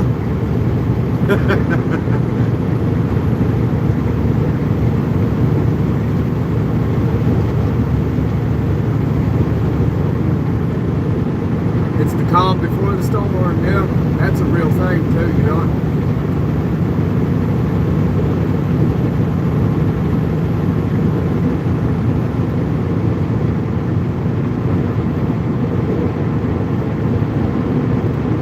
Oh, I'm your favorite channel. All right, Ryan, that's awesome, man. I appreciate that, man. That's hard to do, man, is be somebody's favorite channel. That's hard. There's a lot of channels out there. But I'll agree with you, mine is the best. It is the best there is, the best there was, the best there ever will be. Little truck, you better get over it.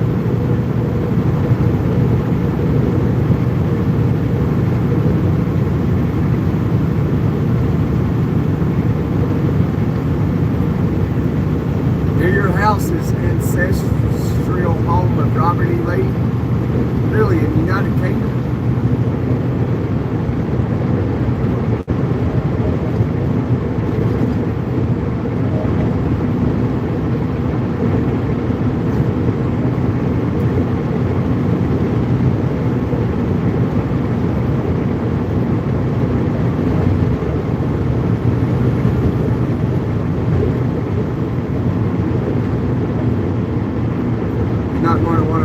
Where we are on this weekend. Yeah. Well, fun fact is that I share a birthday with John Hancock. Really, Sven? All right.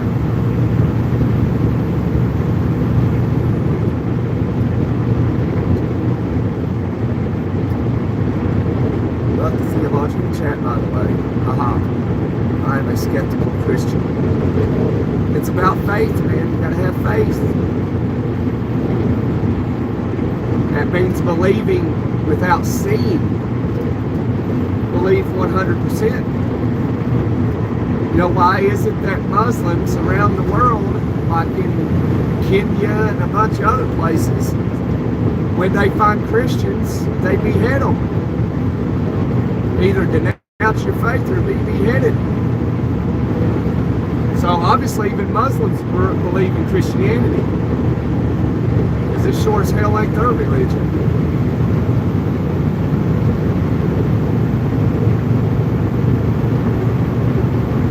Their religion's messed up. Having relations with children, like what kind of shit is that? Pardon my language, y'all, but man, that's disturbing. Like Muhammad got with a 6-year-old and then groomed her when she was 9. They got married. What? That's what Muhammad did. That's what it says in the Quran.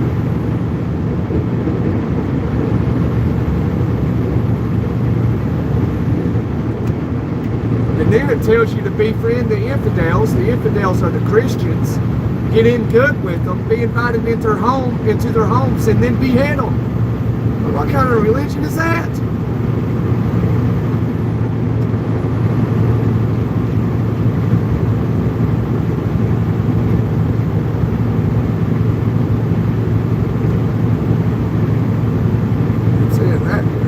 Islam is messed up, man.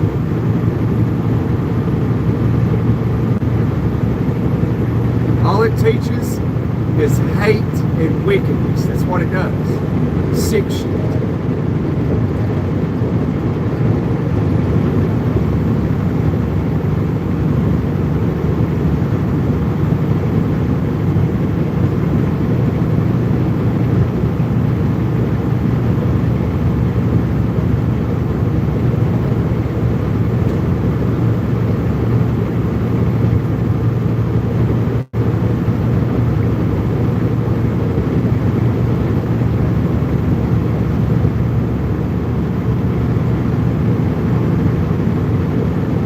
We talk about some of this stuff sometimes, right? It's not too often.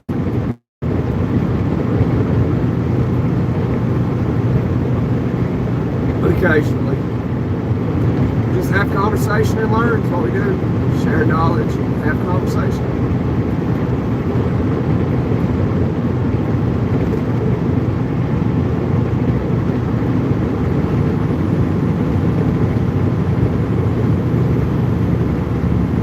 Yeah, back in the day, the Christians were no better. But I believe in Christianity more than I believe in Muhammad. There ain't nothing right about that religion at all. I mean, if that is the one true God, then I don't want to be a believer.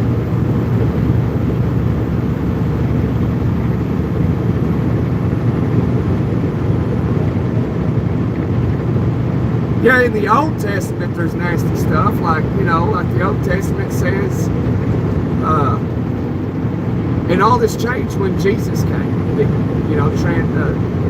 But anyway, but also King James made it his interpretation. Because it ain't 100% really clear.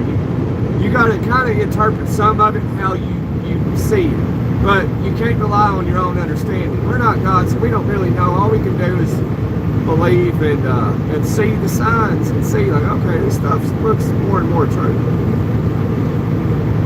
But I mean, it definitely can't be the God of the Quran. Because if that was the Quran was the one true God, then I don't want to follow God.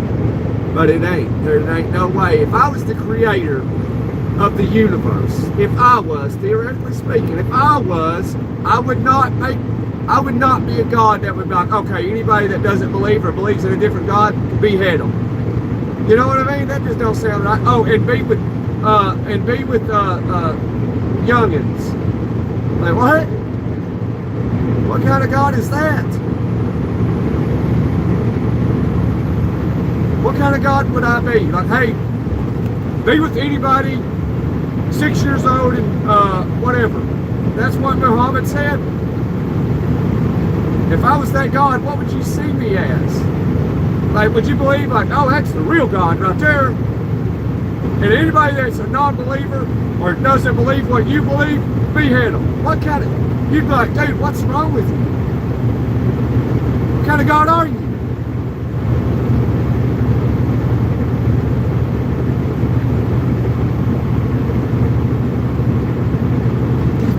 Makes no sense to me.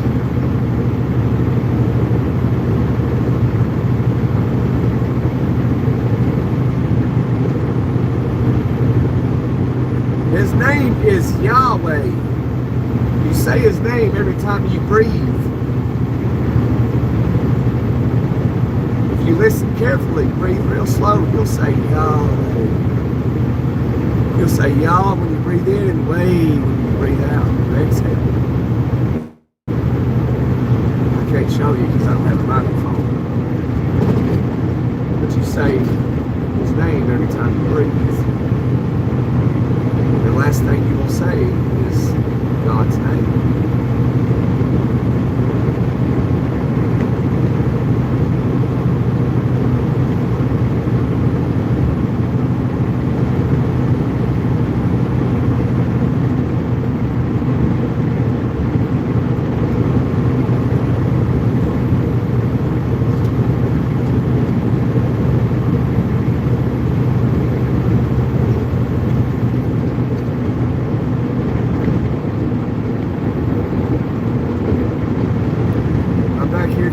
See what they can do. All right, Justin here.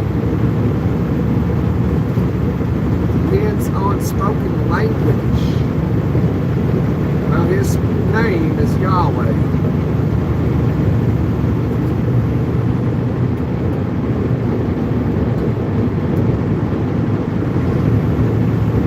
And I'd love to just have full access to the Vatican.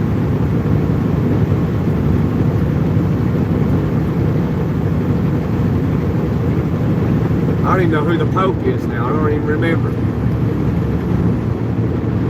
That'd be sweet if the Pope was on here like, hey, I'm Pope Gunner. Go to this airport, fly to the Vatican. We're going to give you full access for an entire year in the Vatican. I'm like, all right, everything. You don't have to worry about nothing for an entire year. I'm like, all right, I'm on my way, baby. They probably got Satan himself locked in the basement of the Vatican.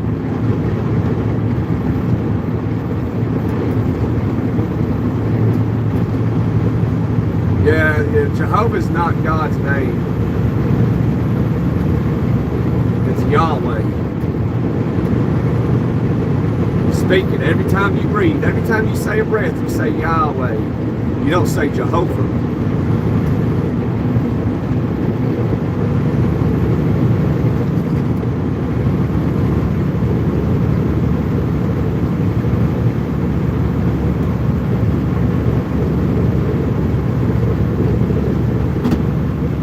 I believe his name is Yahweh. So if you listen carefully, when you breathe, you inhale and exhale, you will say Yahweh. You say God's name every time you breathe.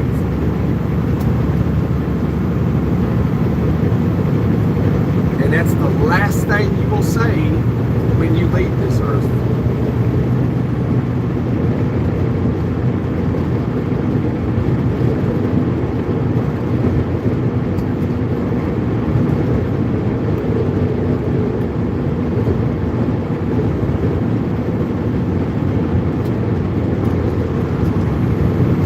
Now look at those atheists from way back in the day. Those leaders and stuff that were atheists. And listen to their dying words, the last things they said.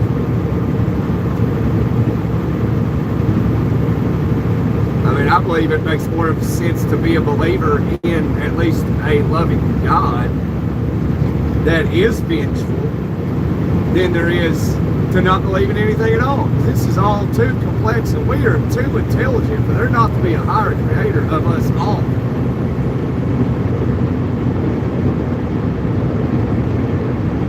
Absolutely is. There's something, whether it be a God or something, there's something that made all this. And you'll never convince me otherwise. Yeah, in Hebrew it's Yahweh, yeah. Yeah, I was thinking it was Hebrew. I didn't want to say because I won't speak on things that I don't know. Or I'll let it be known like, hey, I'm not sure.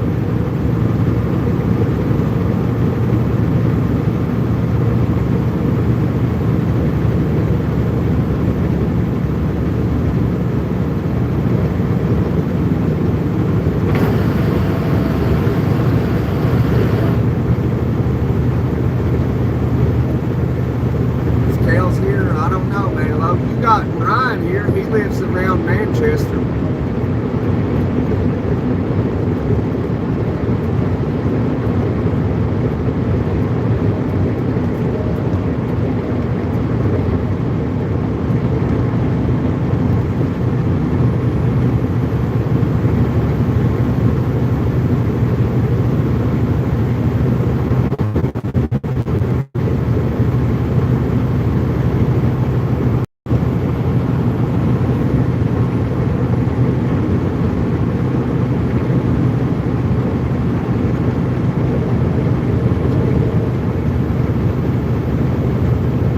Are you hey William, are you a Jehovah's Witness? If you are, I mean, it's fine. I'm just curious.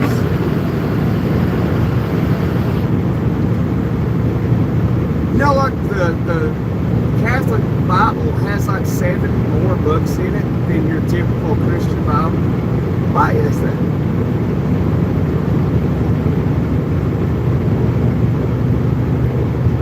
And like, how do we know?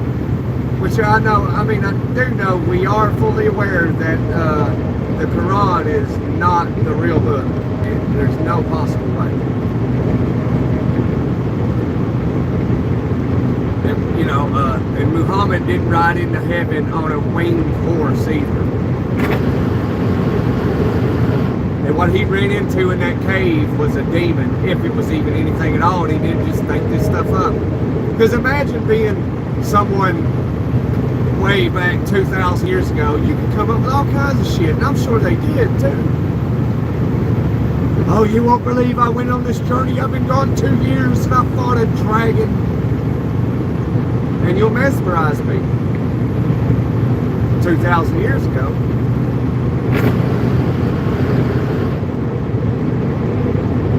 But they did fight dragons though. What they referred to back in the day as dragons was dinosaurs. The term dinosaur didn't exist until like 1861.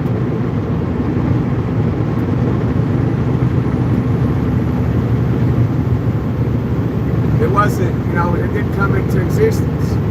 So they referred to them as dragons.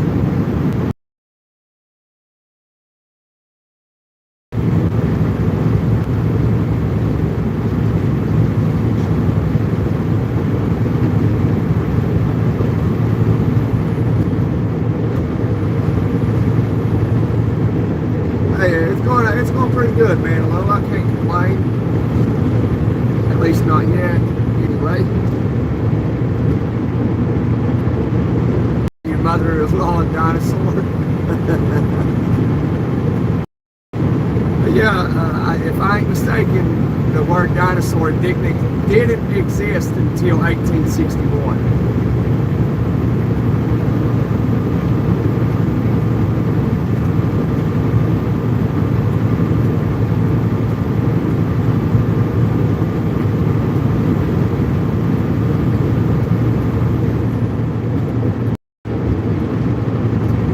Yeah, that's right, Zach. It don't do any good to complain.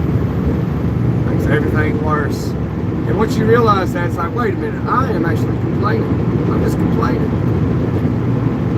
It just makes my life harder. It makes it suck. I'm not complaining. When you complain, everything sucks.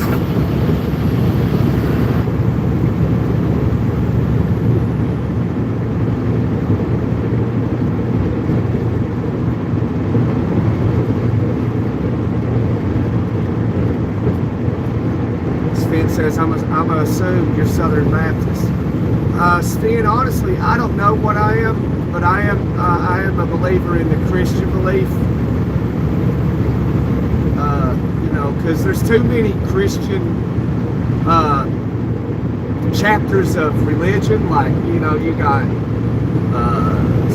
Southern Baptists, you got Catholics, and, you know, this is all Christian beliefs. You got Jehovah Witnesses. What else is there? You even got snake handling churches. That's around my neck of the woods in the mountains. That's where it originated from. Which I don't believe in that either. I don't believe in tempting God and life and death. It's kind of stupid.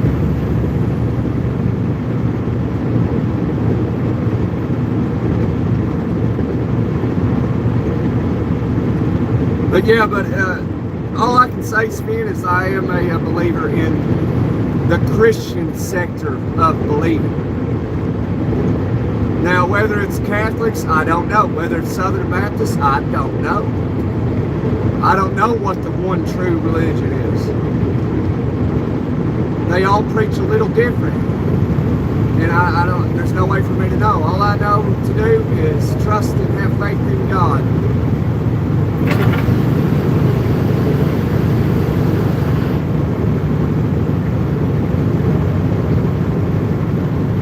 Oh yeah, Pentecostals and Lutherans, yeah, those two. Yeah, I forgot about those temporarily.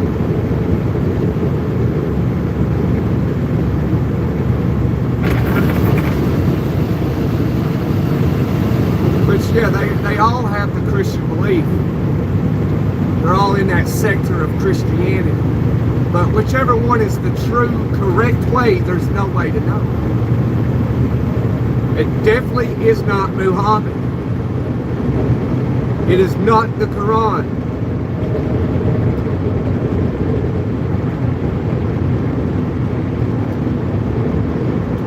That much I do know. Presbyterians, Lutherans, yeah. Got a bunch of them. So I don't pick one of those out of that, that box. For that reason, because like I don't really know. I'm sure they all say something that is correct, or you know, they whatever, you know. But also they all teach paganism. You know, they put Christmas trees up, decorate them. You know, they all do that, all of them. And that's not the right way.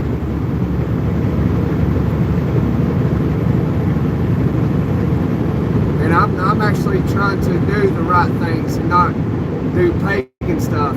You know, like the early Christians, the disciples and all that,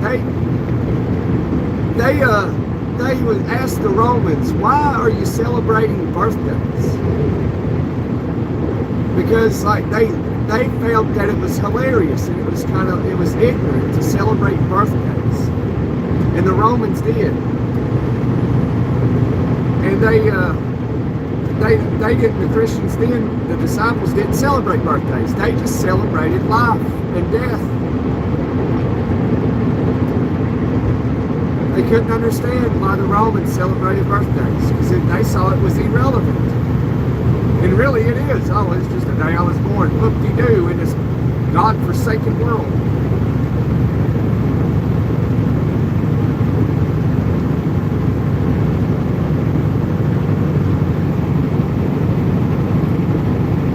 Got a choice whether you can make your day horrible or you can make it good. That's right, Zach. You can make it horrible or make it good. I know some days are more challenging than others. I have bad days now. I do. I have bad days. But for the most part, I have to say I do have pretty fairly good days, normal days. Which I'm a natural person that just is happy-go-lucky. Just happy-go-lucky until something happens and I can't conquer it, and sometimes it gets the best of me. I'm human. I'm not God. I'm human.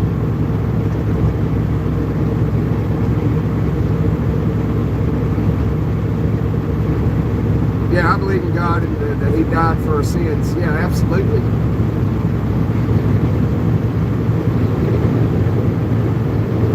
I can't wait to go home. But I'll be patient until then. Try to be. If we go by sheer age, we would say that the true faith is the Jewish faith.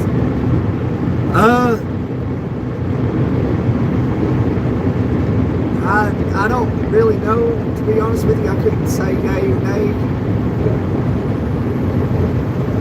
But the Jews they're not really believers. Like, the book tells us that the Jews will fall away from their beliefs, and they have.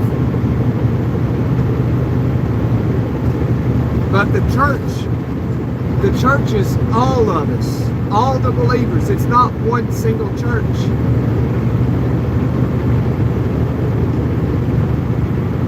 The church is the group of all the true believers. When, preachers preach, oh, they fell away from the church. They're not coming to church no more. Well, you don't have to go to church to actually be in church. All you have to have is 2 or more people talking about it. And Jesus said that He's there with you.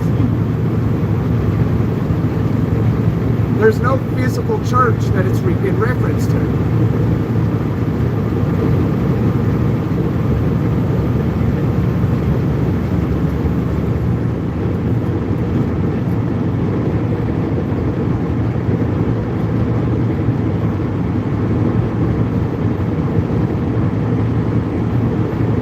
I'm a believer, I can't leave her if I try.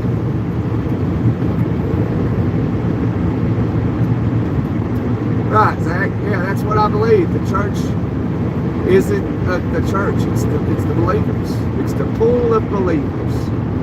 But what kind of confuses you is, the Bible tells us that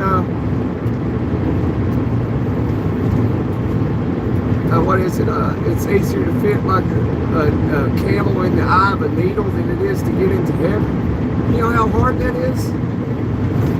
Thread a camel in the eye of a needle. That makes it sound like impossible. And here, camel, get in this needle. That camel could laugh and laugh at you.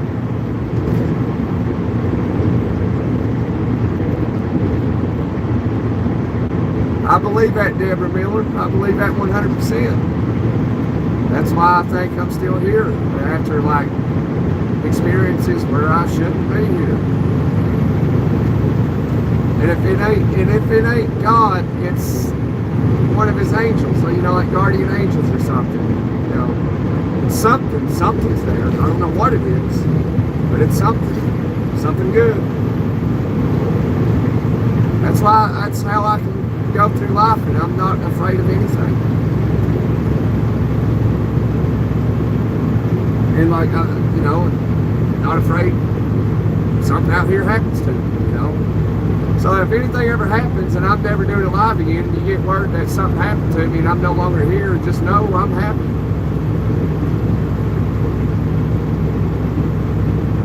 Like, you know, I know he went, he was fine with it. He wasn't afraid.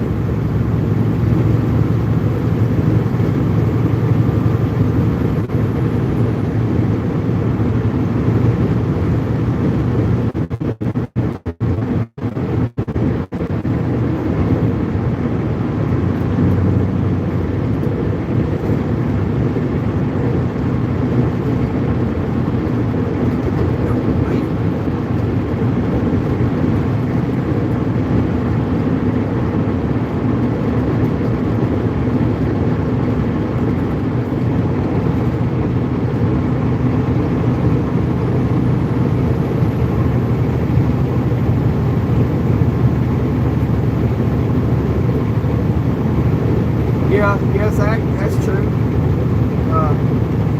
It takes faith the size of the mustard seed to move a mountain. Yeah.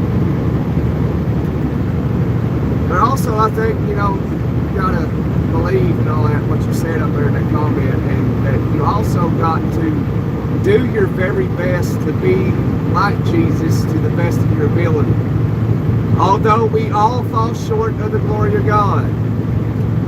And you shouldn't really get too upset about that, because God's already aware of it, that you're going to do something you shouldn't, you know, like, you know, grab a bottle of liquor and drink it, you know. Like, yeah, you know, you got to try not to. You got to try not to smoke that doobie. You're actually supposed to, like, eat it. You're not supposed to smoke it. You're supposed to eat it. Like, smoking is not the actual real way to consume Mary Jane.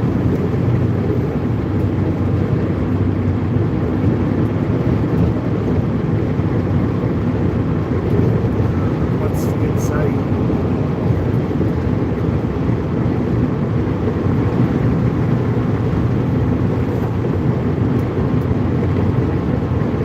End of the day, I don't judge anybody on their beliefs, right?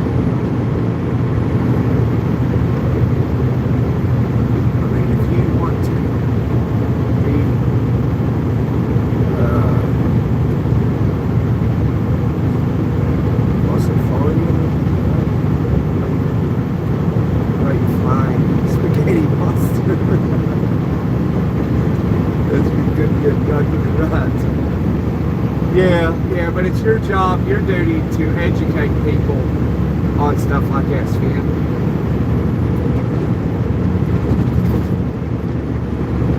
And then it's on them to finally hear the true word, and whether it be a believer, follower, or not. And then it's not, you know, you've done your part, and that's basically, you know, that's it.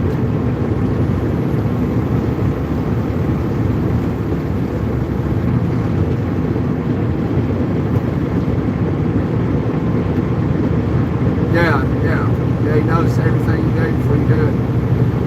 That's wild to me. That's like, when I hear stuff like that, you know, that he knows everything you're going to do, you know, from the moment you were thought of. Like, then what's the purpose of it anyway? Is it because, like, okay, he knows, then it'd have to be in a way that where, like, if I had a choice, you know, two choices. One is the right choice, one's the wrong choice. And a lot of times in life we face those two choices. And like, that'd be like, how does he know? Like, okay, well, I chose the right choice on that one. Well, I chose the wrong choice on this one. Not knowing, you know, a lot of those times the wrong choice, you're not really sure it's wrong until after you chose it. But yeah, it's very complicated, very complicated.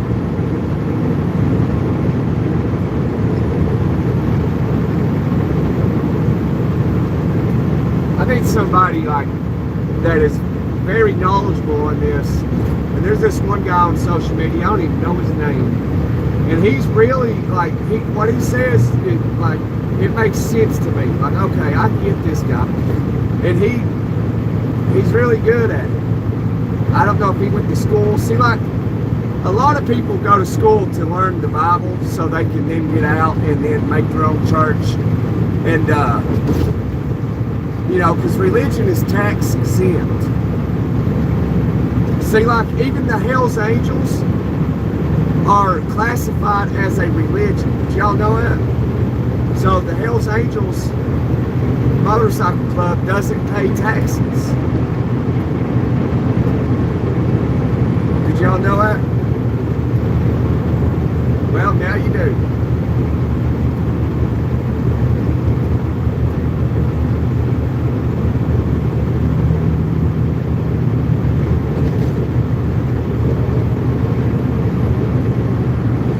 Yep, they're classified as a church. Hell's Angels. So the Hell's Angels pay no taxes. So like, see, your preacher, if you go to church, you need to ask your preacher, unless you already know, did he go to church for this profession? Because did he go to school for this profession to be a preacher?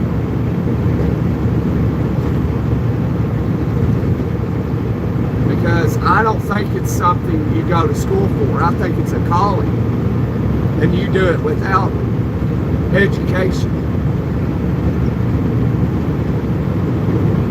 At least in that field. You can do it being educated in a different sector, but not fully going to school to learn the Bible and how to preach it.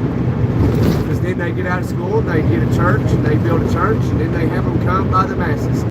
Like the old saying goes, you build it, and they will come.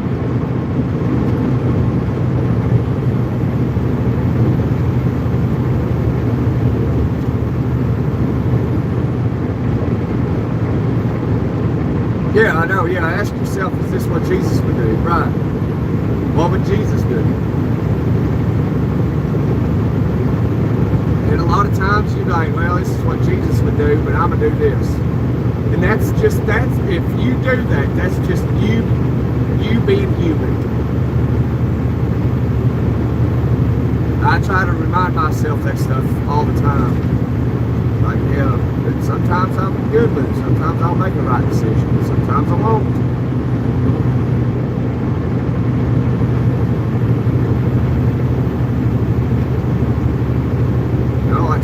You know, sometimes I go to the house.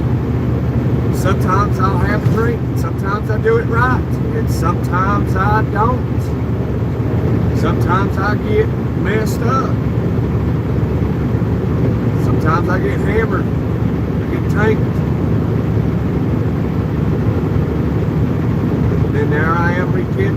I'm sorry, man, your life is tough. Like, it's hard on me, like, it really is. I ain't gonna lie about it, y'all. Like, I've told everybody since I've done this YouTube channel, I am a sinner. I guess a lot of people are afraid to tell the truth. I ain't got nothing to hide. If I can't hide it from God, why would I hide it from you? That just makes no sense. Like, hey guys, I'm a saint. Then go home and drink a fifth of whiskey. You know what I mean? Why, that sounds like a POS to me.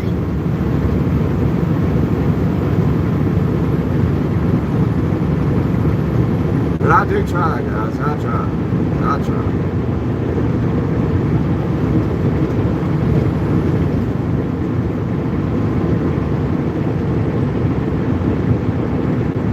Am I happy living in the United States? Absolutely.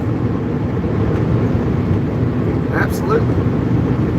And it doesn't matter if it's a Democrat in office or a Republican. I really don't care.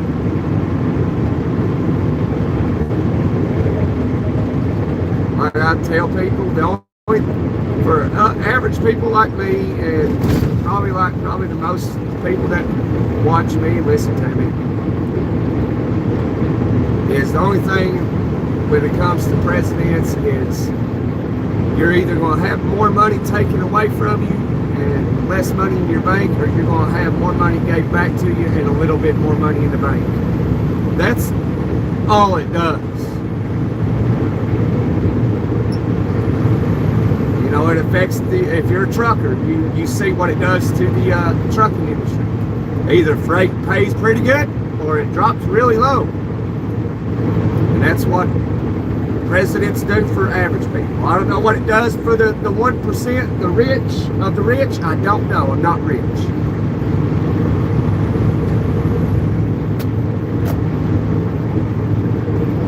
I don't have a business that's super successful where I never pay taxes because I borrow money off the shares that I own in this company.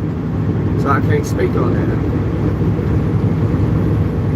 Because I'm not the majority shareholder of a multi-billion-dollar company where I don't have to pay taxes because I don't pay myself a salary, so therefore I don't pay taxes. So I use money that I borrow against my shares. People wonder why they don't pay taxes. Well, borrowed money and debt is not taxable. And borrowed money is debt, so you can't tax it. Why would I, if I was a billionaire, why would I pay myself? I'd have to pay taxes on there. But when you work for money, you have to pay taxes. It's quite simple. People think, oh my God, they're billionaires, they're geniuses.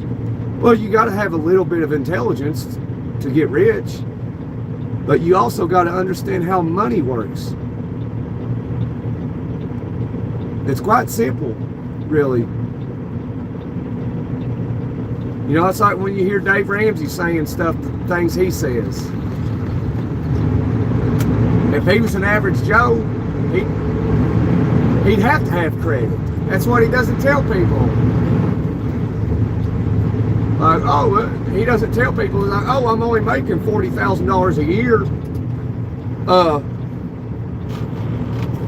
I don't need a credit score. He would need a credit score. The only reason he doesn't need a credit score is because he's super rich. What's he worth, like 400, 500 million? He doesn't need a credit score.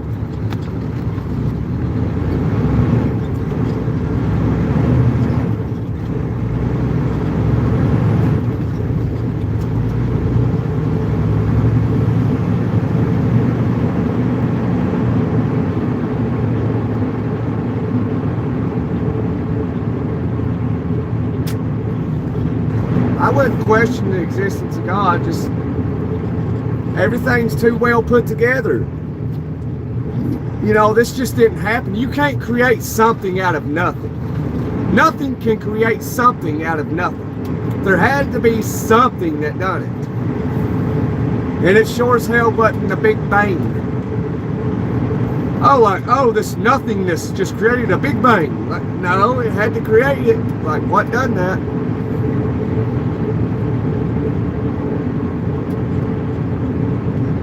You know, when the Bible said, let there be light, they changed that to the Big Bang Theory.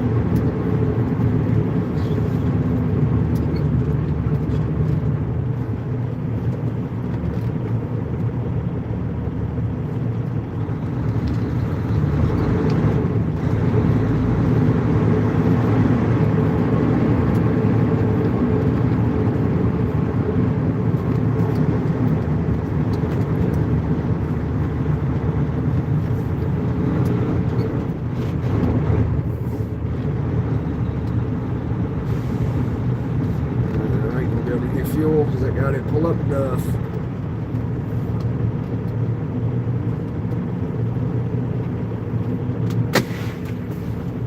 Zoom out a little bit so y'all can see more in the back of that truck.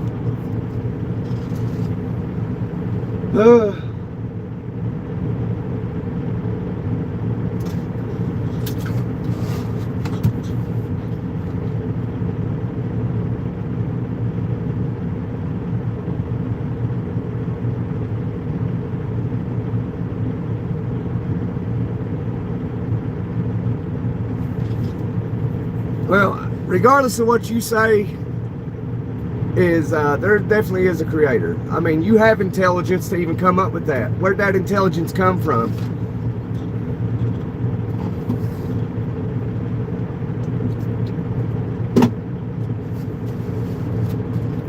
You mean you just an organism? You was made from a spot that was you couldn't see unless you had a microscope, and then you transitioned, you evolutioned for trillions of years to make a human? I don't believe that.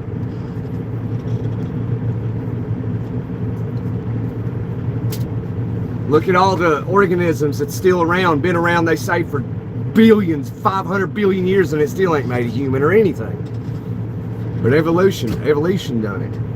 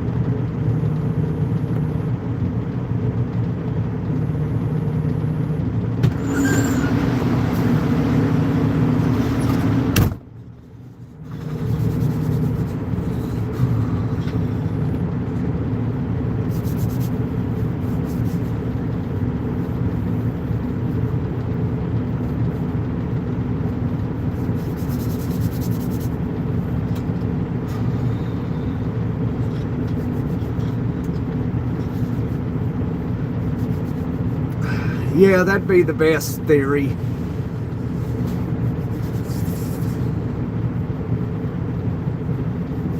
But even then, like, you know, nothing's there. Nothing.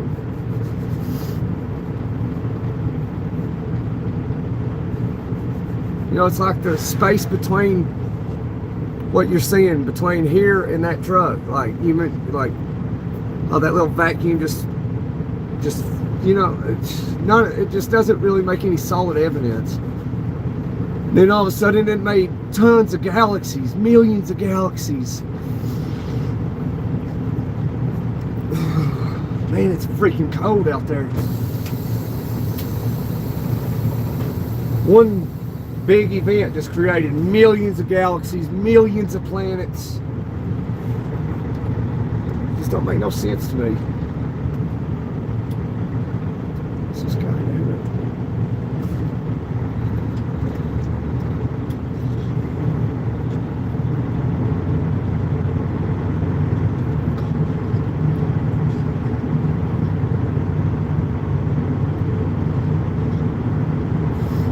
Even the universe has an end to it, although they claim it's expanding constantly, but there's constantly an end to it as it expands.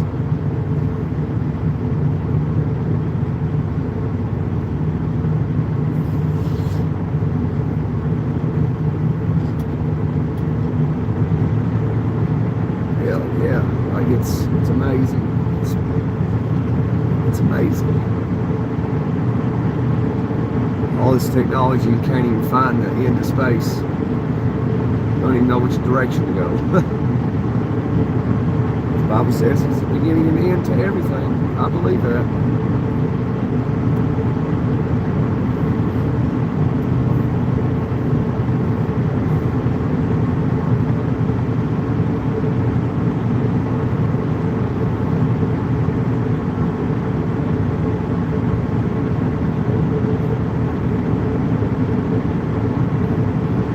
Don't believe that we started out as microorganisms trillions of years ago, and you know, we turned into humans.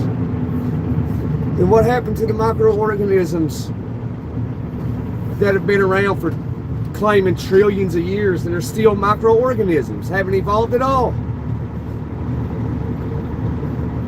But like that Dr. Kent Hovind, he's pretty good at discussing God and the theory of evolution. He's pretty good at it, so y'all should follow him. He's really good. He knows more about it than I do. Dr. Kent Hovind. He's really good at discussing, making very good arguments with evolutionists and atheists. Like, he defeats them every time. And you go listen to him.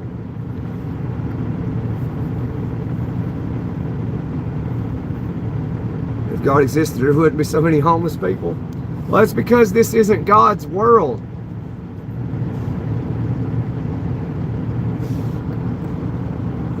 But one day it will be. And it'll be harmony. I mean, this is all allegedly from just what the book says. As time progresses, we will know more and more. But even then, you know, like even when all these events happen, the Antichrist goes in the third temple, the two witnesses, and all this, people will still not believe when it's right in front of them. It's amazing. But go listen to Dr. Kent Hovind and argue with these extremely knowledgeable atheists and evolutionists, and he defeats them every time. It's really good. But you know, I'm not as intelligent as Dr. Kent Hovind, but so go watch him and he'll kind of explain it to you. I plan on going to he's got this place, this dinosaur park or something down in Florida, Pensacola, Florida, and I'm gonna go there sometime. I'll take y'all with me. Hey, Danny. But homeless people has nothing to do with God. That has to do with governments. local economy, local governments and stuff. But this is Satan was granted rule of the world. God doesn't rule this world, Satan does. This is why you have evil shit that happens to little kids and stuff that makes no damn sense. Like you're not in your right mind if you harm children in any way, unless it's besides discipline. I believe in discipline. But all that other stuff, yeah.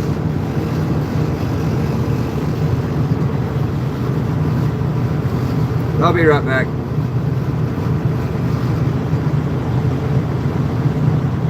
My coat.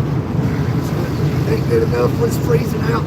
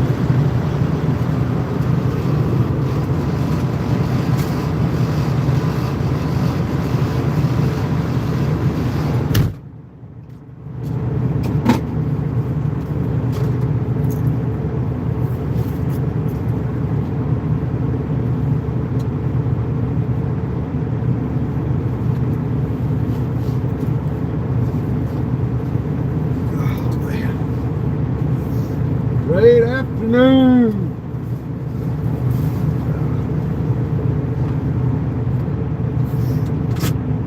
I guess everybody's heard Kent Hogan and like, we ain't gonna argue about it no more.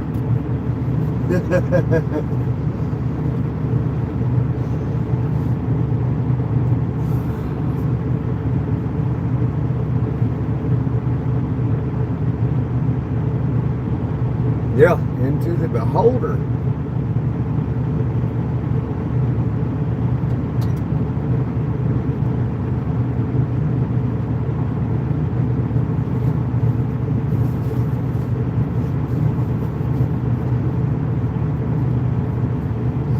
He's gonna take all the space. I don't blame him. I'd do the same thing. See if he can back it in there.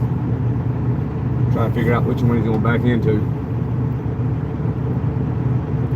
Yeah, he's gonna.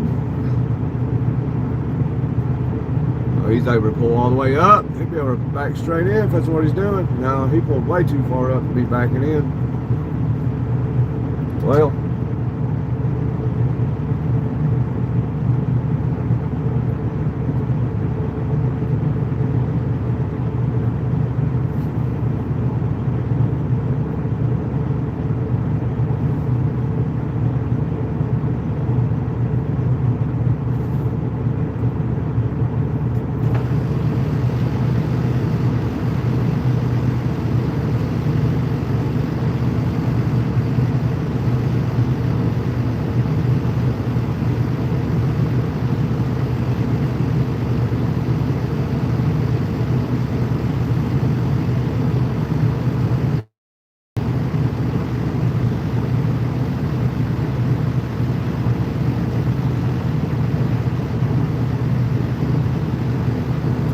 See, in a day cab, you can make a turn anywhere. Look at that. A little bit of space, man. He just whipped it right around. I couldn't do that in this truck.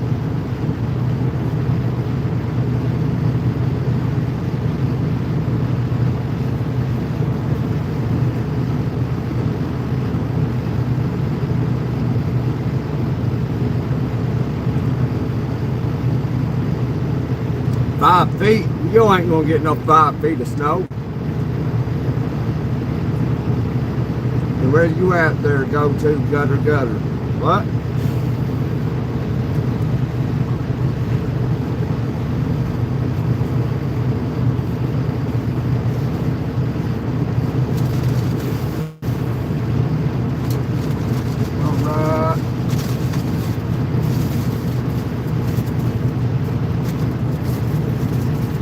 I get whiskey bent and hellbound.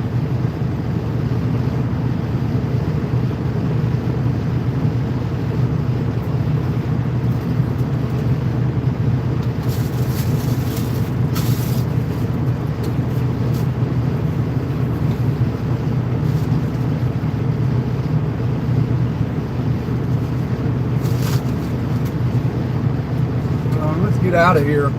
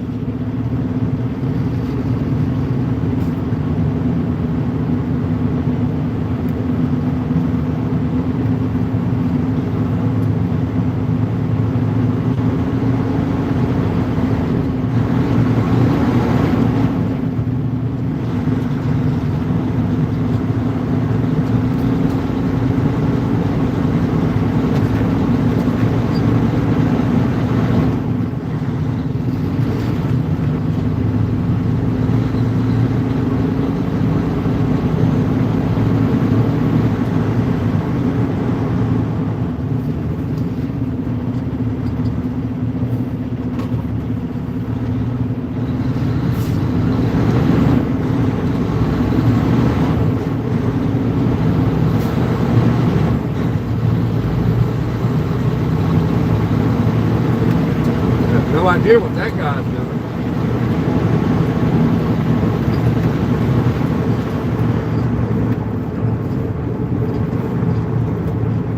I think his tail swing won't hit that truck though.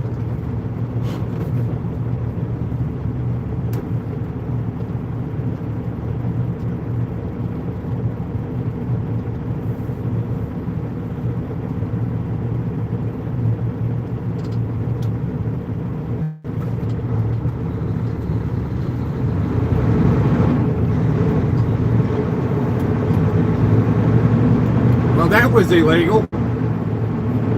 Oh yeah, it's only illegal if you get caught. Remember?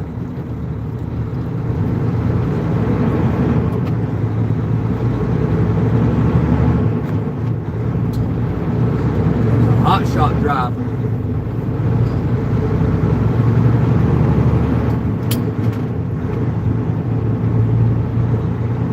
Herring, Greenville, Ohio, Drake County coming this way.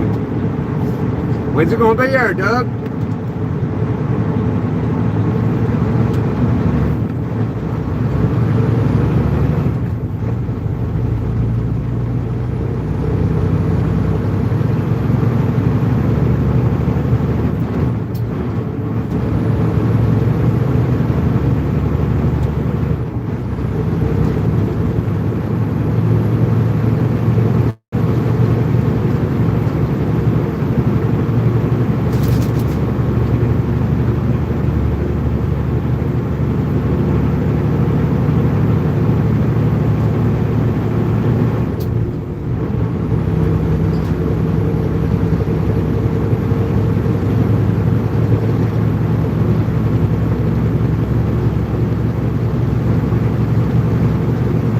Kentucky.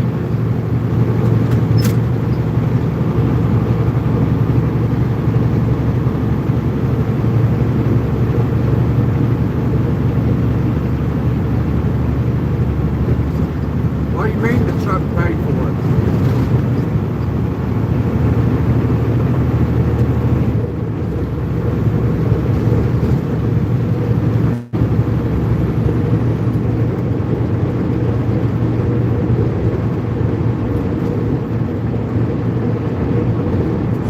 Hot in here. Right the window.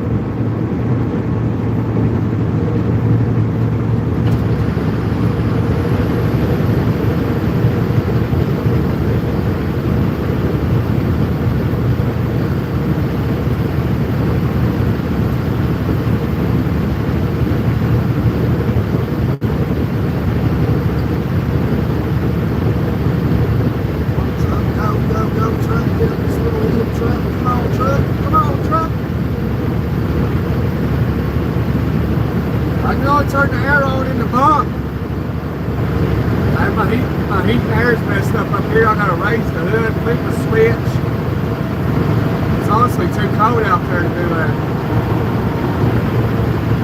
I swear, I think drivers do that shit right there on purpose. Knowing I'm about to pass him in the right lane, he gets over right when I get up to it. I get trapped over here. Freaking Amazon driver.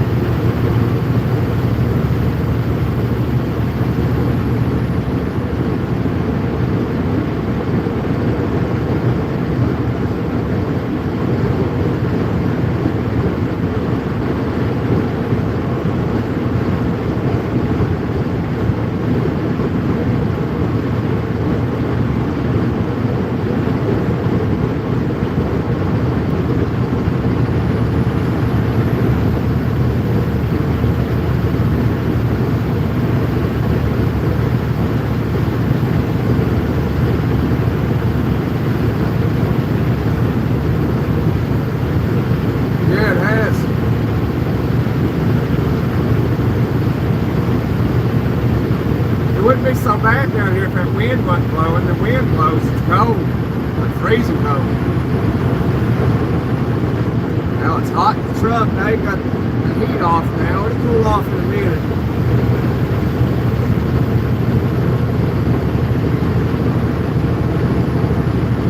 Window cracked.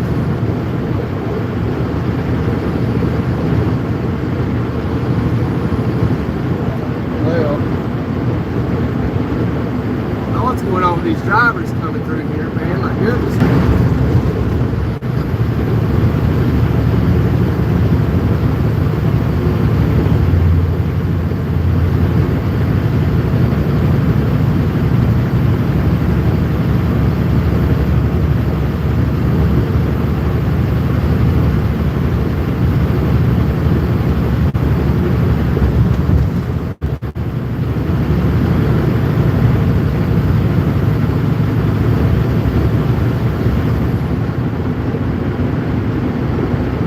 I believe you, Mary Lowe. I'm just starting calling you Forrest. Yeah, it's sunny. Hey, Sean.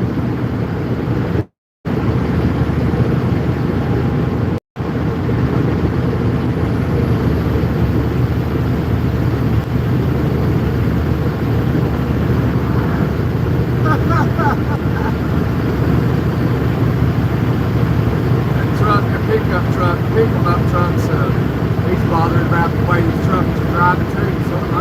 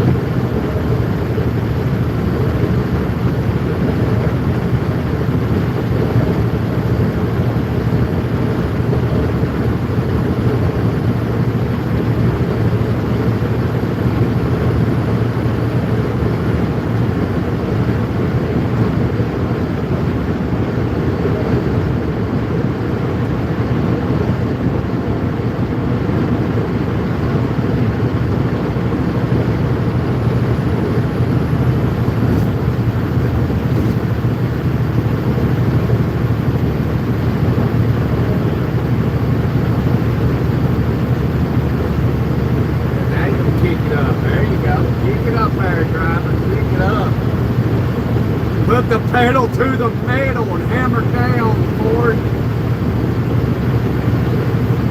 Henry Ford didn't make that truck just to go under the speed limit.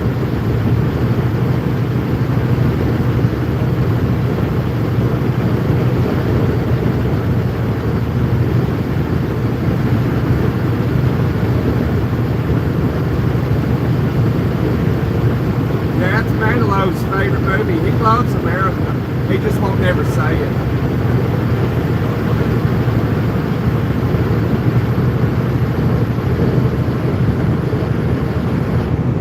Hey, Manilow, I got something to tell you. If you didn't hear me earlier.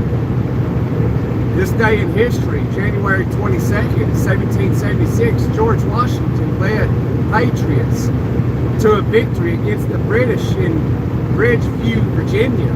On this day,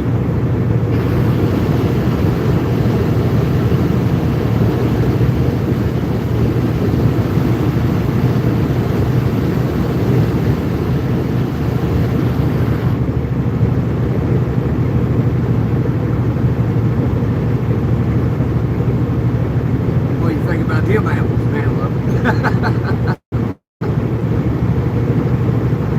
Our ancestors got defeated in Virginia by George Washington on this day in 1776.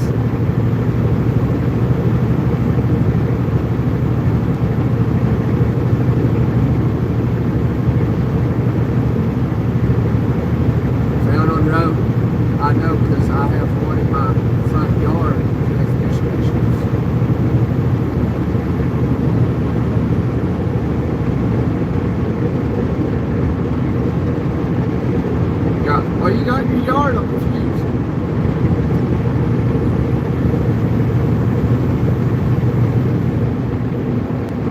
Go a little slow. I don't want to put too much weight on my steers.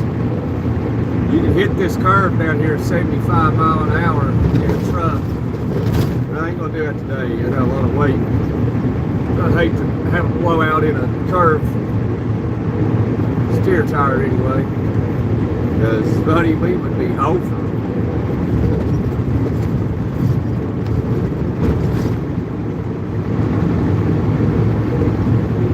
And we'll grab that left lane.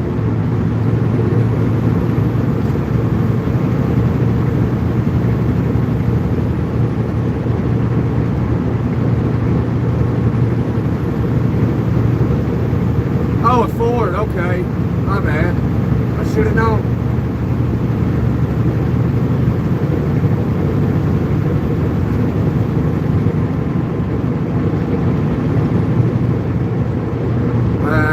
Yeah, I got a Ford Ranger, 1998 Ford Ranger 5-speed.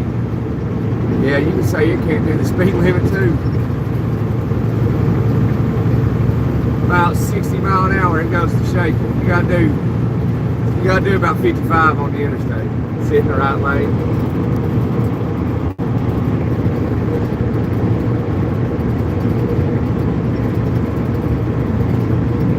That's just one of those around the town type vehicles.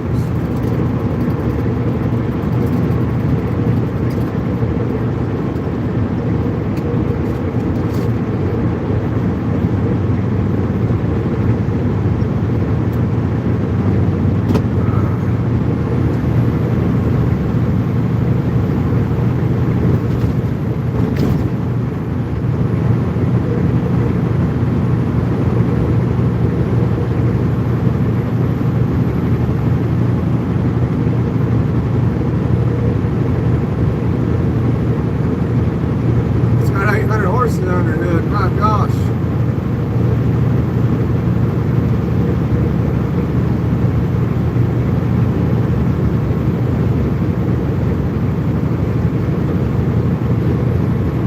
I'm gonna have to make a trip out to Murfreesboro, huh?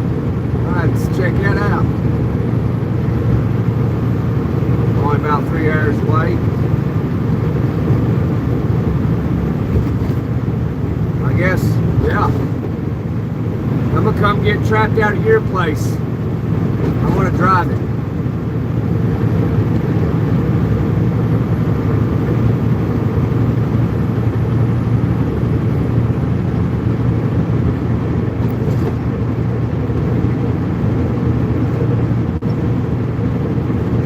It's an F-250 Platinum. Yeah, that's what you were talking about earlier, but.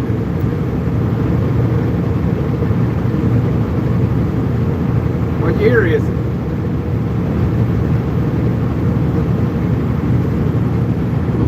It don't drive, okay, it don't drive. It's a lawn ornament, okay, blew the transmission, that ain't no good. 2016.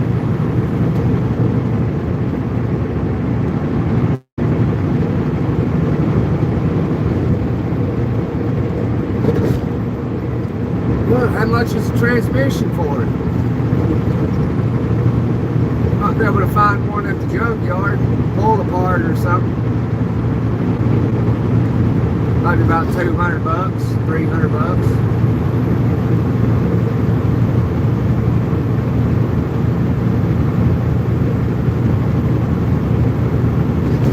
We can go out to pull apart and pull out the transmission.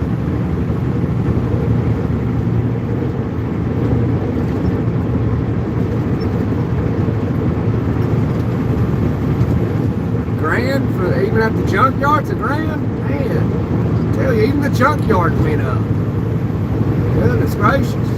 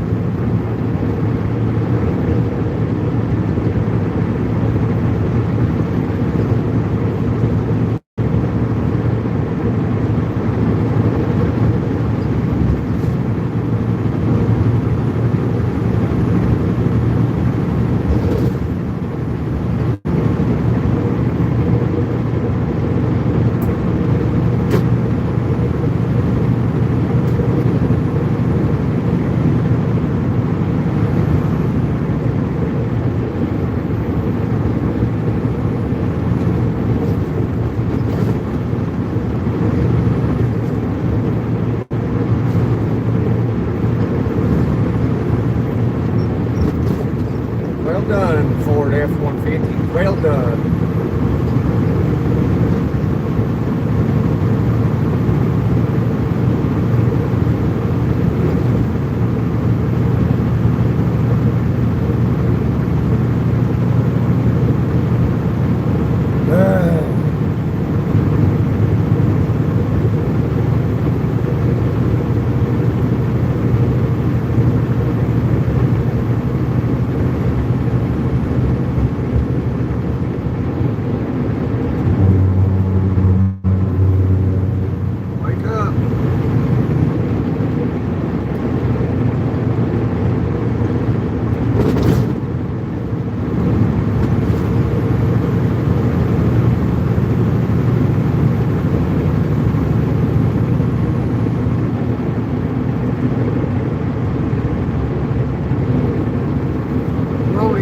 Get out the way, get out the way, Indiana.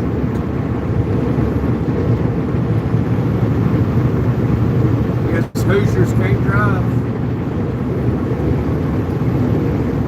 I was a Hoosier once for a long time. Pretty good folks up in there. Unless you get up northern Indiana, but don't, those people are crazy.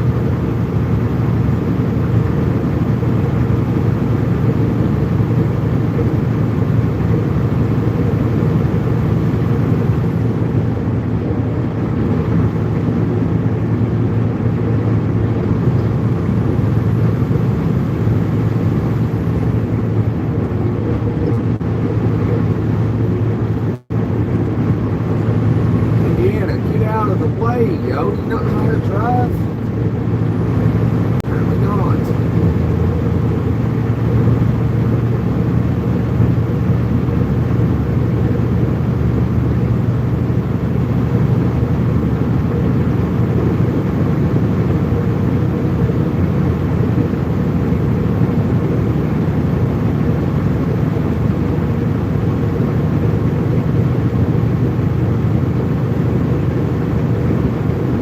You like me now that high new folks, 67 miles.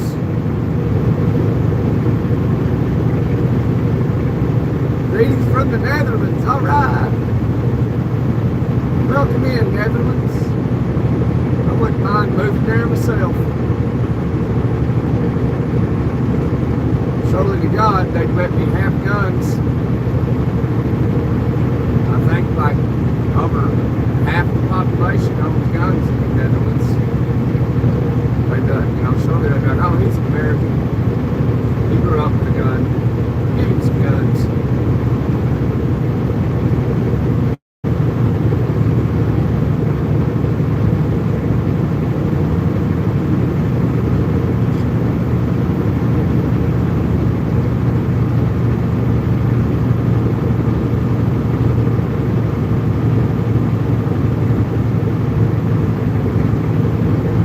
Switzerland. I can't remember.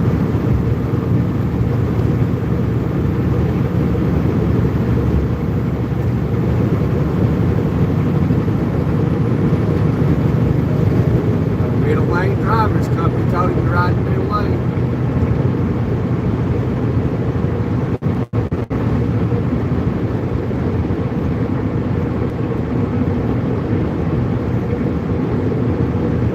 Greenland is the USA. You saw it here first. He said Greenland is the USA. Look at that. Look. Greenland is the USA. Look at that. Do you live in Greenland? I saw that person talking on the news over in Greenland. She's I don't know what her title is in Greenland, but I guess she spoke for all Greenlanders, saying that Greenland's not for sale and all this. Greenlanders don't want to be American. Yeah, the whole world wants Greenland. It ain't just the U.S.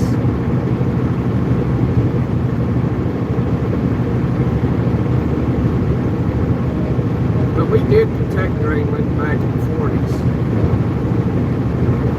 After Denmark fell to the Germans in the first 6 hours.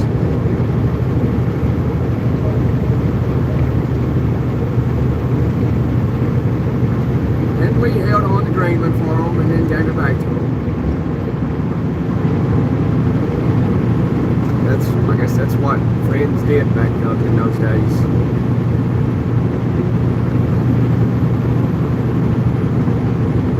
Yeah, Denmark surrendered to the Germans just in 6 hours. At least the Poles tried.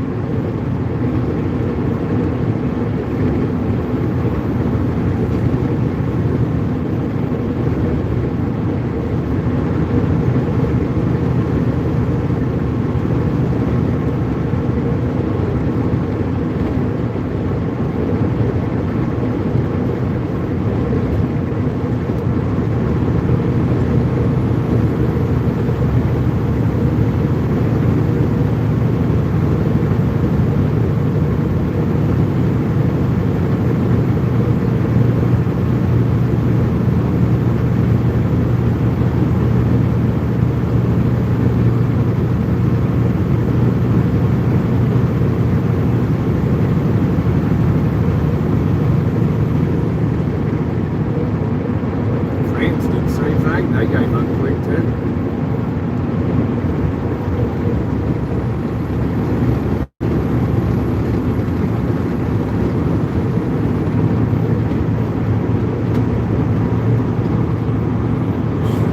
Frenchmen definitely are not fighters, I know that. At least that's what history says.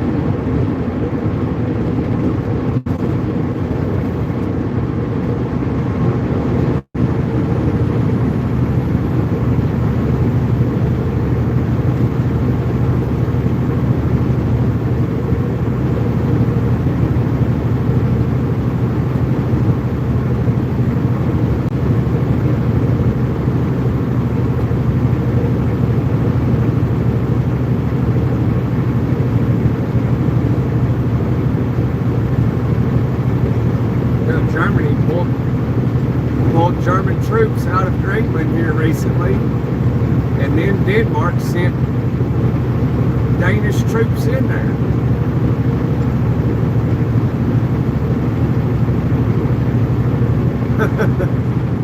Swear. Man.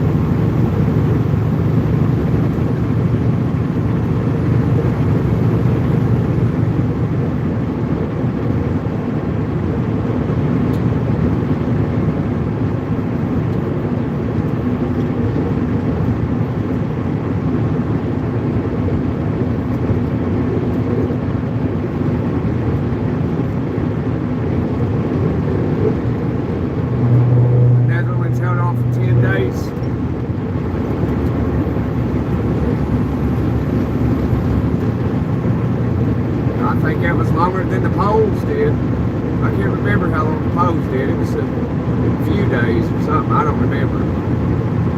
I do know, I just can't remember exactly right now.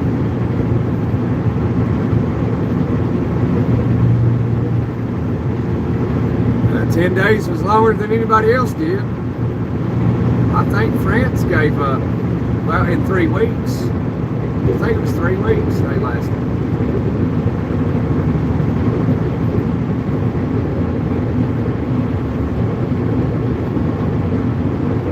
It wasn't long, 2 or 3 weeks. They surrendered pretty quick. But nobody surrendered like Denmark did. 6 hours, we surrendered. Man.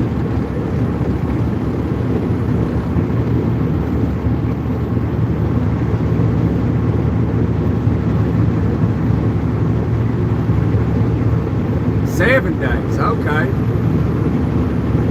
Man, Germany was dominating.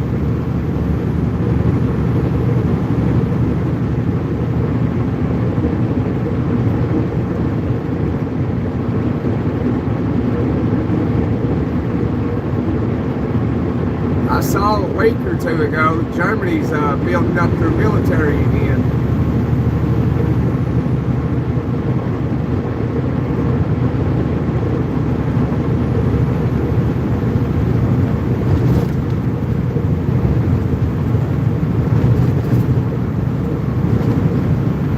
But their military's weak.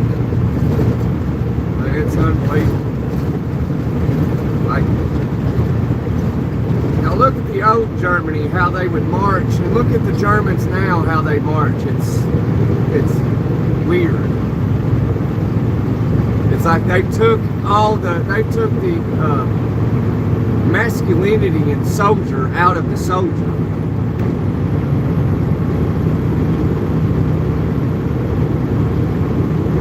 You know, compare Germany's troops during World War II and during the 30s and the 40s, how they'd march, and look how the Germans march now. It's weird.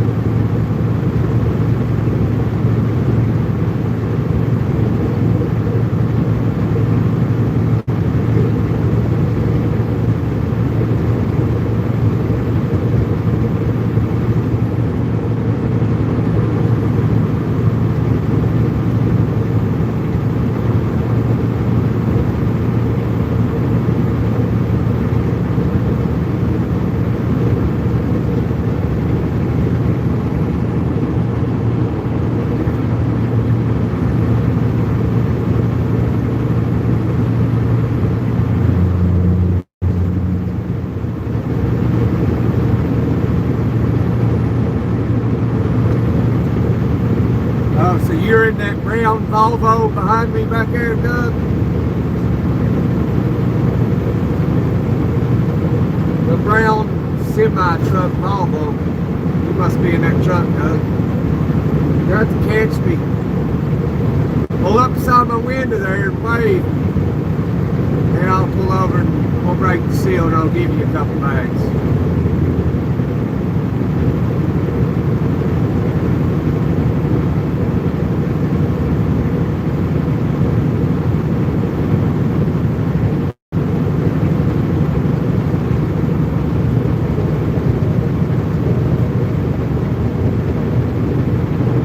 Italy's still flipping a coin. I mean, you would think they would choose you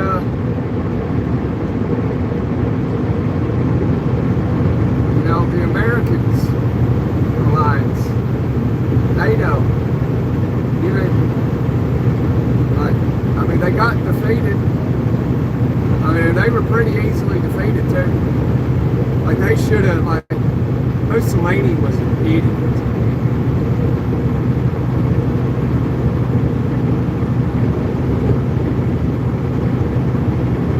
You could see the fear on his face back in those days. He was afraid of Hitler is what it was. He was afraid of Germany. Then he had to change up who he truly was and think he was a, you know, he was hardcore when he wasn't. You can see it in his eyes.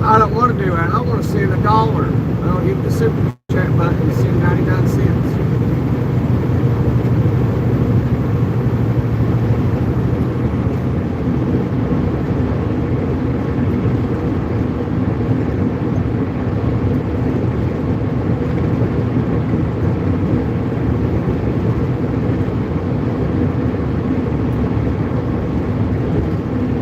Some people call me Maurice. Woo-hoo.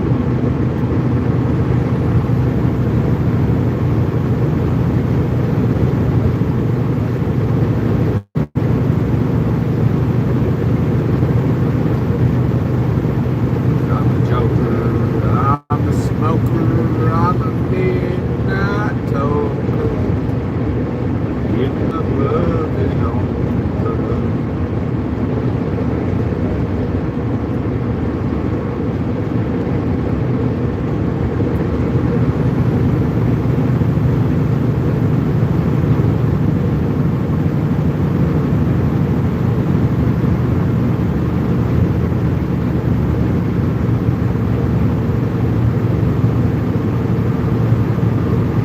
Hey Bruce, yeah, it's a pretty day, just cold. But that's all going to soon change the day after tomorrow. We're prepared for it, bringing in 40,000 pounds of salt.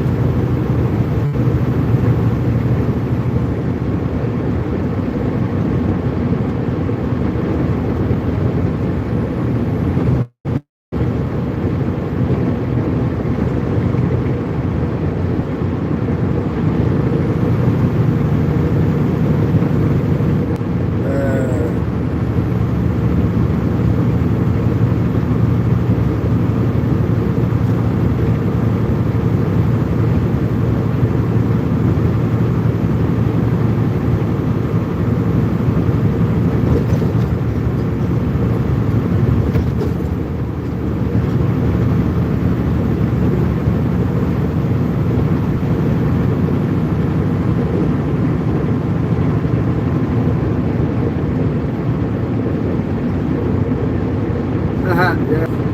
Batman from the west coast of Tennessee and Joker from the east coast of Tennessee. Alright. 'Cause I'm an old Tennessean. Miscount all the beers you drank back where I come from.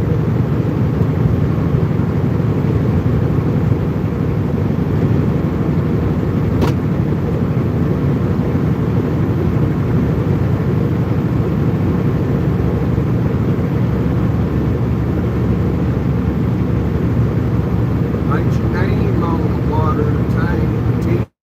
TVs, they were black and white back where I come from.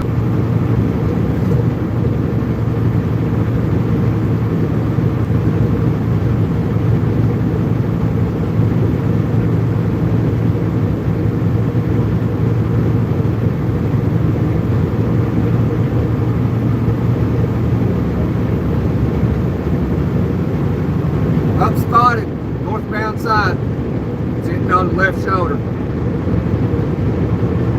Full grown Smoky.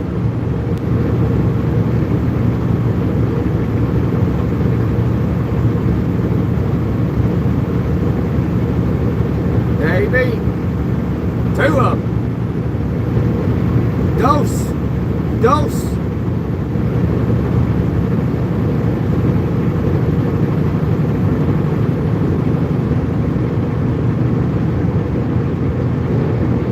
Vamos, amigo. Ándale.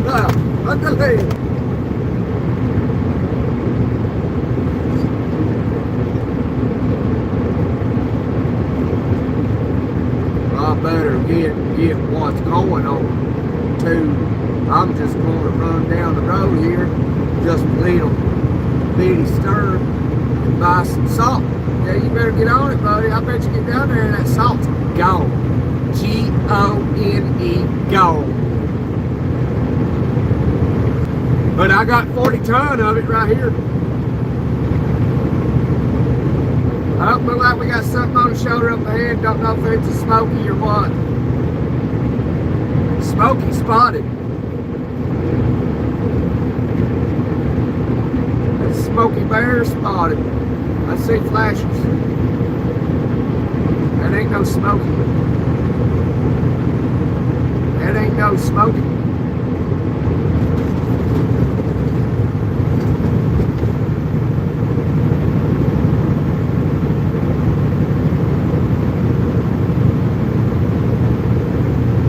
That must be one of them duck deals right there. That might be a Facebook marketplace sale right there. Oh, it's made up on the left shoulder of the interstate southbound side, mile marker 50. I wouldn't put it past nobody.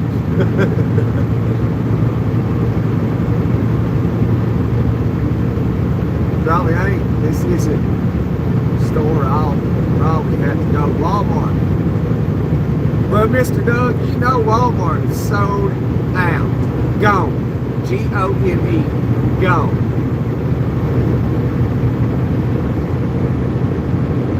I tell you what, before you go, Doug, what I'd do is I'd just call the, hey, y'all got like 25, 50 pound bags of salt. Call the Home Depot, call Lowe's, call Wally World, call the mom and pop shops. Call the mom and pops first. You gotta help the small guys out, you know? Big guys already pushed a lot of people out.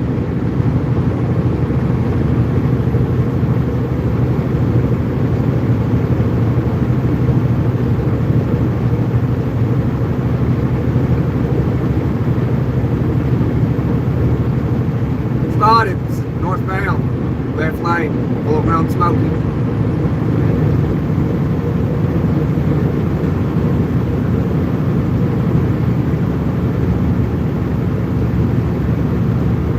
Yeah, I'd call him for, wasting my gas, Doug.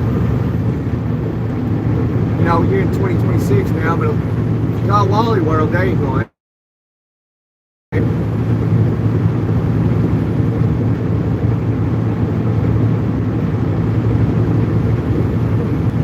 Now hard. TFTForcejobs.com.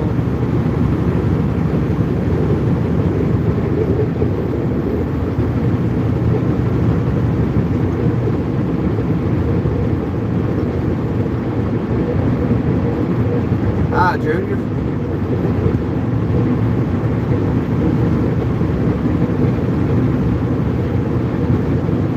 Yeah, go to the small one real quick. You can pull out your cell phone there and call the big boys.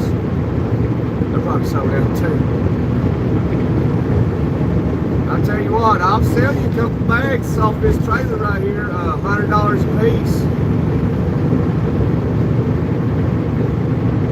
I mean, supply and demand, it's up, salt's expensive. Now I got 40,000 pounds of it, so yeah, I'll sell you a couple bags, $100 a piece.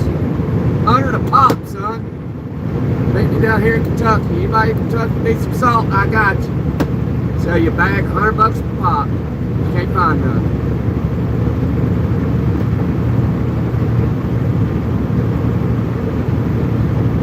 Just send it on a super chat, $100. Tell me where you at, I'll bring you a bag. Or you can cash app at the Gunner 865 and meet up with me and I'll give you a bag of salt. Unless you can find it. You can find it for cheaper. I don't know if you'll find it or not. Everybody's buying all the salt. It's not. You can't have it.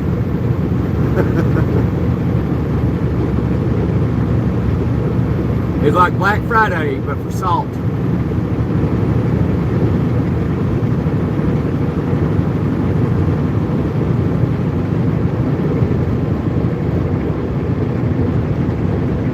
Yeah, if y'all want some salt, you better be making them phone calls real quick, see if they got some, and then get down there. Tell Uncle Terry, pull in there and get it. Uncle Terry, pull in Home Depot, grab a bag of salt, Menards or something. Because everybody's going to be buying it. I'm going to be the first one to get bags off this trailer right here. Like, ran me up for 3 of them.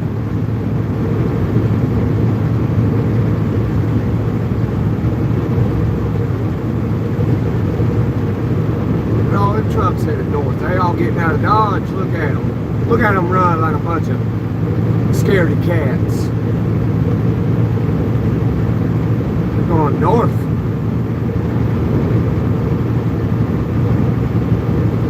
There's a lot of trucks there.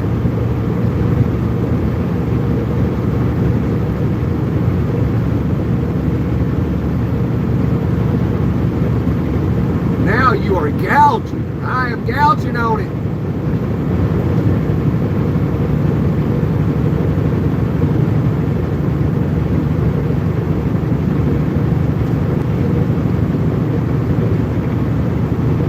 It's a hot load. It's priority. Got to get this salt down here to these southern folk, especially in the mountains. That's why it's going to the mountains, because them people know how to drive in ice and snow in the mountains. At least up north it's flat. You ain't got to worry about driving up a big ass mountain. And then driving down it. Driving up it's harder than driving down it.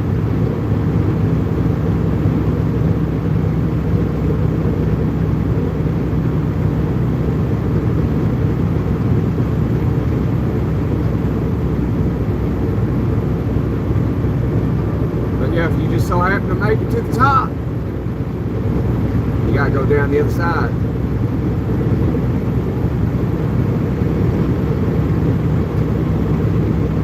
So you better know what you're doing in the south in these mountains when it snows. You better know. It ain't like the flatland.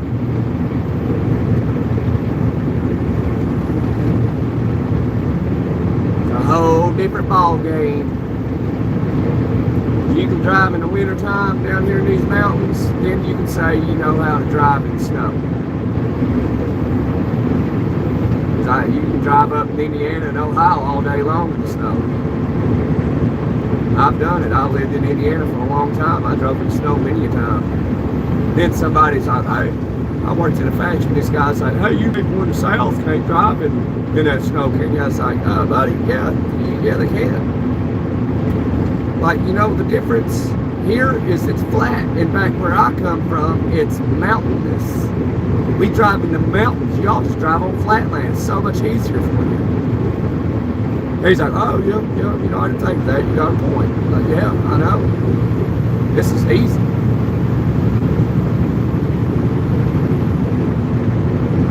But I guess growing up, if you're 47 years old, you grew up in flatlands, you know, you don't really think about anything else outside of that.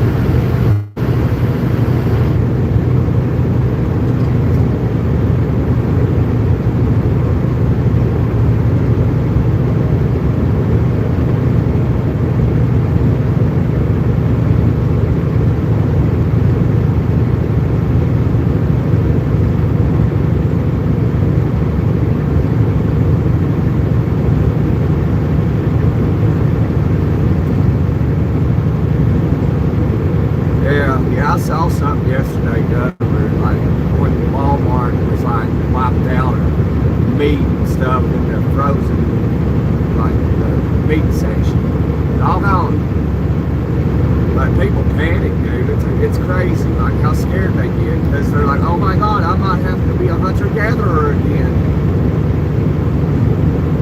Not knowing, like, it wasn't that long ago when your grandparents and their parents and their great-grandparents was hunter-gatherers. They go out and they get food, and they go out there and dress the chicken and all kinds of shit. That's how they ate. They didn't have grocery stores.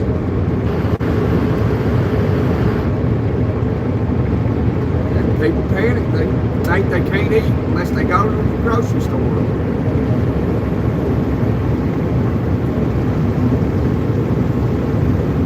Oh man, this turned into a wild day. Just out of nowhere. Ugh.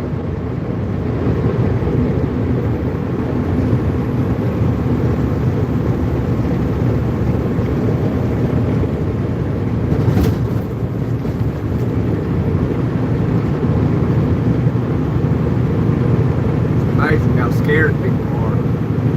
Oh God, we're gonna get 2 inches. We better run to the store and buy everything they got. My goodness. Panic. Oh, I have my trust and belief in God, but I'm scared and I'm gonna buy everything in the store. I don't know what it's like to go out and hunt a rabbit or a deer. How do you even do that? How do you dress it? What's he mean? Take some salad dressing and pour it on it? What does that mean?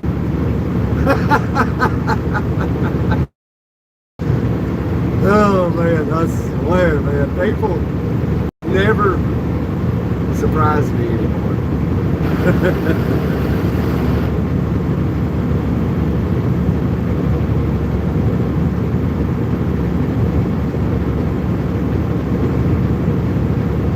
How do I catch a rabbit? Oh man.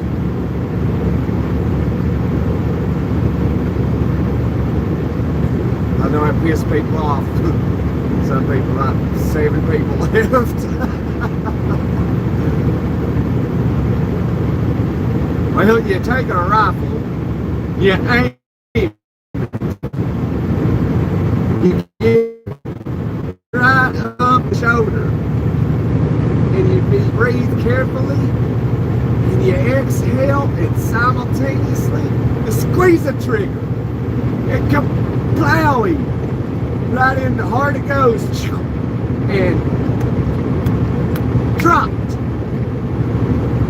And then what you do is you go over there, and if it don't drop, you're like, oh man, it's running away. It ran away. All you gotta do is go where you blasted it and look for a blood trail. And then all you gotta do is follow the blood trail. Might be 60 to 100 yards. It depends. And then there you go, you found it. And then what you do is you take a big old nice sharp knife and you plunge it into its belly. Well, don't plunge it. You gotta know what you're doing at this part. And then you rip it up to its chest, and then you reach inside of it with your hands, and you grab its guts, and you pull it out. All of it. And then what you do is you load her up, because now it's a lot lighter, and then you take it to the garage. You put your tarp or some plastic down underneath it. Then you take a sharp knife, and then you get up there by its legs, you hang it upside down, and you start cutting the hide of it off, and you start pulling it down.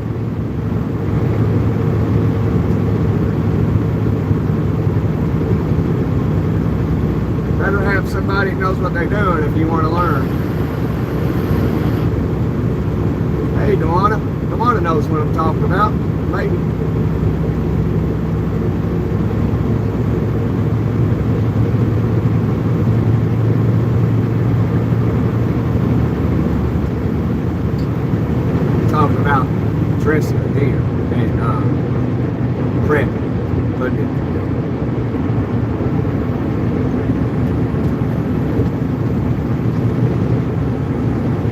sure do. See, I thought so. Subaru, I'm coming over.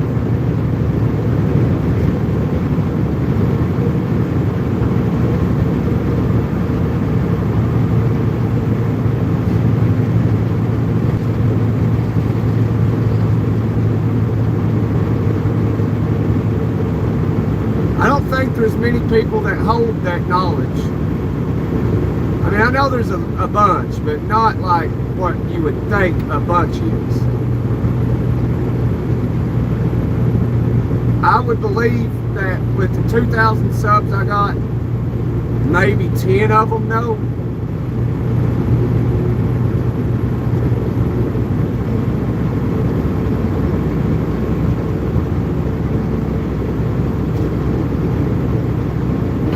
I don't know. There's no way for me to really know that. Unless everybody jumped on and started talking about it, like, yeah, I know how to do it. You know? Yeah, right. It's a basic skill for, well, the majority of Southerners, depending on where you're from, actually, you know. But yeah, you're right. It is a basic skill. And it will come in handy. So it's important. If you don't know how to be a hunter or gatherer, that is knowledge that you should learn, just in case.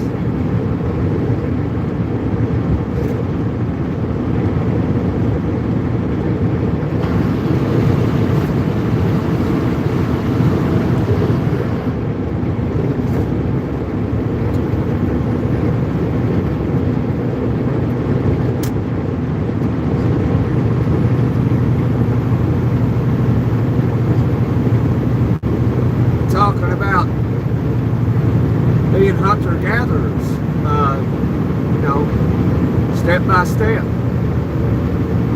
like dropping deers, dressing it, skinning it.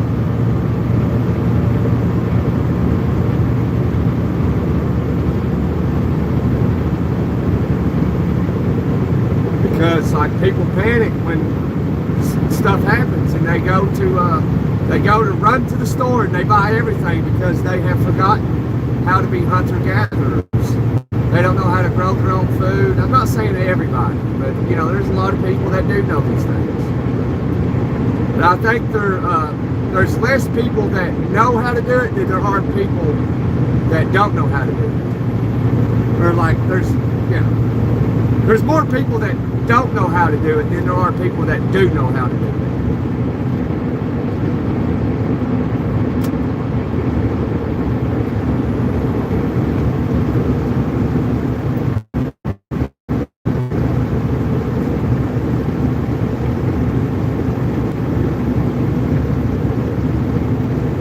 Oh yeah, a lot of Gen X people, yeah.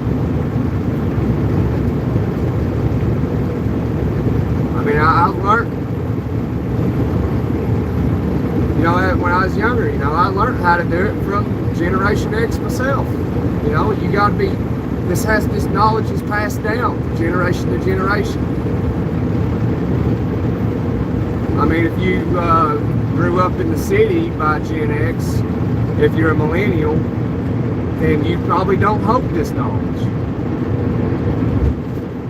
You know?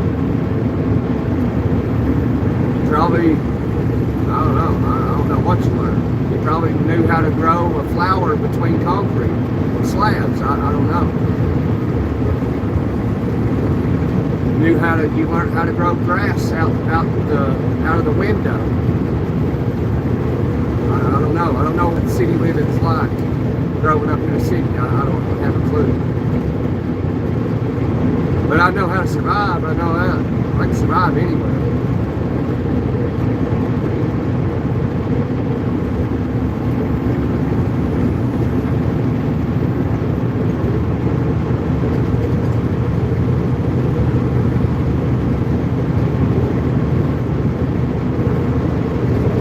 The reason I know that is because I've lived in 3 different places. I've gave city life a try. It's a headache. Too many people. Too many people that don't have a clue where they're going.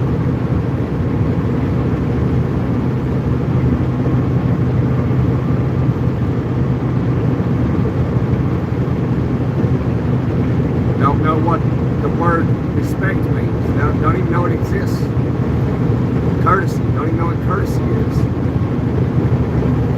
It's amazing.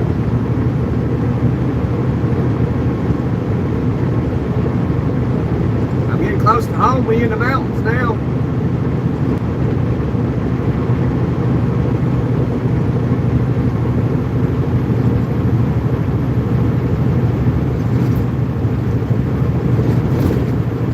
Going out and catching fish. You know, you gotta know how to dress the fish, clean it. I don't know if I can say what to do really on YouTube. They might not like me saying certain things. Because I mean, you gotta, if you're gonna eat it, you know. I don't believe in doing anything to anything unless you want to eat it.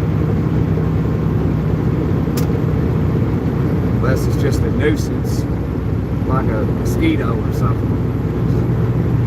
Who wants to kill and eat a mosquito? Not me. Had to make homemade biscuits and bread too. Yeah, I've made a many homemade biscuits and some bread back in the day. I want to get back to making bread. I ain't done it yet.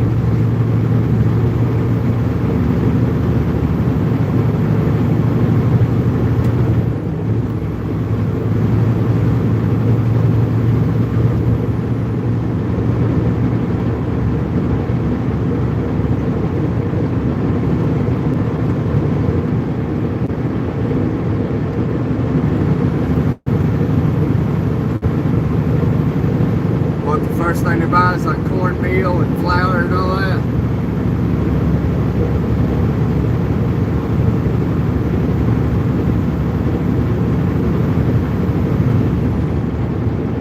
I keep stuff like that. I try to, but I use a lot of it too.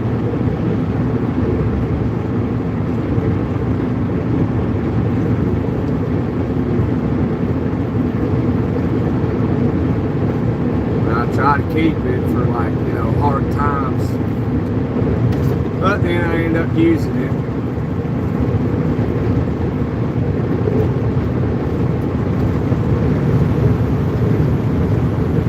That's what I like about the missus, man. She cooks a lot of things from scratch. Makes her own pasta, own dough. Picks the vegetables out of the garden.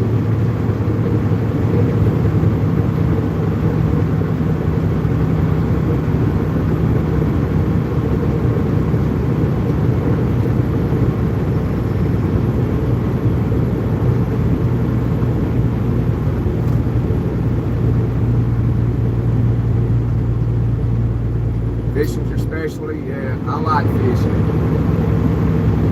That's so fun.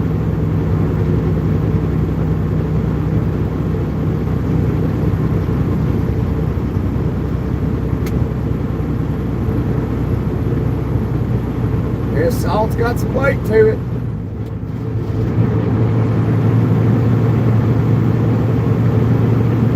I'm bringing 40,000 pounds of salt to Tennessee, Luana. We're going to have some salt.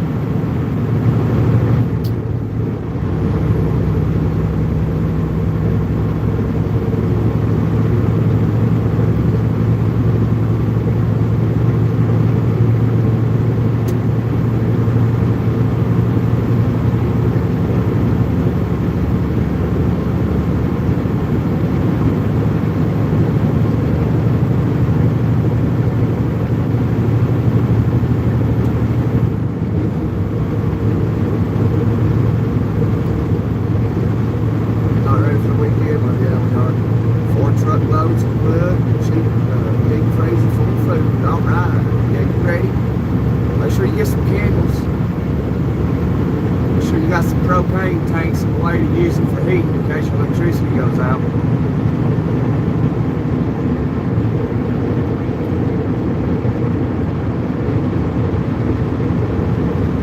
Yeah, it's cold here. It's fan.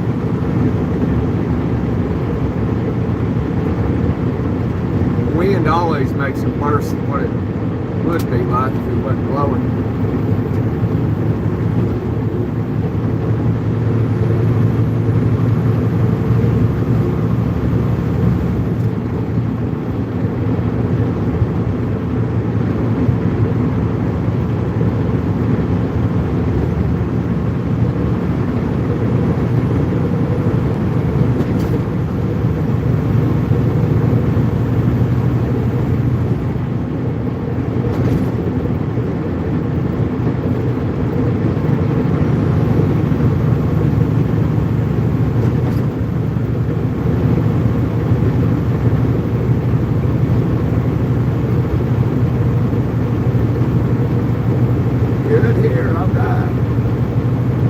What are they saying you're going to get over there, Dewana?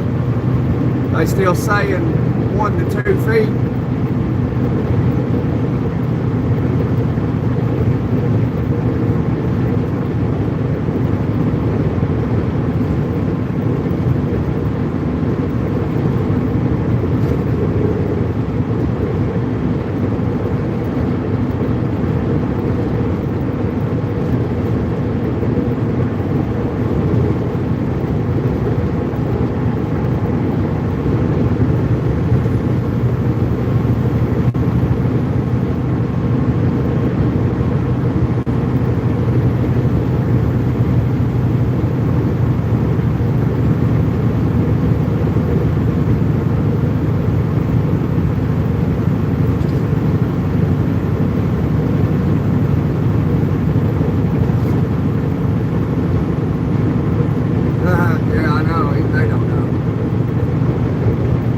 I've been hearing 1 to 2 feet, and I don't think it's going to be that. I'm thinking we're going to get anywhere between 2 to 5 inches,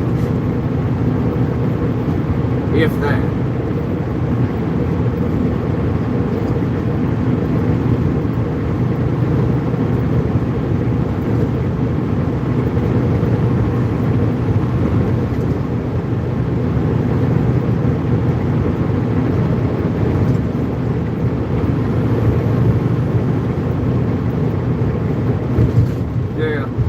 Best to prepare.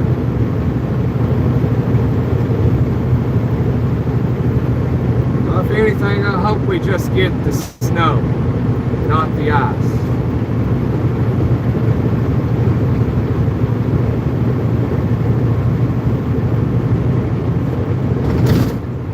Yeah, the whole town's getting prepared, and I'm bringing in salt.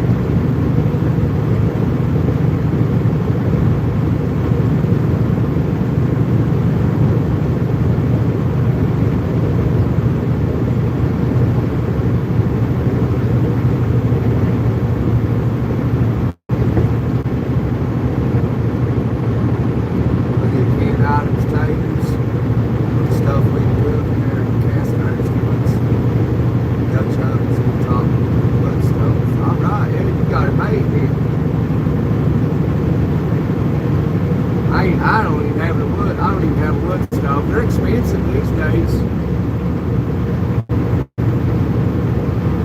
Used to you could buy them fairly cheap, $100, $200. Now they're like $1,000.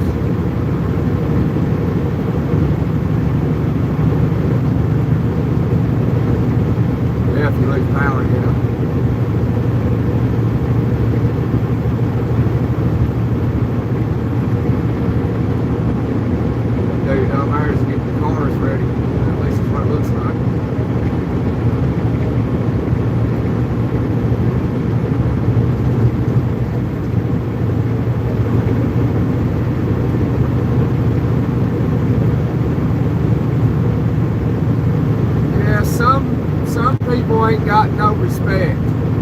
They lazy, don't throw anything away.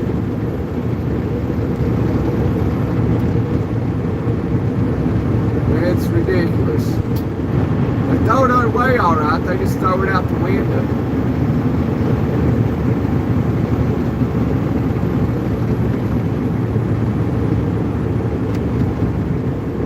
I guess they think they're cool. Who's going to throw my trash out the window in the parking lot?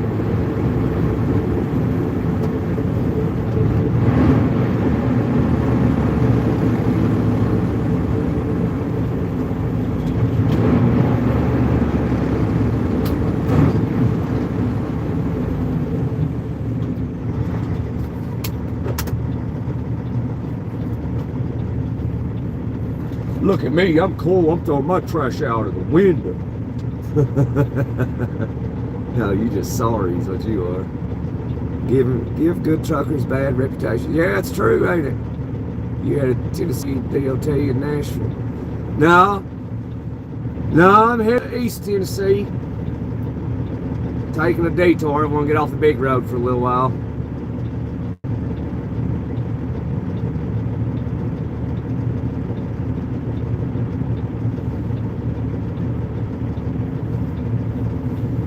You ought to bring some salt to the mountains of East Tennessee, to my fellow mountain folks.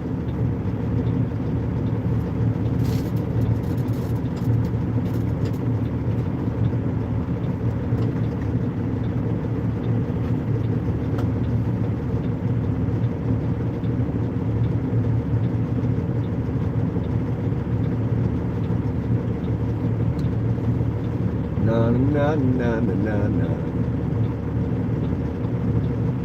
Oh, here we go. Green light. Let's go. I guess old man's blind. He was waiting on me to go. Oh, man.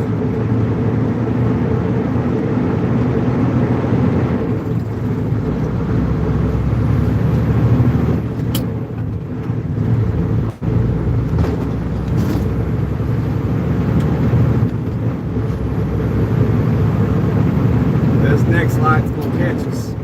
Not this one, the next one.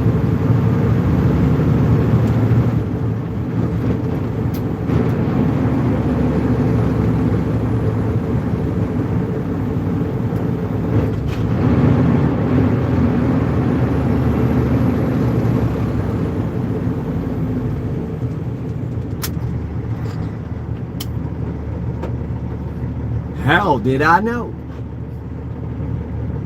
East Tennessee gets a load more snow than Middle Tennessee does.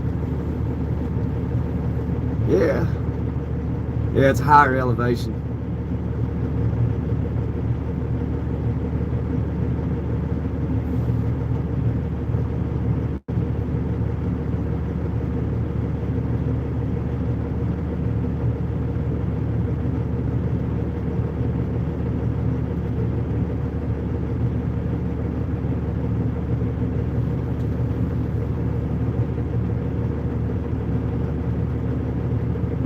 But I don't think we're going to get all that much, to be honest.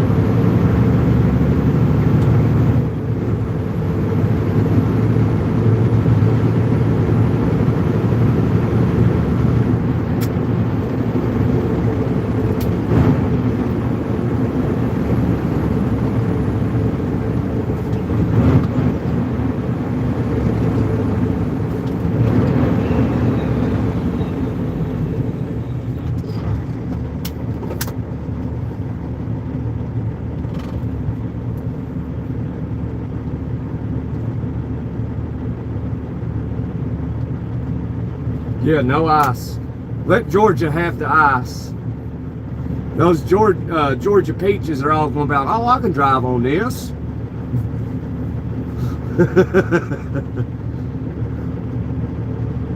Let them.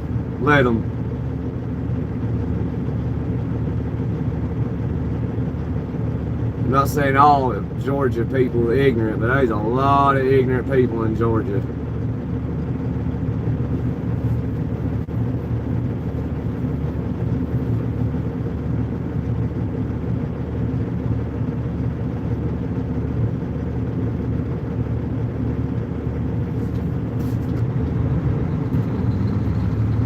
Let the ice storm weed them out.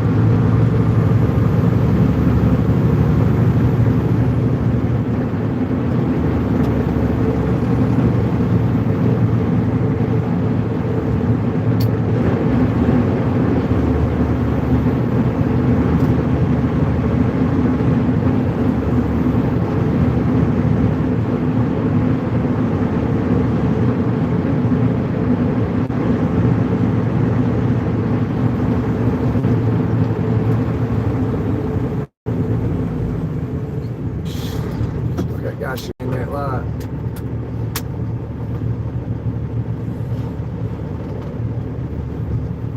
I don't think it's God, it's an old lady. Oh, brother, I'm back again. You're back again, ain't you? It's hard to understand the pain of wanting to chat with someone but not being able to speak their language. Oh yeah, China, you're getting it, bud.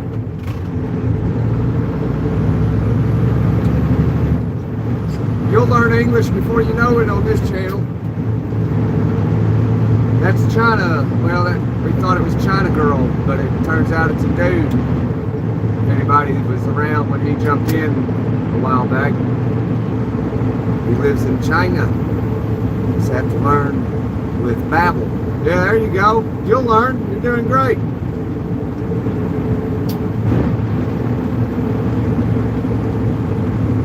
I'd say learning English is just as hard as it is for me to learn Mandarin.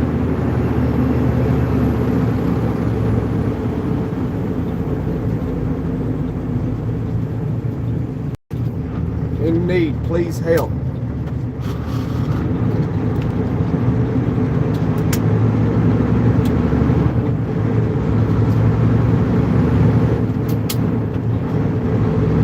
Oh, somebody's giving her something. You better hurry, go.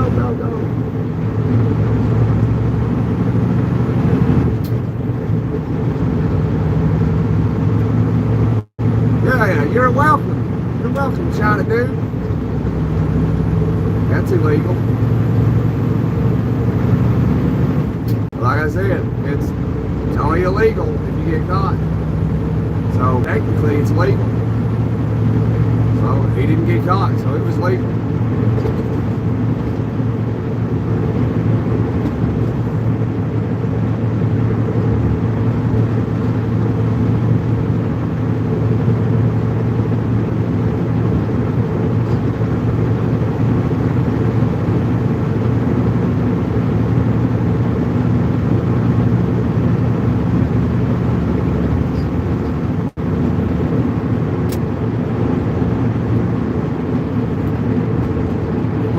Another language as well. I would just start with Spanish. It's the easiest one to learn. When you get into like,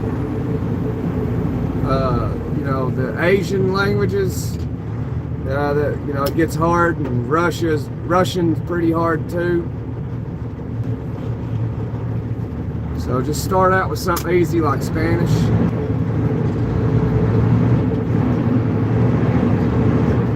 Mi casa es su casa, señorita Gawana.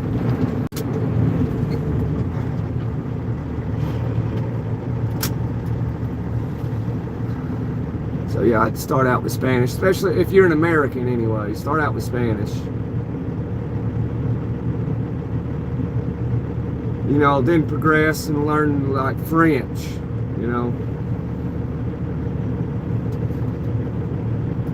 That's just my opinion. You might catch on to Mandarin.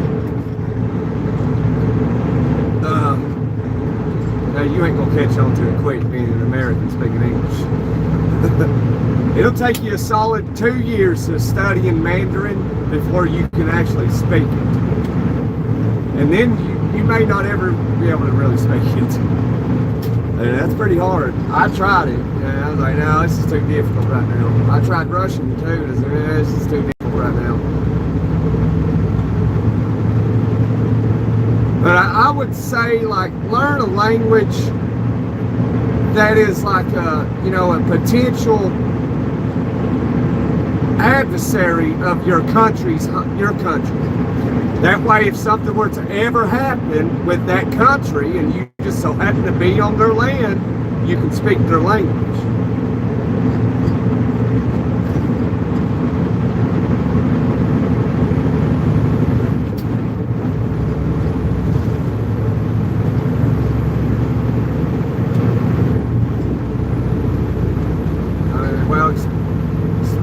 Especially if you're a male.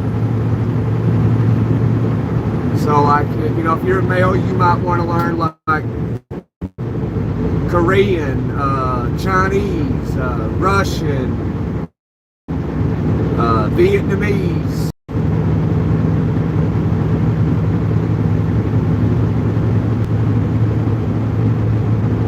So don't learn like a country that's like friends with your country. Learn your enemy's country language. Just in case you ever ended up there.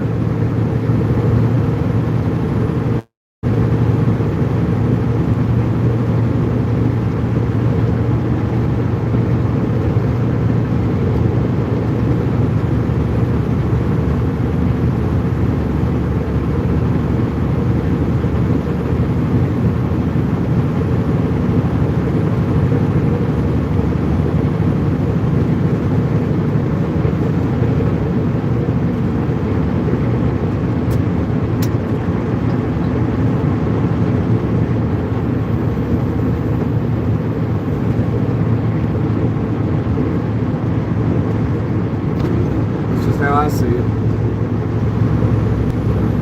Yeah, I mean, you can go learn Iranian, Afghan, Iraq, learn Arabic.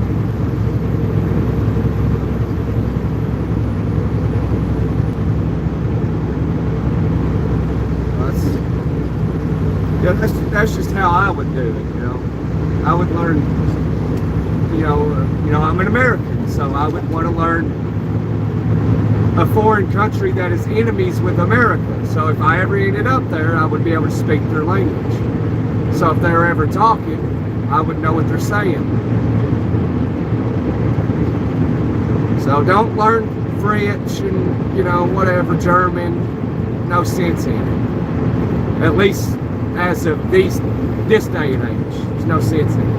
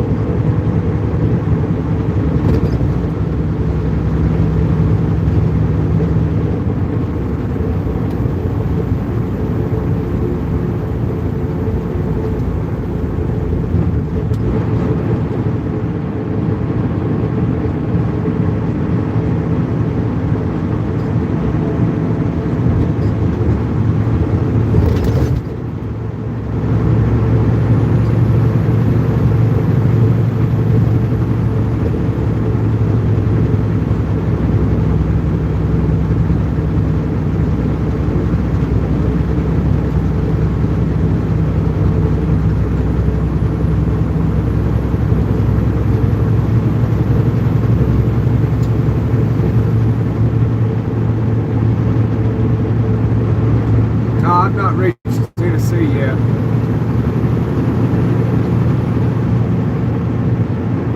Fixing to clean up, alright. Clock out for the day, alright. I'm going to clock out too, about another hour and a half or two.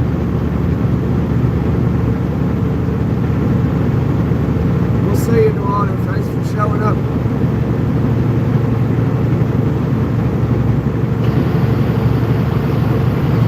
Smash the like button. If you don't care, just double tap the screen. Click, click. It's free. If you don't, you'll have to send a super thanks, super chat. For 99 cents.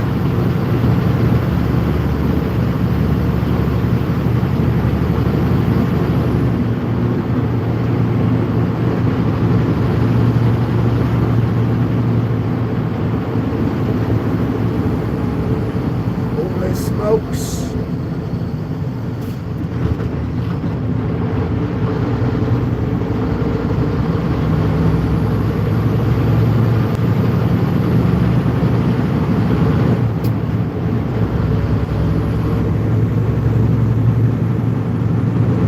Every time I see you, I'm reminded of my father.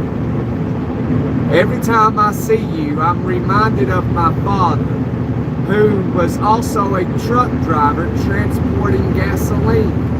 I think this is how he's learning English. He says it, or puts it in the chat, and I read it.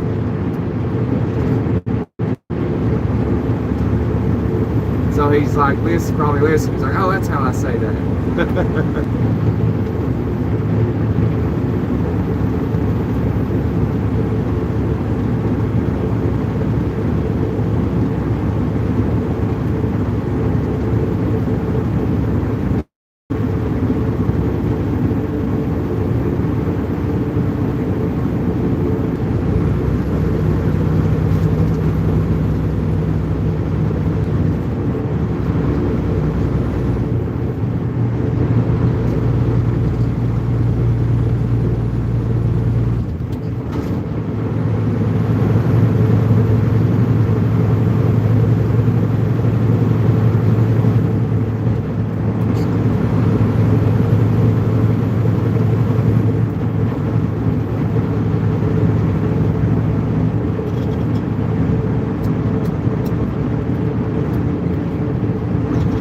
So your father drove a truck, he hauled gas in China. What city or place was it in China?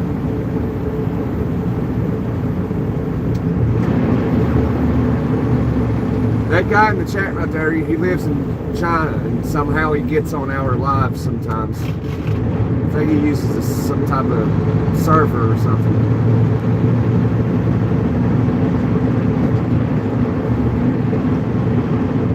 I am 18 years old this year, yes. Okay, I figured that's how you did that, like learning the language. That's one way to do it. I mean, you're doing it right. Just put it in the chat, I'll say it, and then you can learn how to pronounce it.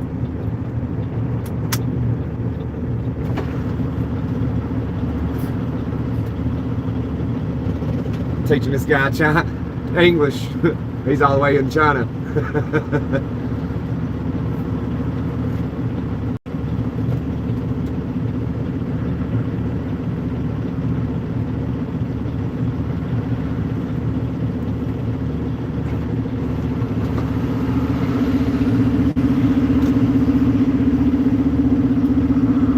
My father worked as a truck driver, but he could barely make ends meet. His wages were very low.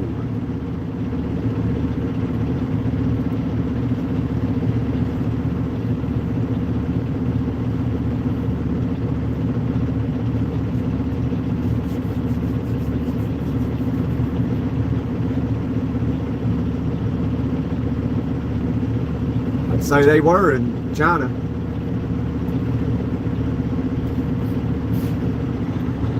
He must be using a couple of different devices.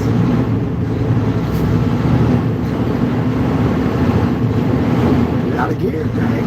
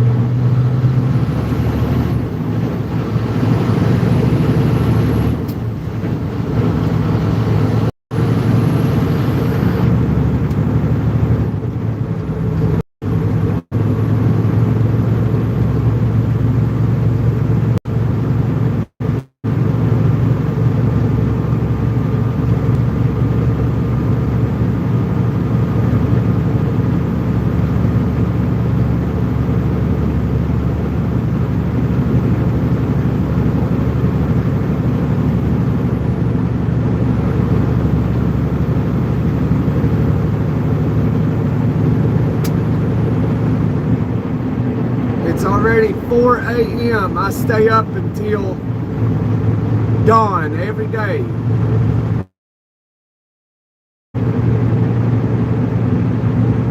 Every day's supposed to run differently together.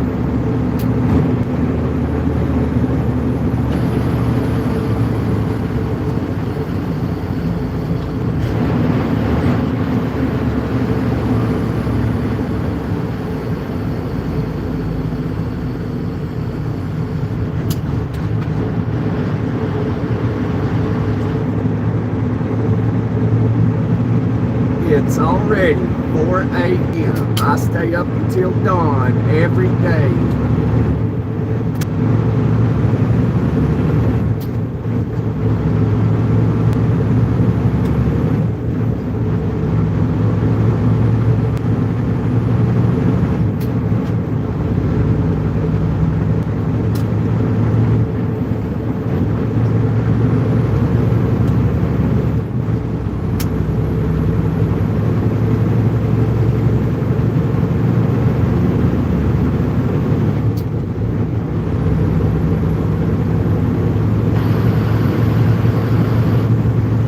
Sometimes you gotta run the light. If I would have tried to stop, I would have stopped right on the other side of the light, off the intersection.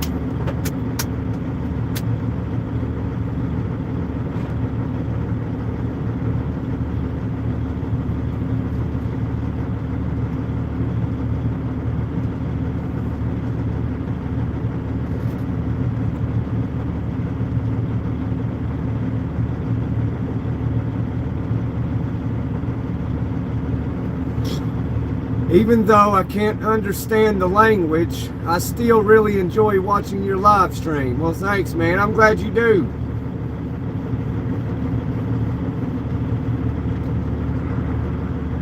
I'm happy that you jump in still.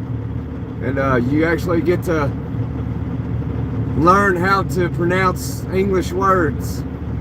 I'd say it's hard since you know Chinese or Mandarin. Because it's hard for us to learn Mandarin. I've tried it, it's really hard. So it's got to be the equivalent for you to try to attempt to understand and speak English. It is very challenging, so I know what you're doing. I know what you're going through. Just stick with it. About 2 years, you'll be able to speak English. Because that's generally how long it takes us to learn Mandarin at just like a decent level. Yeah, I am Kentucky. Well, leaving it.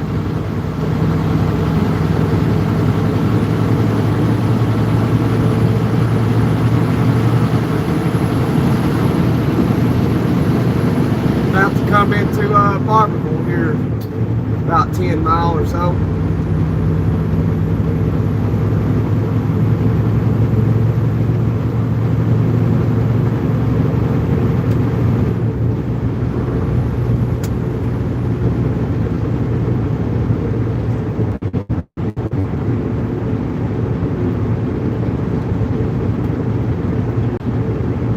Put the E's in breezy banking. I bet. Annual Boom Festival, October 5th, 11th, Barberville.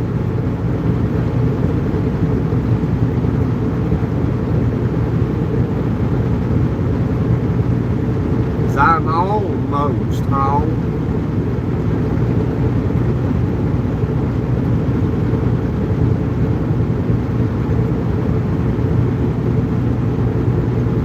Right now I'd be fishing. I just climbed out of a cottonwood tree.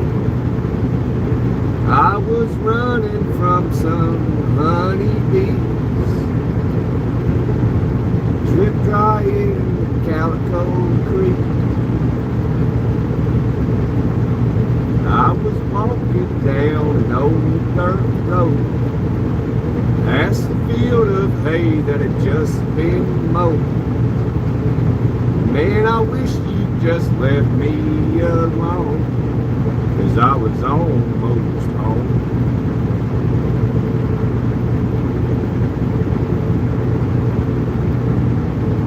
I saw your profile picture. Your two babies are absolutely adorable. I appreciate that, China. Appreciate that, thank you. Yep, that's my family.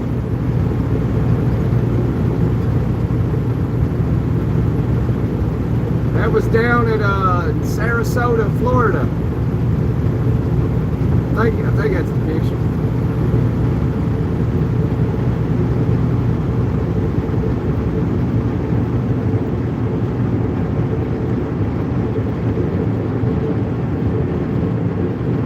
My son and my daughter. He's 7 and she is 4.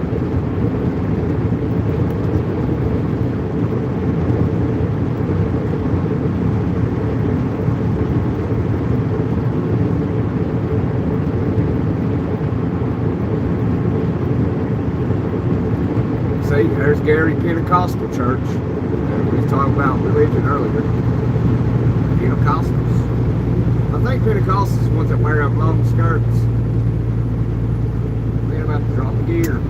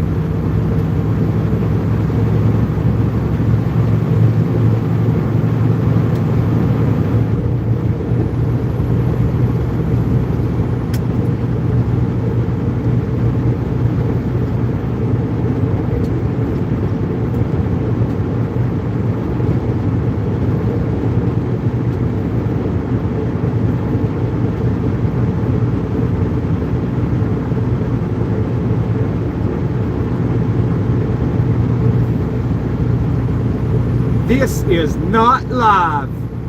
If it wasn't live, then how can I read your comment live? Makes no sense. JG2730. This is indeed live.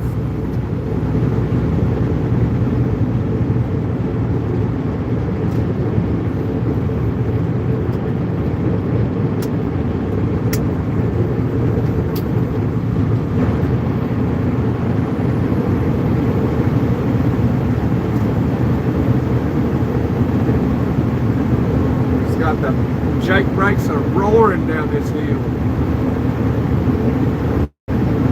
Still catching speed.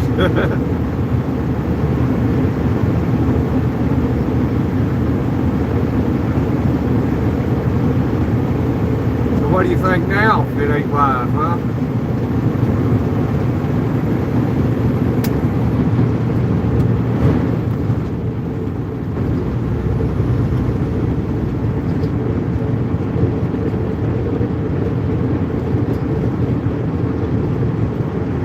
Some people actually doubted that this was a live broadcast. Ha ha.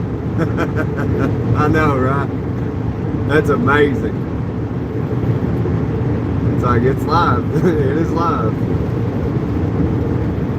If it wasn't live, how can I, that, I mean, that's a clear sign. Like, he's speaking the comments out loud. It's got to be live.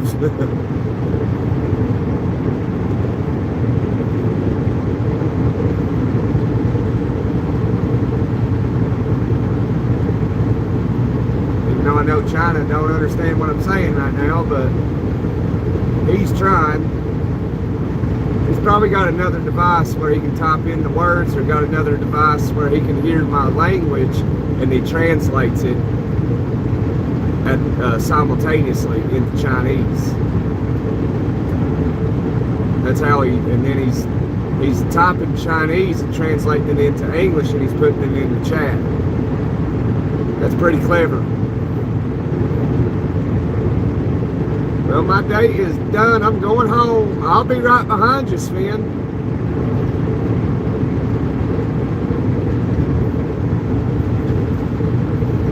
I hope, anyhow. I'm hoping to get this salt off here today.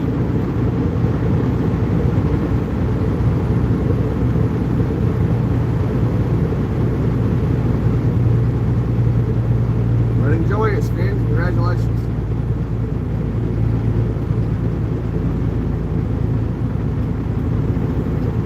Drop a gear again, goodness gracious.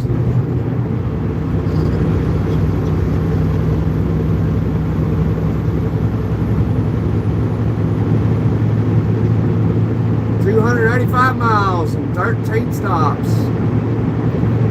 Man. Seems like a lot of stops. 285 miles.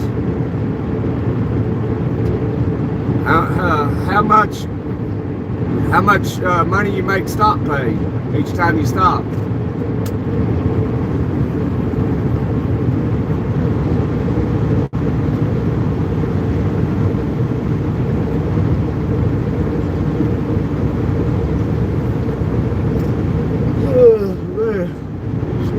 I've been up since 2:30 in the morning. I'm learning English on my own, but it's really difficult.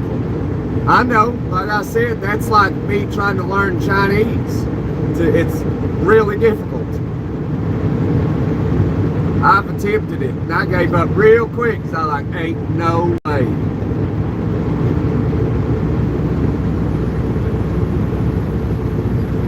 Wow chung pung dong, chi chong chong.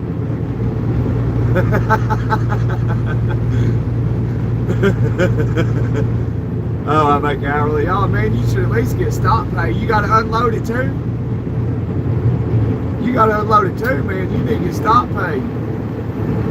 Even if like 13 stops, you need to get stop pay even if you ain't unloading.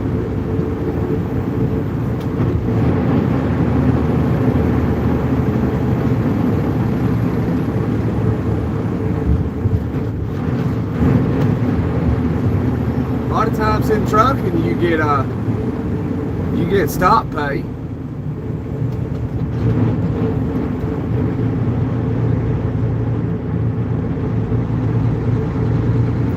China, I don't know what that says, China. I have no idea.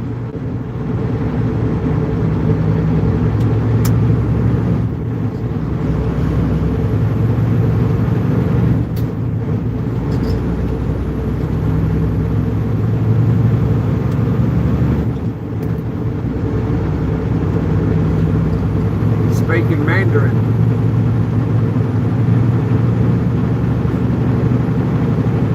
Brother, you understand that this statement is racist.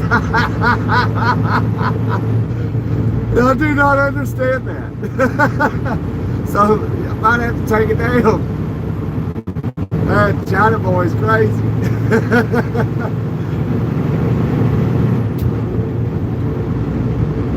Damn, it's getting hot in here. Yeah, I have to unload everything. My pay is the lumber's fee. Gotcha. No, I don't understand that, China. I gotta, just in case, I better take that down. There's State Popo right there. Spotted, son, spotted.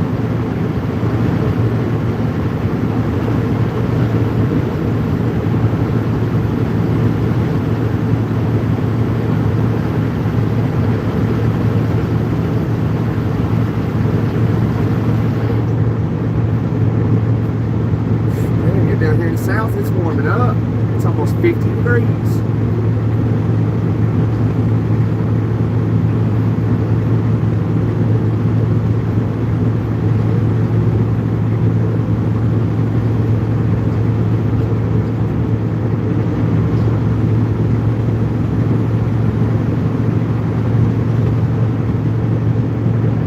This isn't funny. Why make a joke like this? I don't know what you said. None of us do. You're the only one.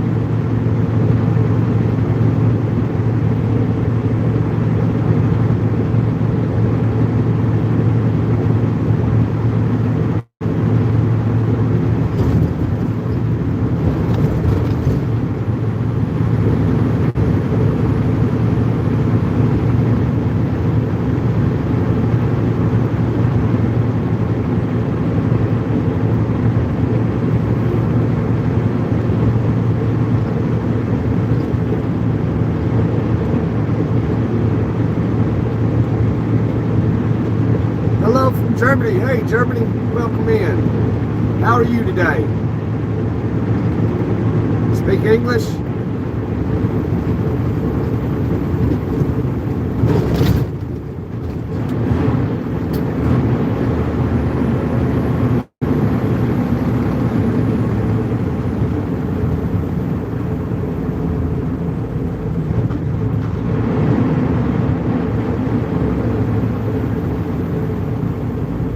Manchester.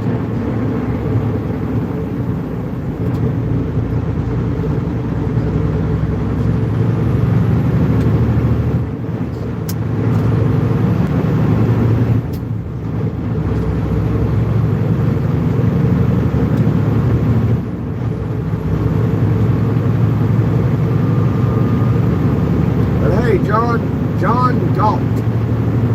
I thought that was about to say John Gotti.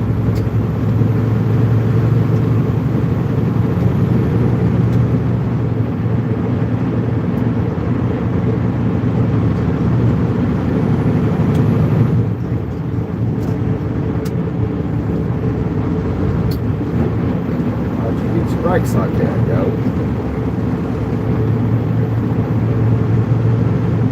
No, there's one there. That's taking the next lane.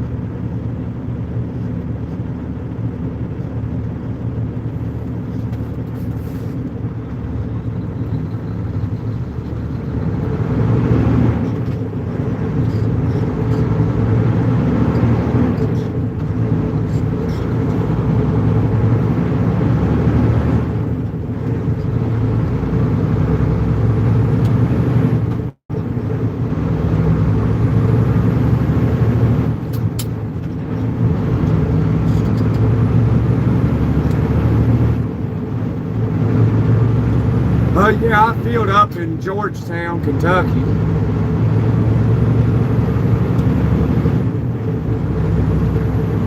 Yeah, I probably could have made it, but I'd be on E by the time I got to where I'm going. This load's heavy. I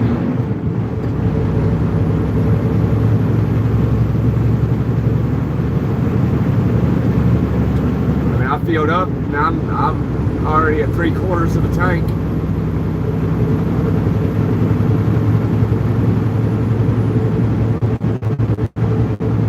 I'm probably getting about 4.2 miles to the gallon. I don't know.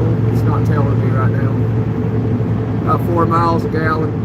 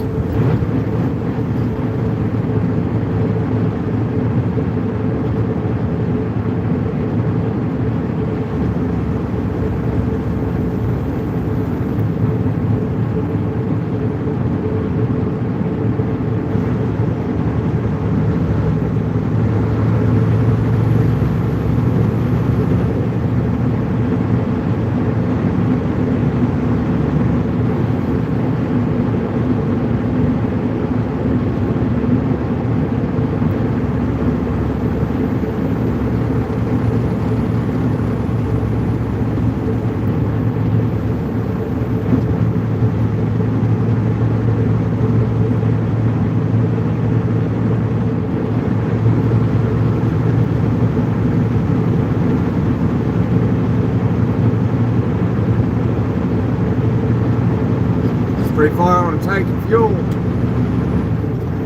Well, I got two 100-gallon tanks on here. I mean, it's burning through the fuel right now.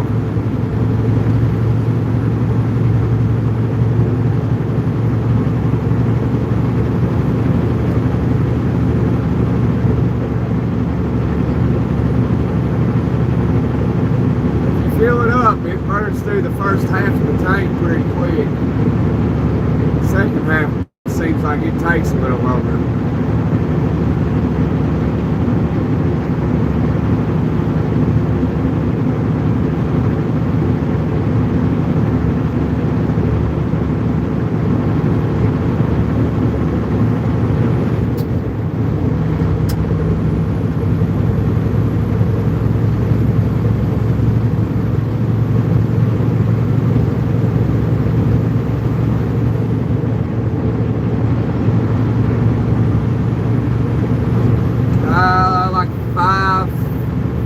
Five a mile, not much.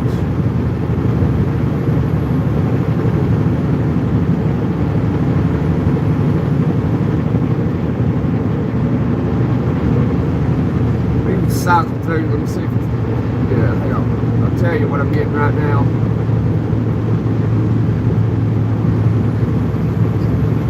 Yeah, that ain't right. It's telling me I'm getting 5 miles to the gallon right now, but I know that ain't right.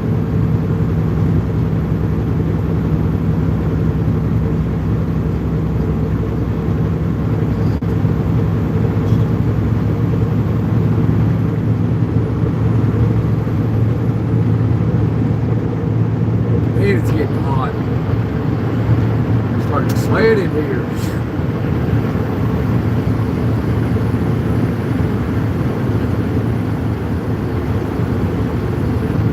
Why am I watching this from Sydney?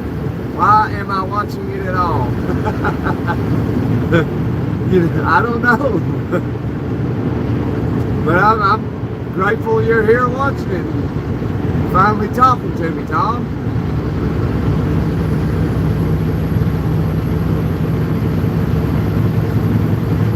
I don't see many Aussies in here.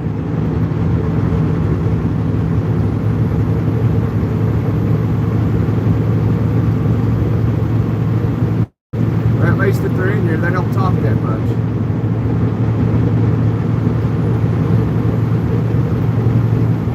Maybe someday I can come to Australia and do a live driving those train trucks over there. But you're here watching, Tom, because we're friends. Our two wonderful nations are allies. We're friends, we're pals, we're buddies, we're mates. We're all of the above.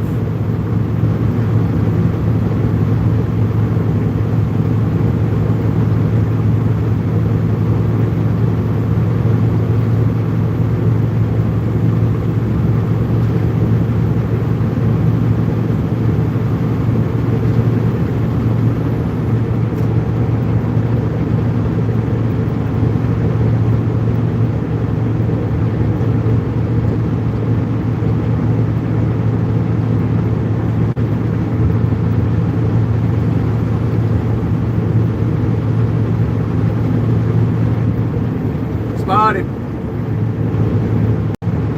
Full-grown smoky bear spotted, headed northbound.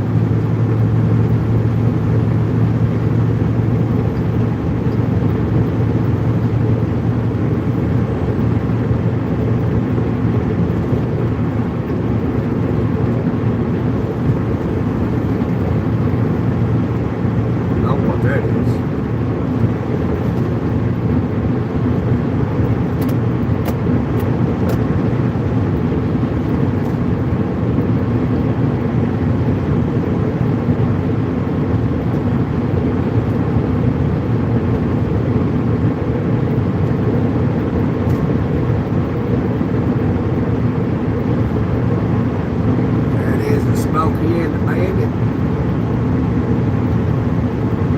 Yes, we love Americans here. Oh, that's cool. We love Aussies here.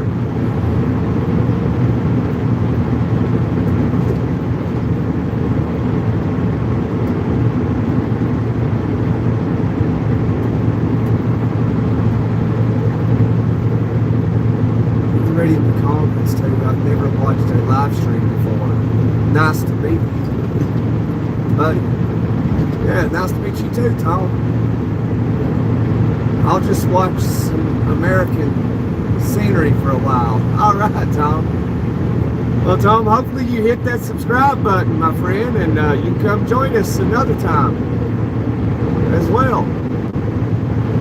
Manilow there, he's from the United Kingdom.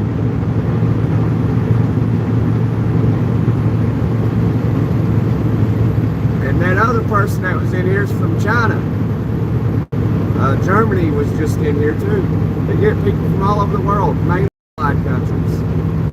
That China guy uses some server where he can tap into American content, which, if I'm mistaken, that's probably illegal in his country.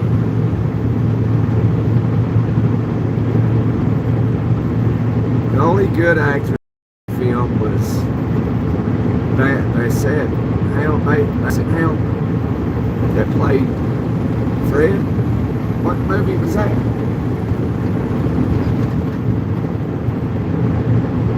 I'm from Kentucky. I'm in Kentucky, James. Just came out of Barbara. With a name like that, you gotta be. Fred rode in the 18-wheeler. Artem said, okay, cry. Why would I do such a thing?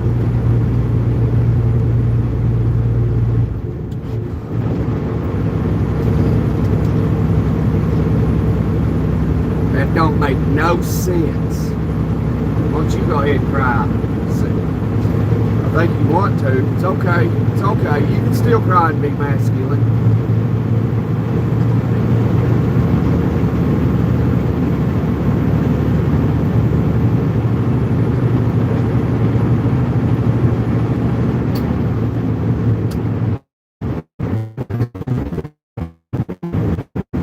Oh, spotted, northbound, guys. Around Smoky Bear.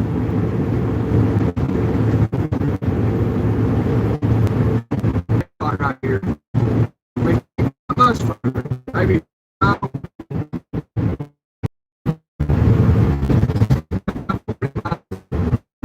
Spots to start right up here. But yeah, we're in Kentucky. We coming down from a salt mine in Cleveland, Ohio, taking 40,000 pounds of salt to Tennessee. And Tennessee's on up here about 30 more miles, something like that.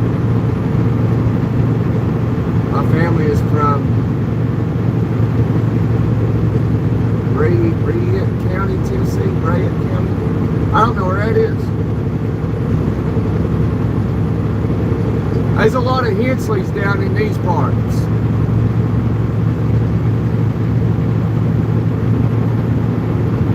But yeah, down here in this curve down here, I lose signal for a second till I get around the curve.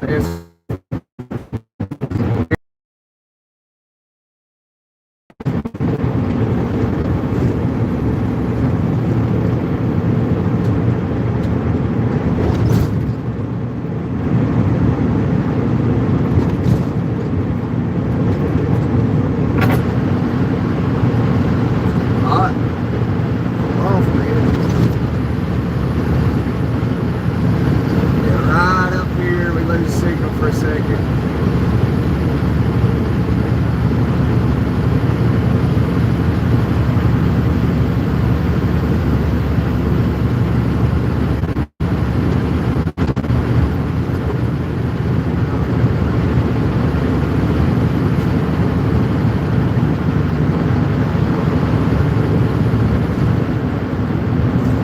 Yeah, right in here somewhere.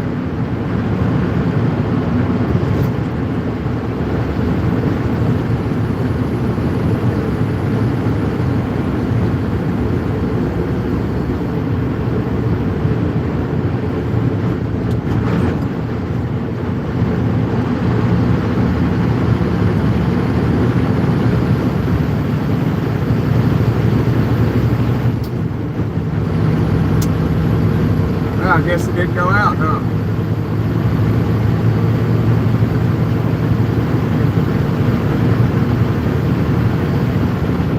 But Tom, if you're still here, this is Kentucky. Well, southeastern of Kentucky.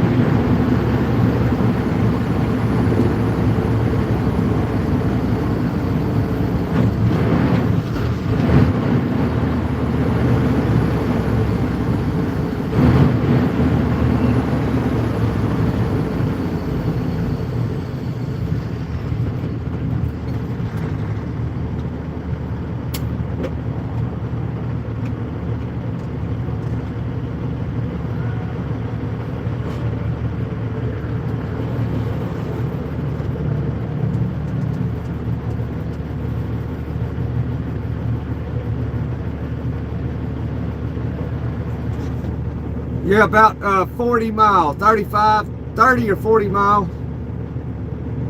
So we'll be there in about 30 or 40 minutes. Something like that.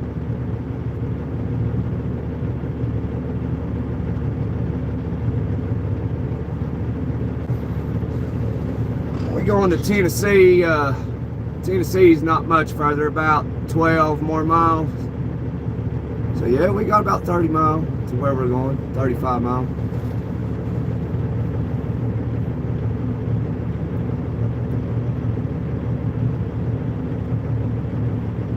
We got to go underneath the mountain, so we got to go into a tunnel. You can find this tunnel with me driving through it on the channel, because you don't have signal in underneath the mountain for obvious reasons.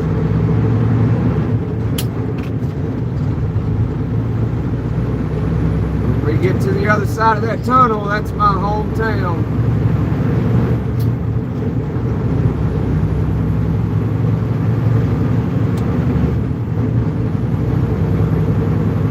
Yeah, no problem, Tom.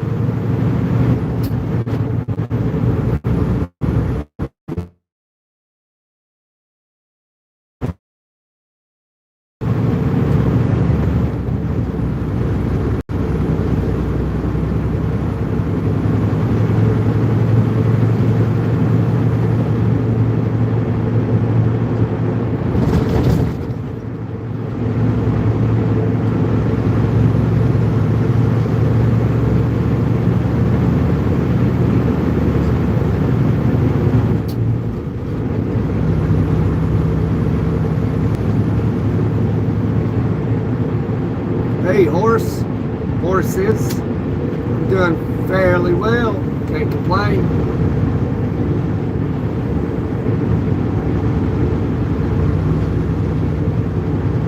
How are you?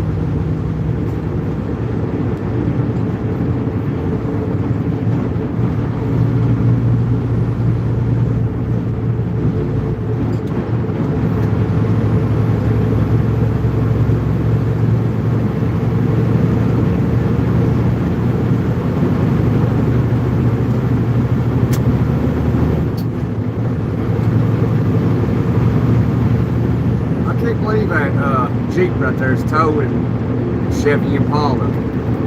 Jeeps don't have really good towing ability.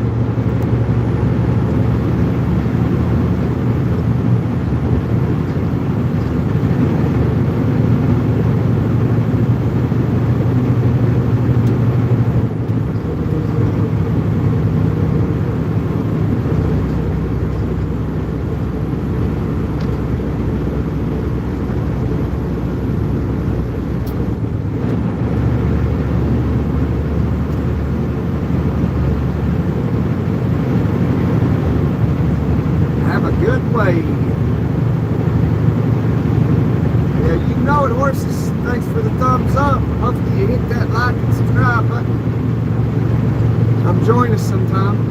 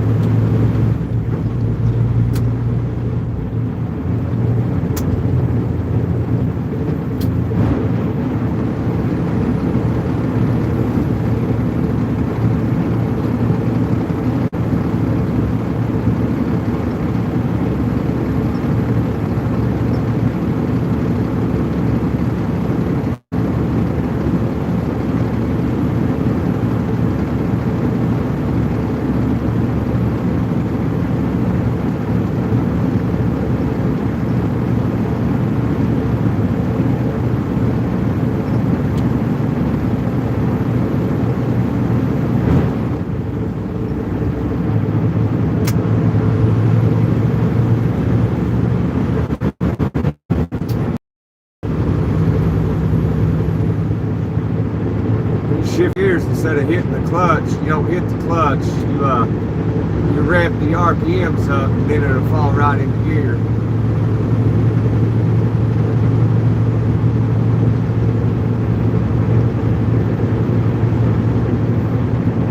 That's how you drive a standard truck. You only hit the clutch pulling out, backing up.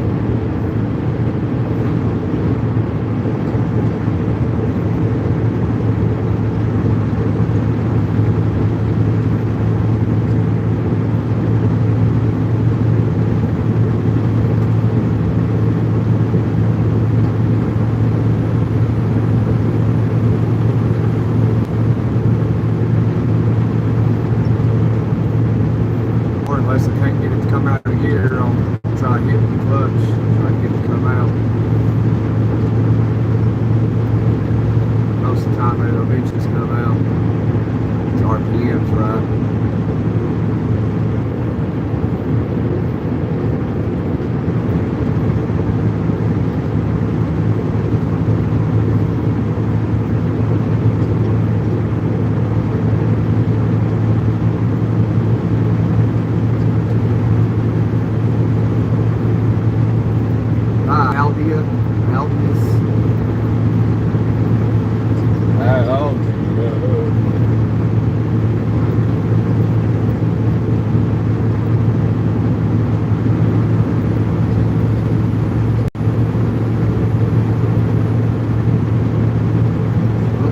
You all, but it seemed like it'd been a long trucking journey back.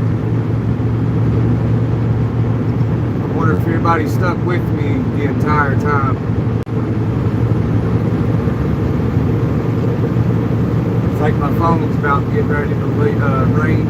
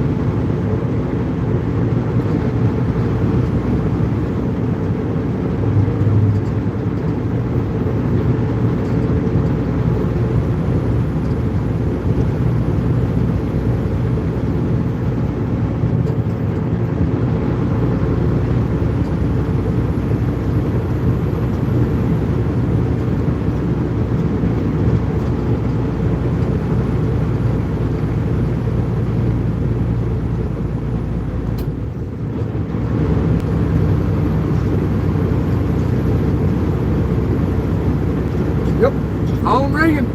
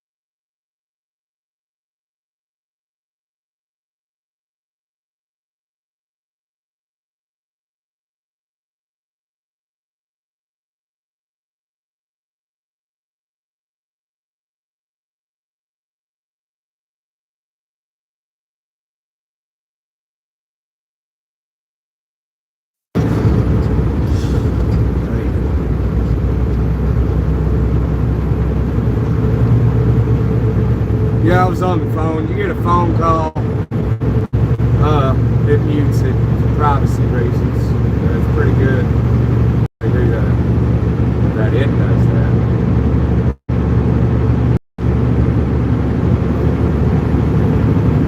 Always like a lot of stuff going on all the time. Can't wait. Can't wait. Can't wait to move back to Florida. Here's the tunnel we got to go in. Obviously, we got to drive underneath that mountain and we lose signal. So, yeah, James, you're cool, man. So once we get to the other side, we'll have signal back.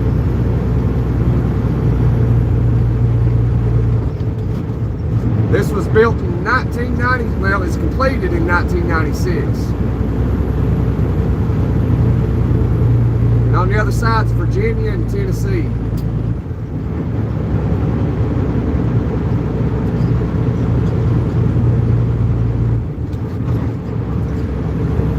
Here we go.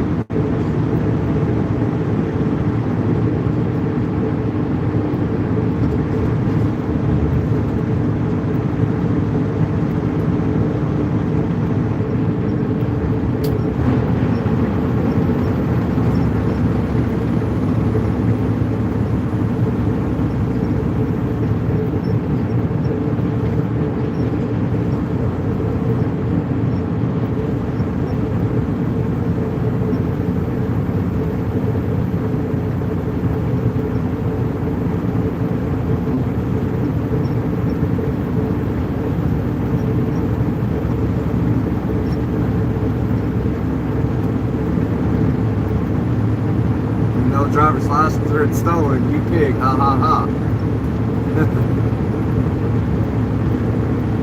It's out of Sevier County, Tennessee. It said Sevier, so it's out of Sevier County, Tennessee, over in Sevierville, over by Gatlinburg.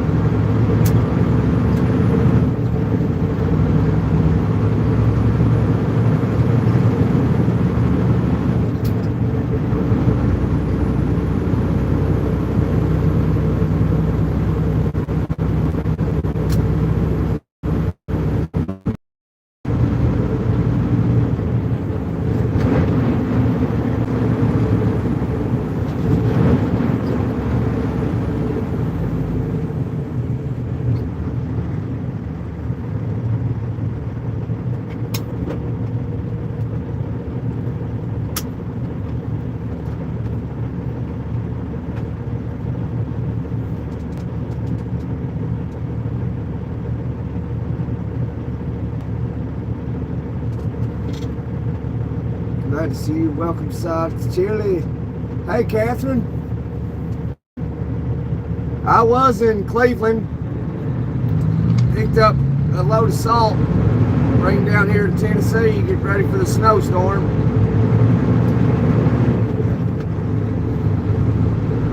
I'm almost there.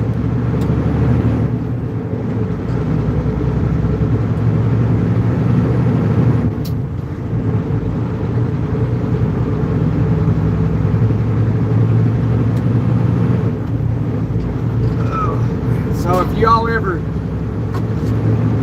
send anything, it goes to this post office right up here.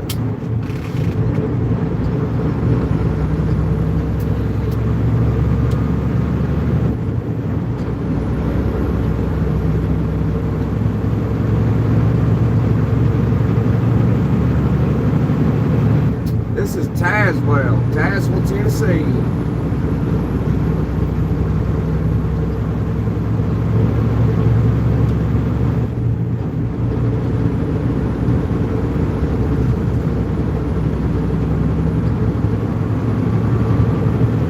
Ever send anything to the P.O. Box? P.O. Box 310, Tazewell, Tennessee, 37879. Right over here is where it goes.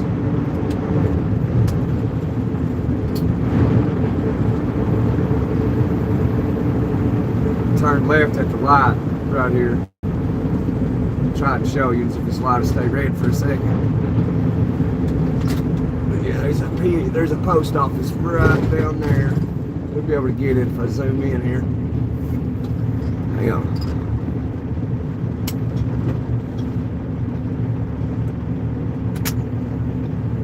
We'll have to show you when but it's down that road on the left. You'll see it from the road here in a second. Just that way y'all got a visual where it actually goes.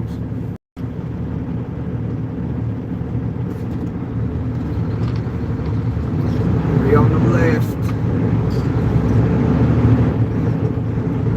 Hang on. Hopefully we'll see it. No, yeah, right there it is. Right there's the post office. See that flag? Right there it is. That's where everything is when you send stuff to me. But I don't live over here in Tasman.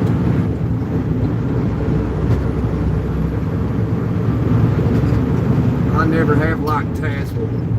This is the heart of the county right here. This is the seat of the county.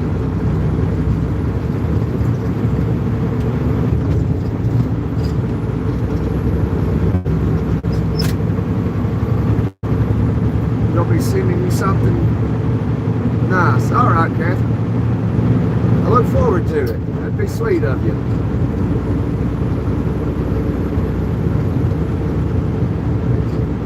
When I move to Florida, though, I'm going to change, obviously have to change the P.O. box. I'll get one in Florida. This is going to be very difficult to do. So I got to make a sharp right-hand turn. So I'm going to have to take that left lane and hopefully,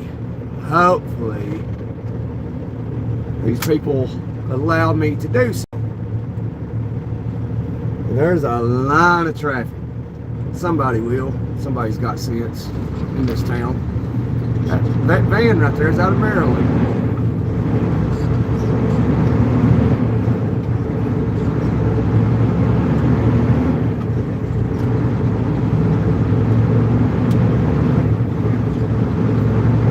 Y'all won't have to let me over there.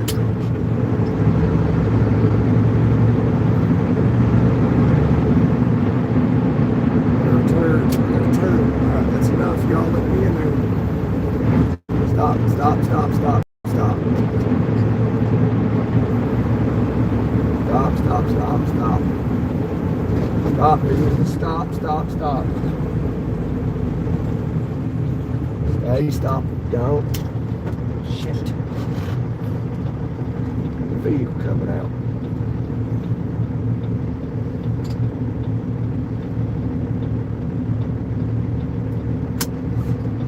Here we go.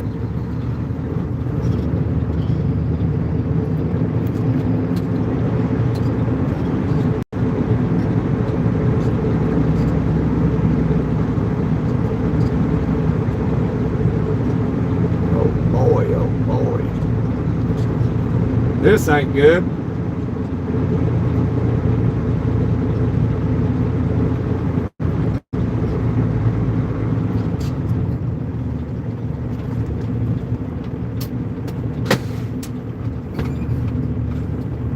Oh boy, it might pull me back down the hill. I guess let me...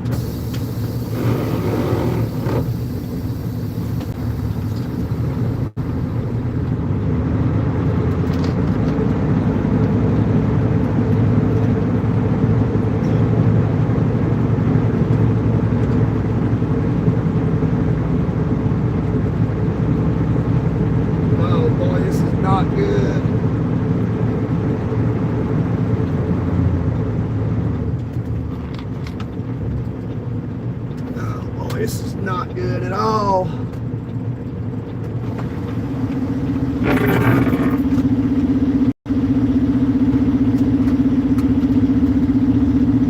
Try to figure this out. I hate coming to this place.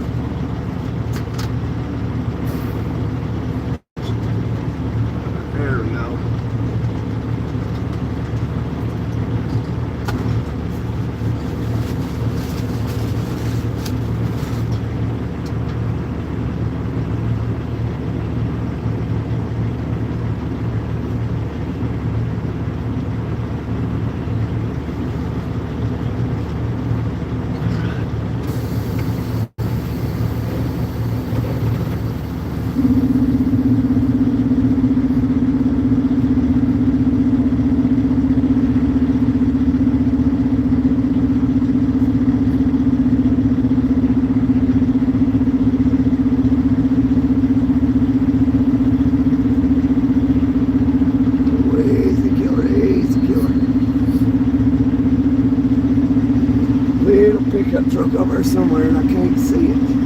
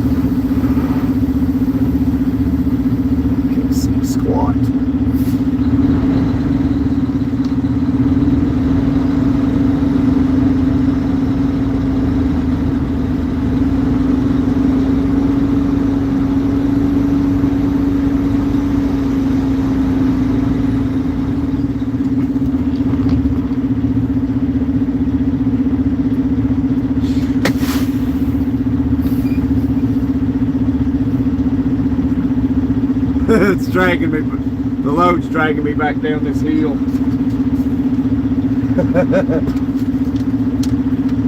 My mirror is covered in salt.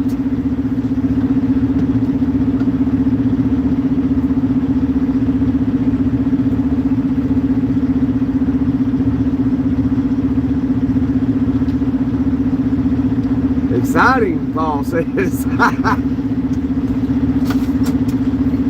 Yeah, it's a little bit exciting, ain't it? A little bit. It's dragging me down the hill. This load's heavy. There's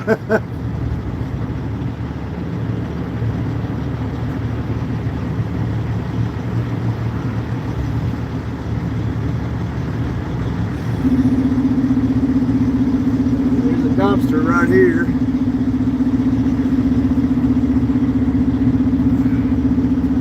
This is all jacked up. Okay, so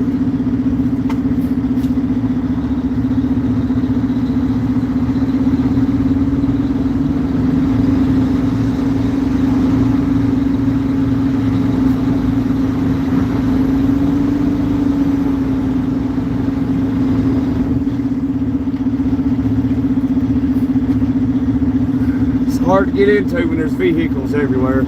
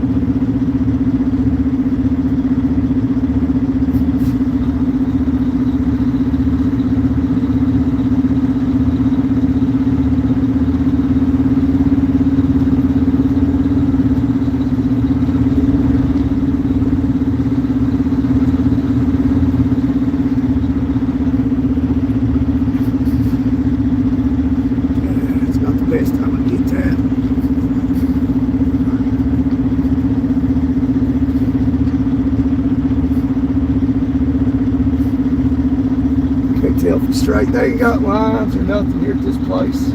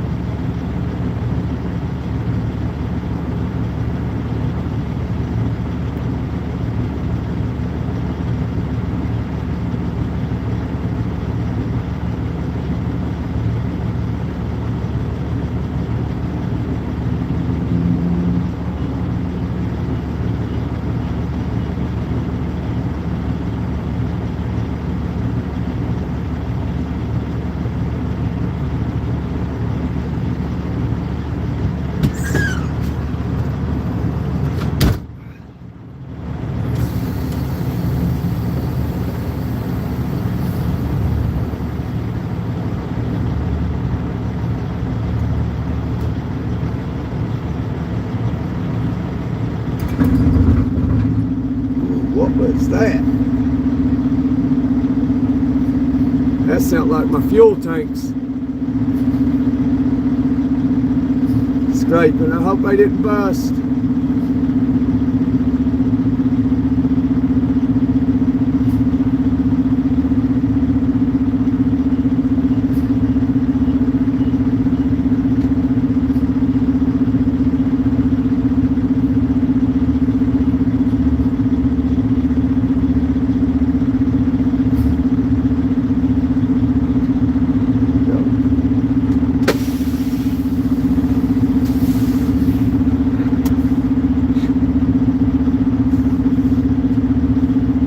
John Deere.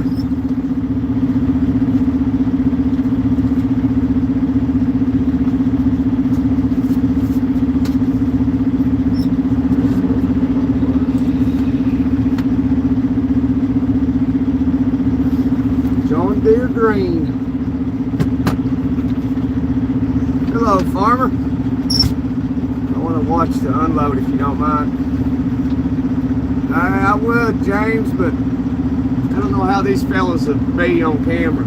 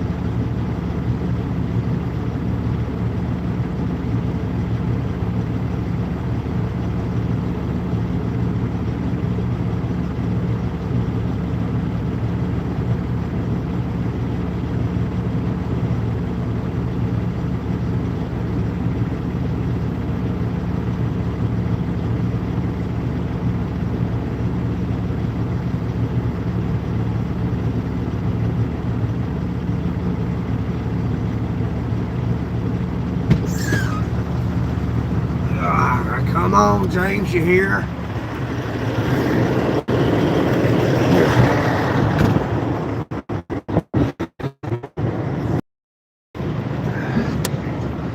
That thing covered in salt.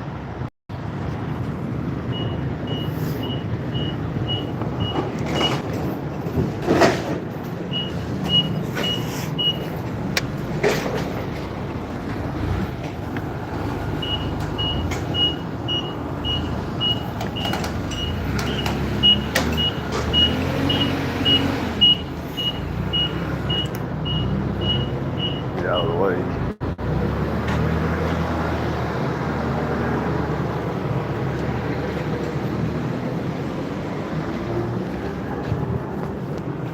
We gonna get a bag or two of that? Huh? We gonna get us a bag of that?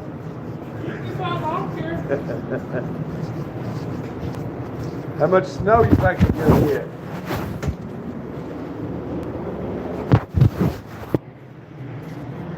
Oh shit.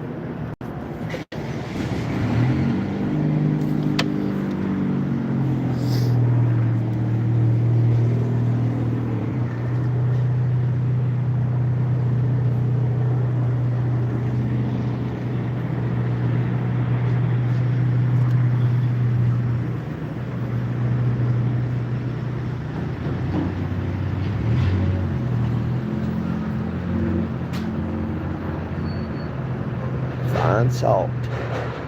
Here he comes. That's all it is. Just take a forklift, unload it.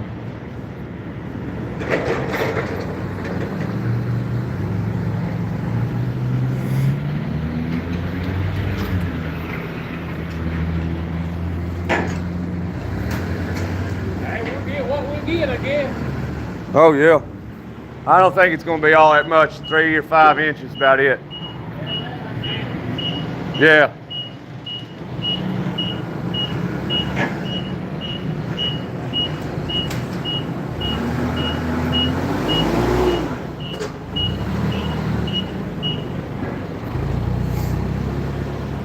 Your market right there.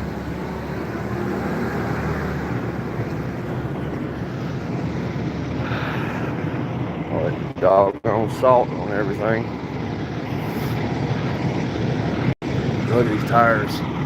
Covered in salt. Everything covered in salt.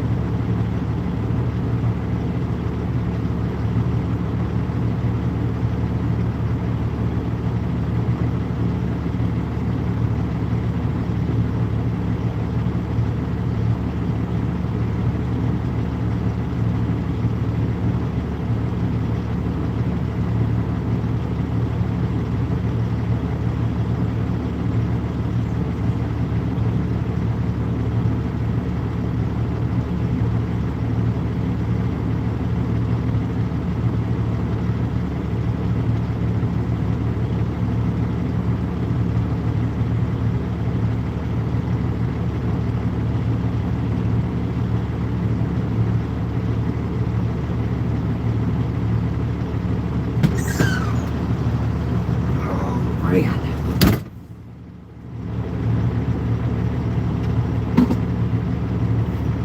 All right, y'all.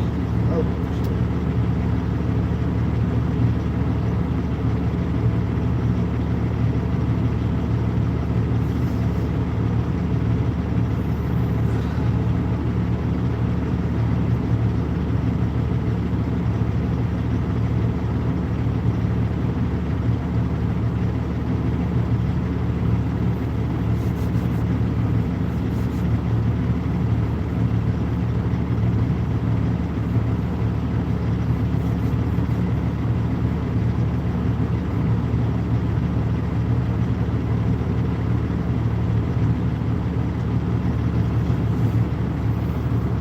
We're just getting unloaded, so I guess I'm gonna jump off here. So we'll see yous around. Appreciate you being here. Appreciate the 78 likes. Hit that subscribe button if you haven't already. It's checkout time.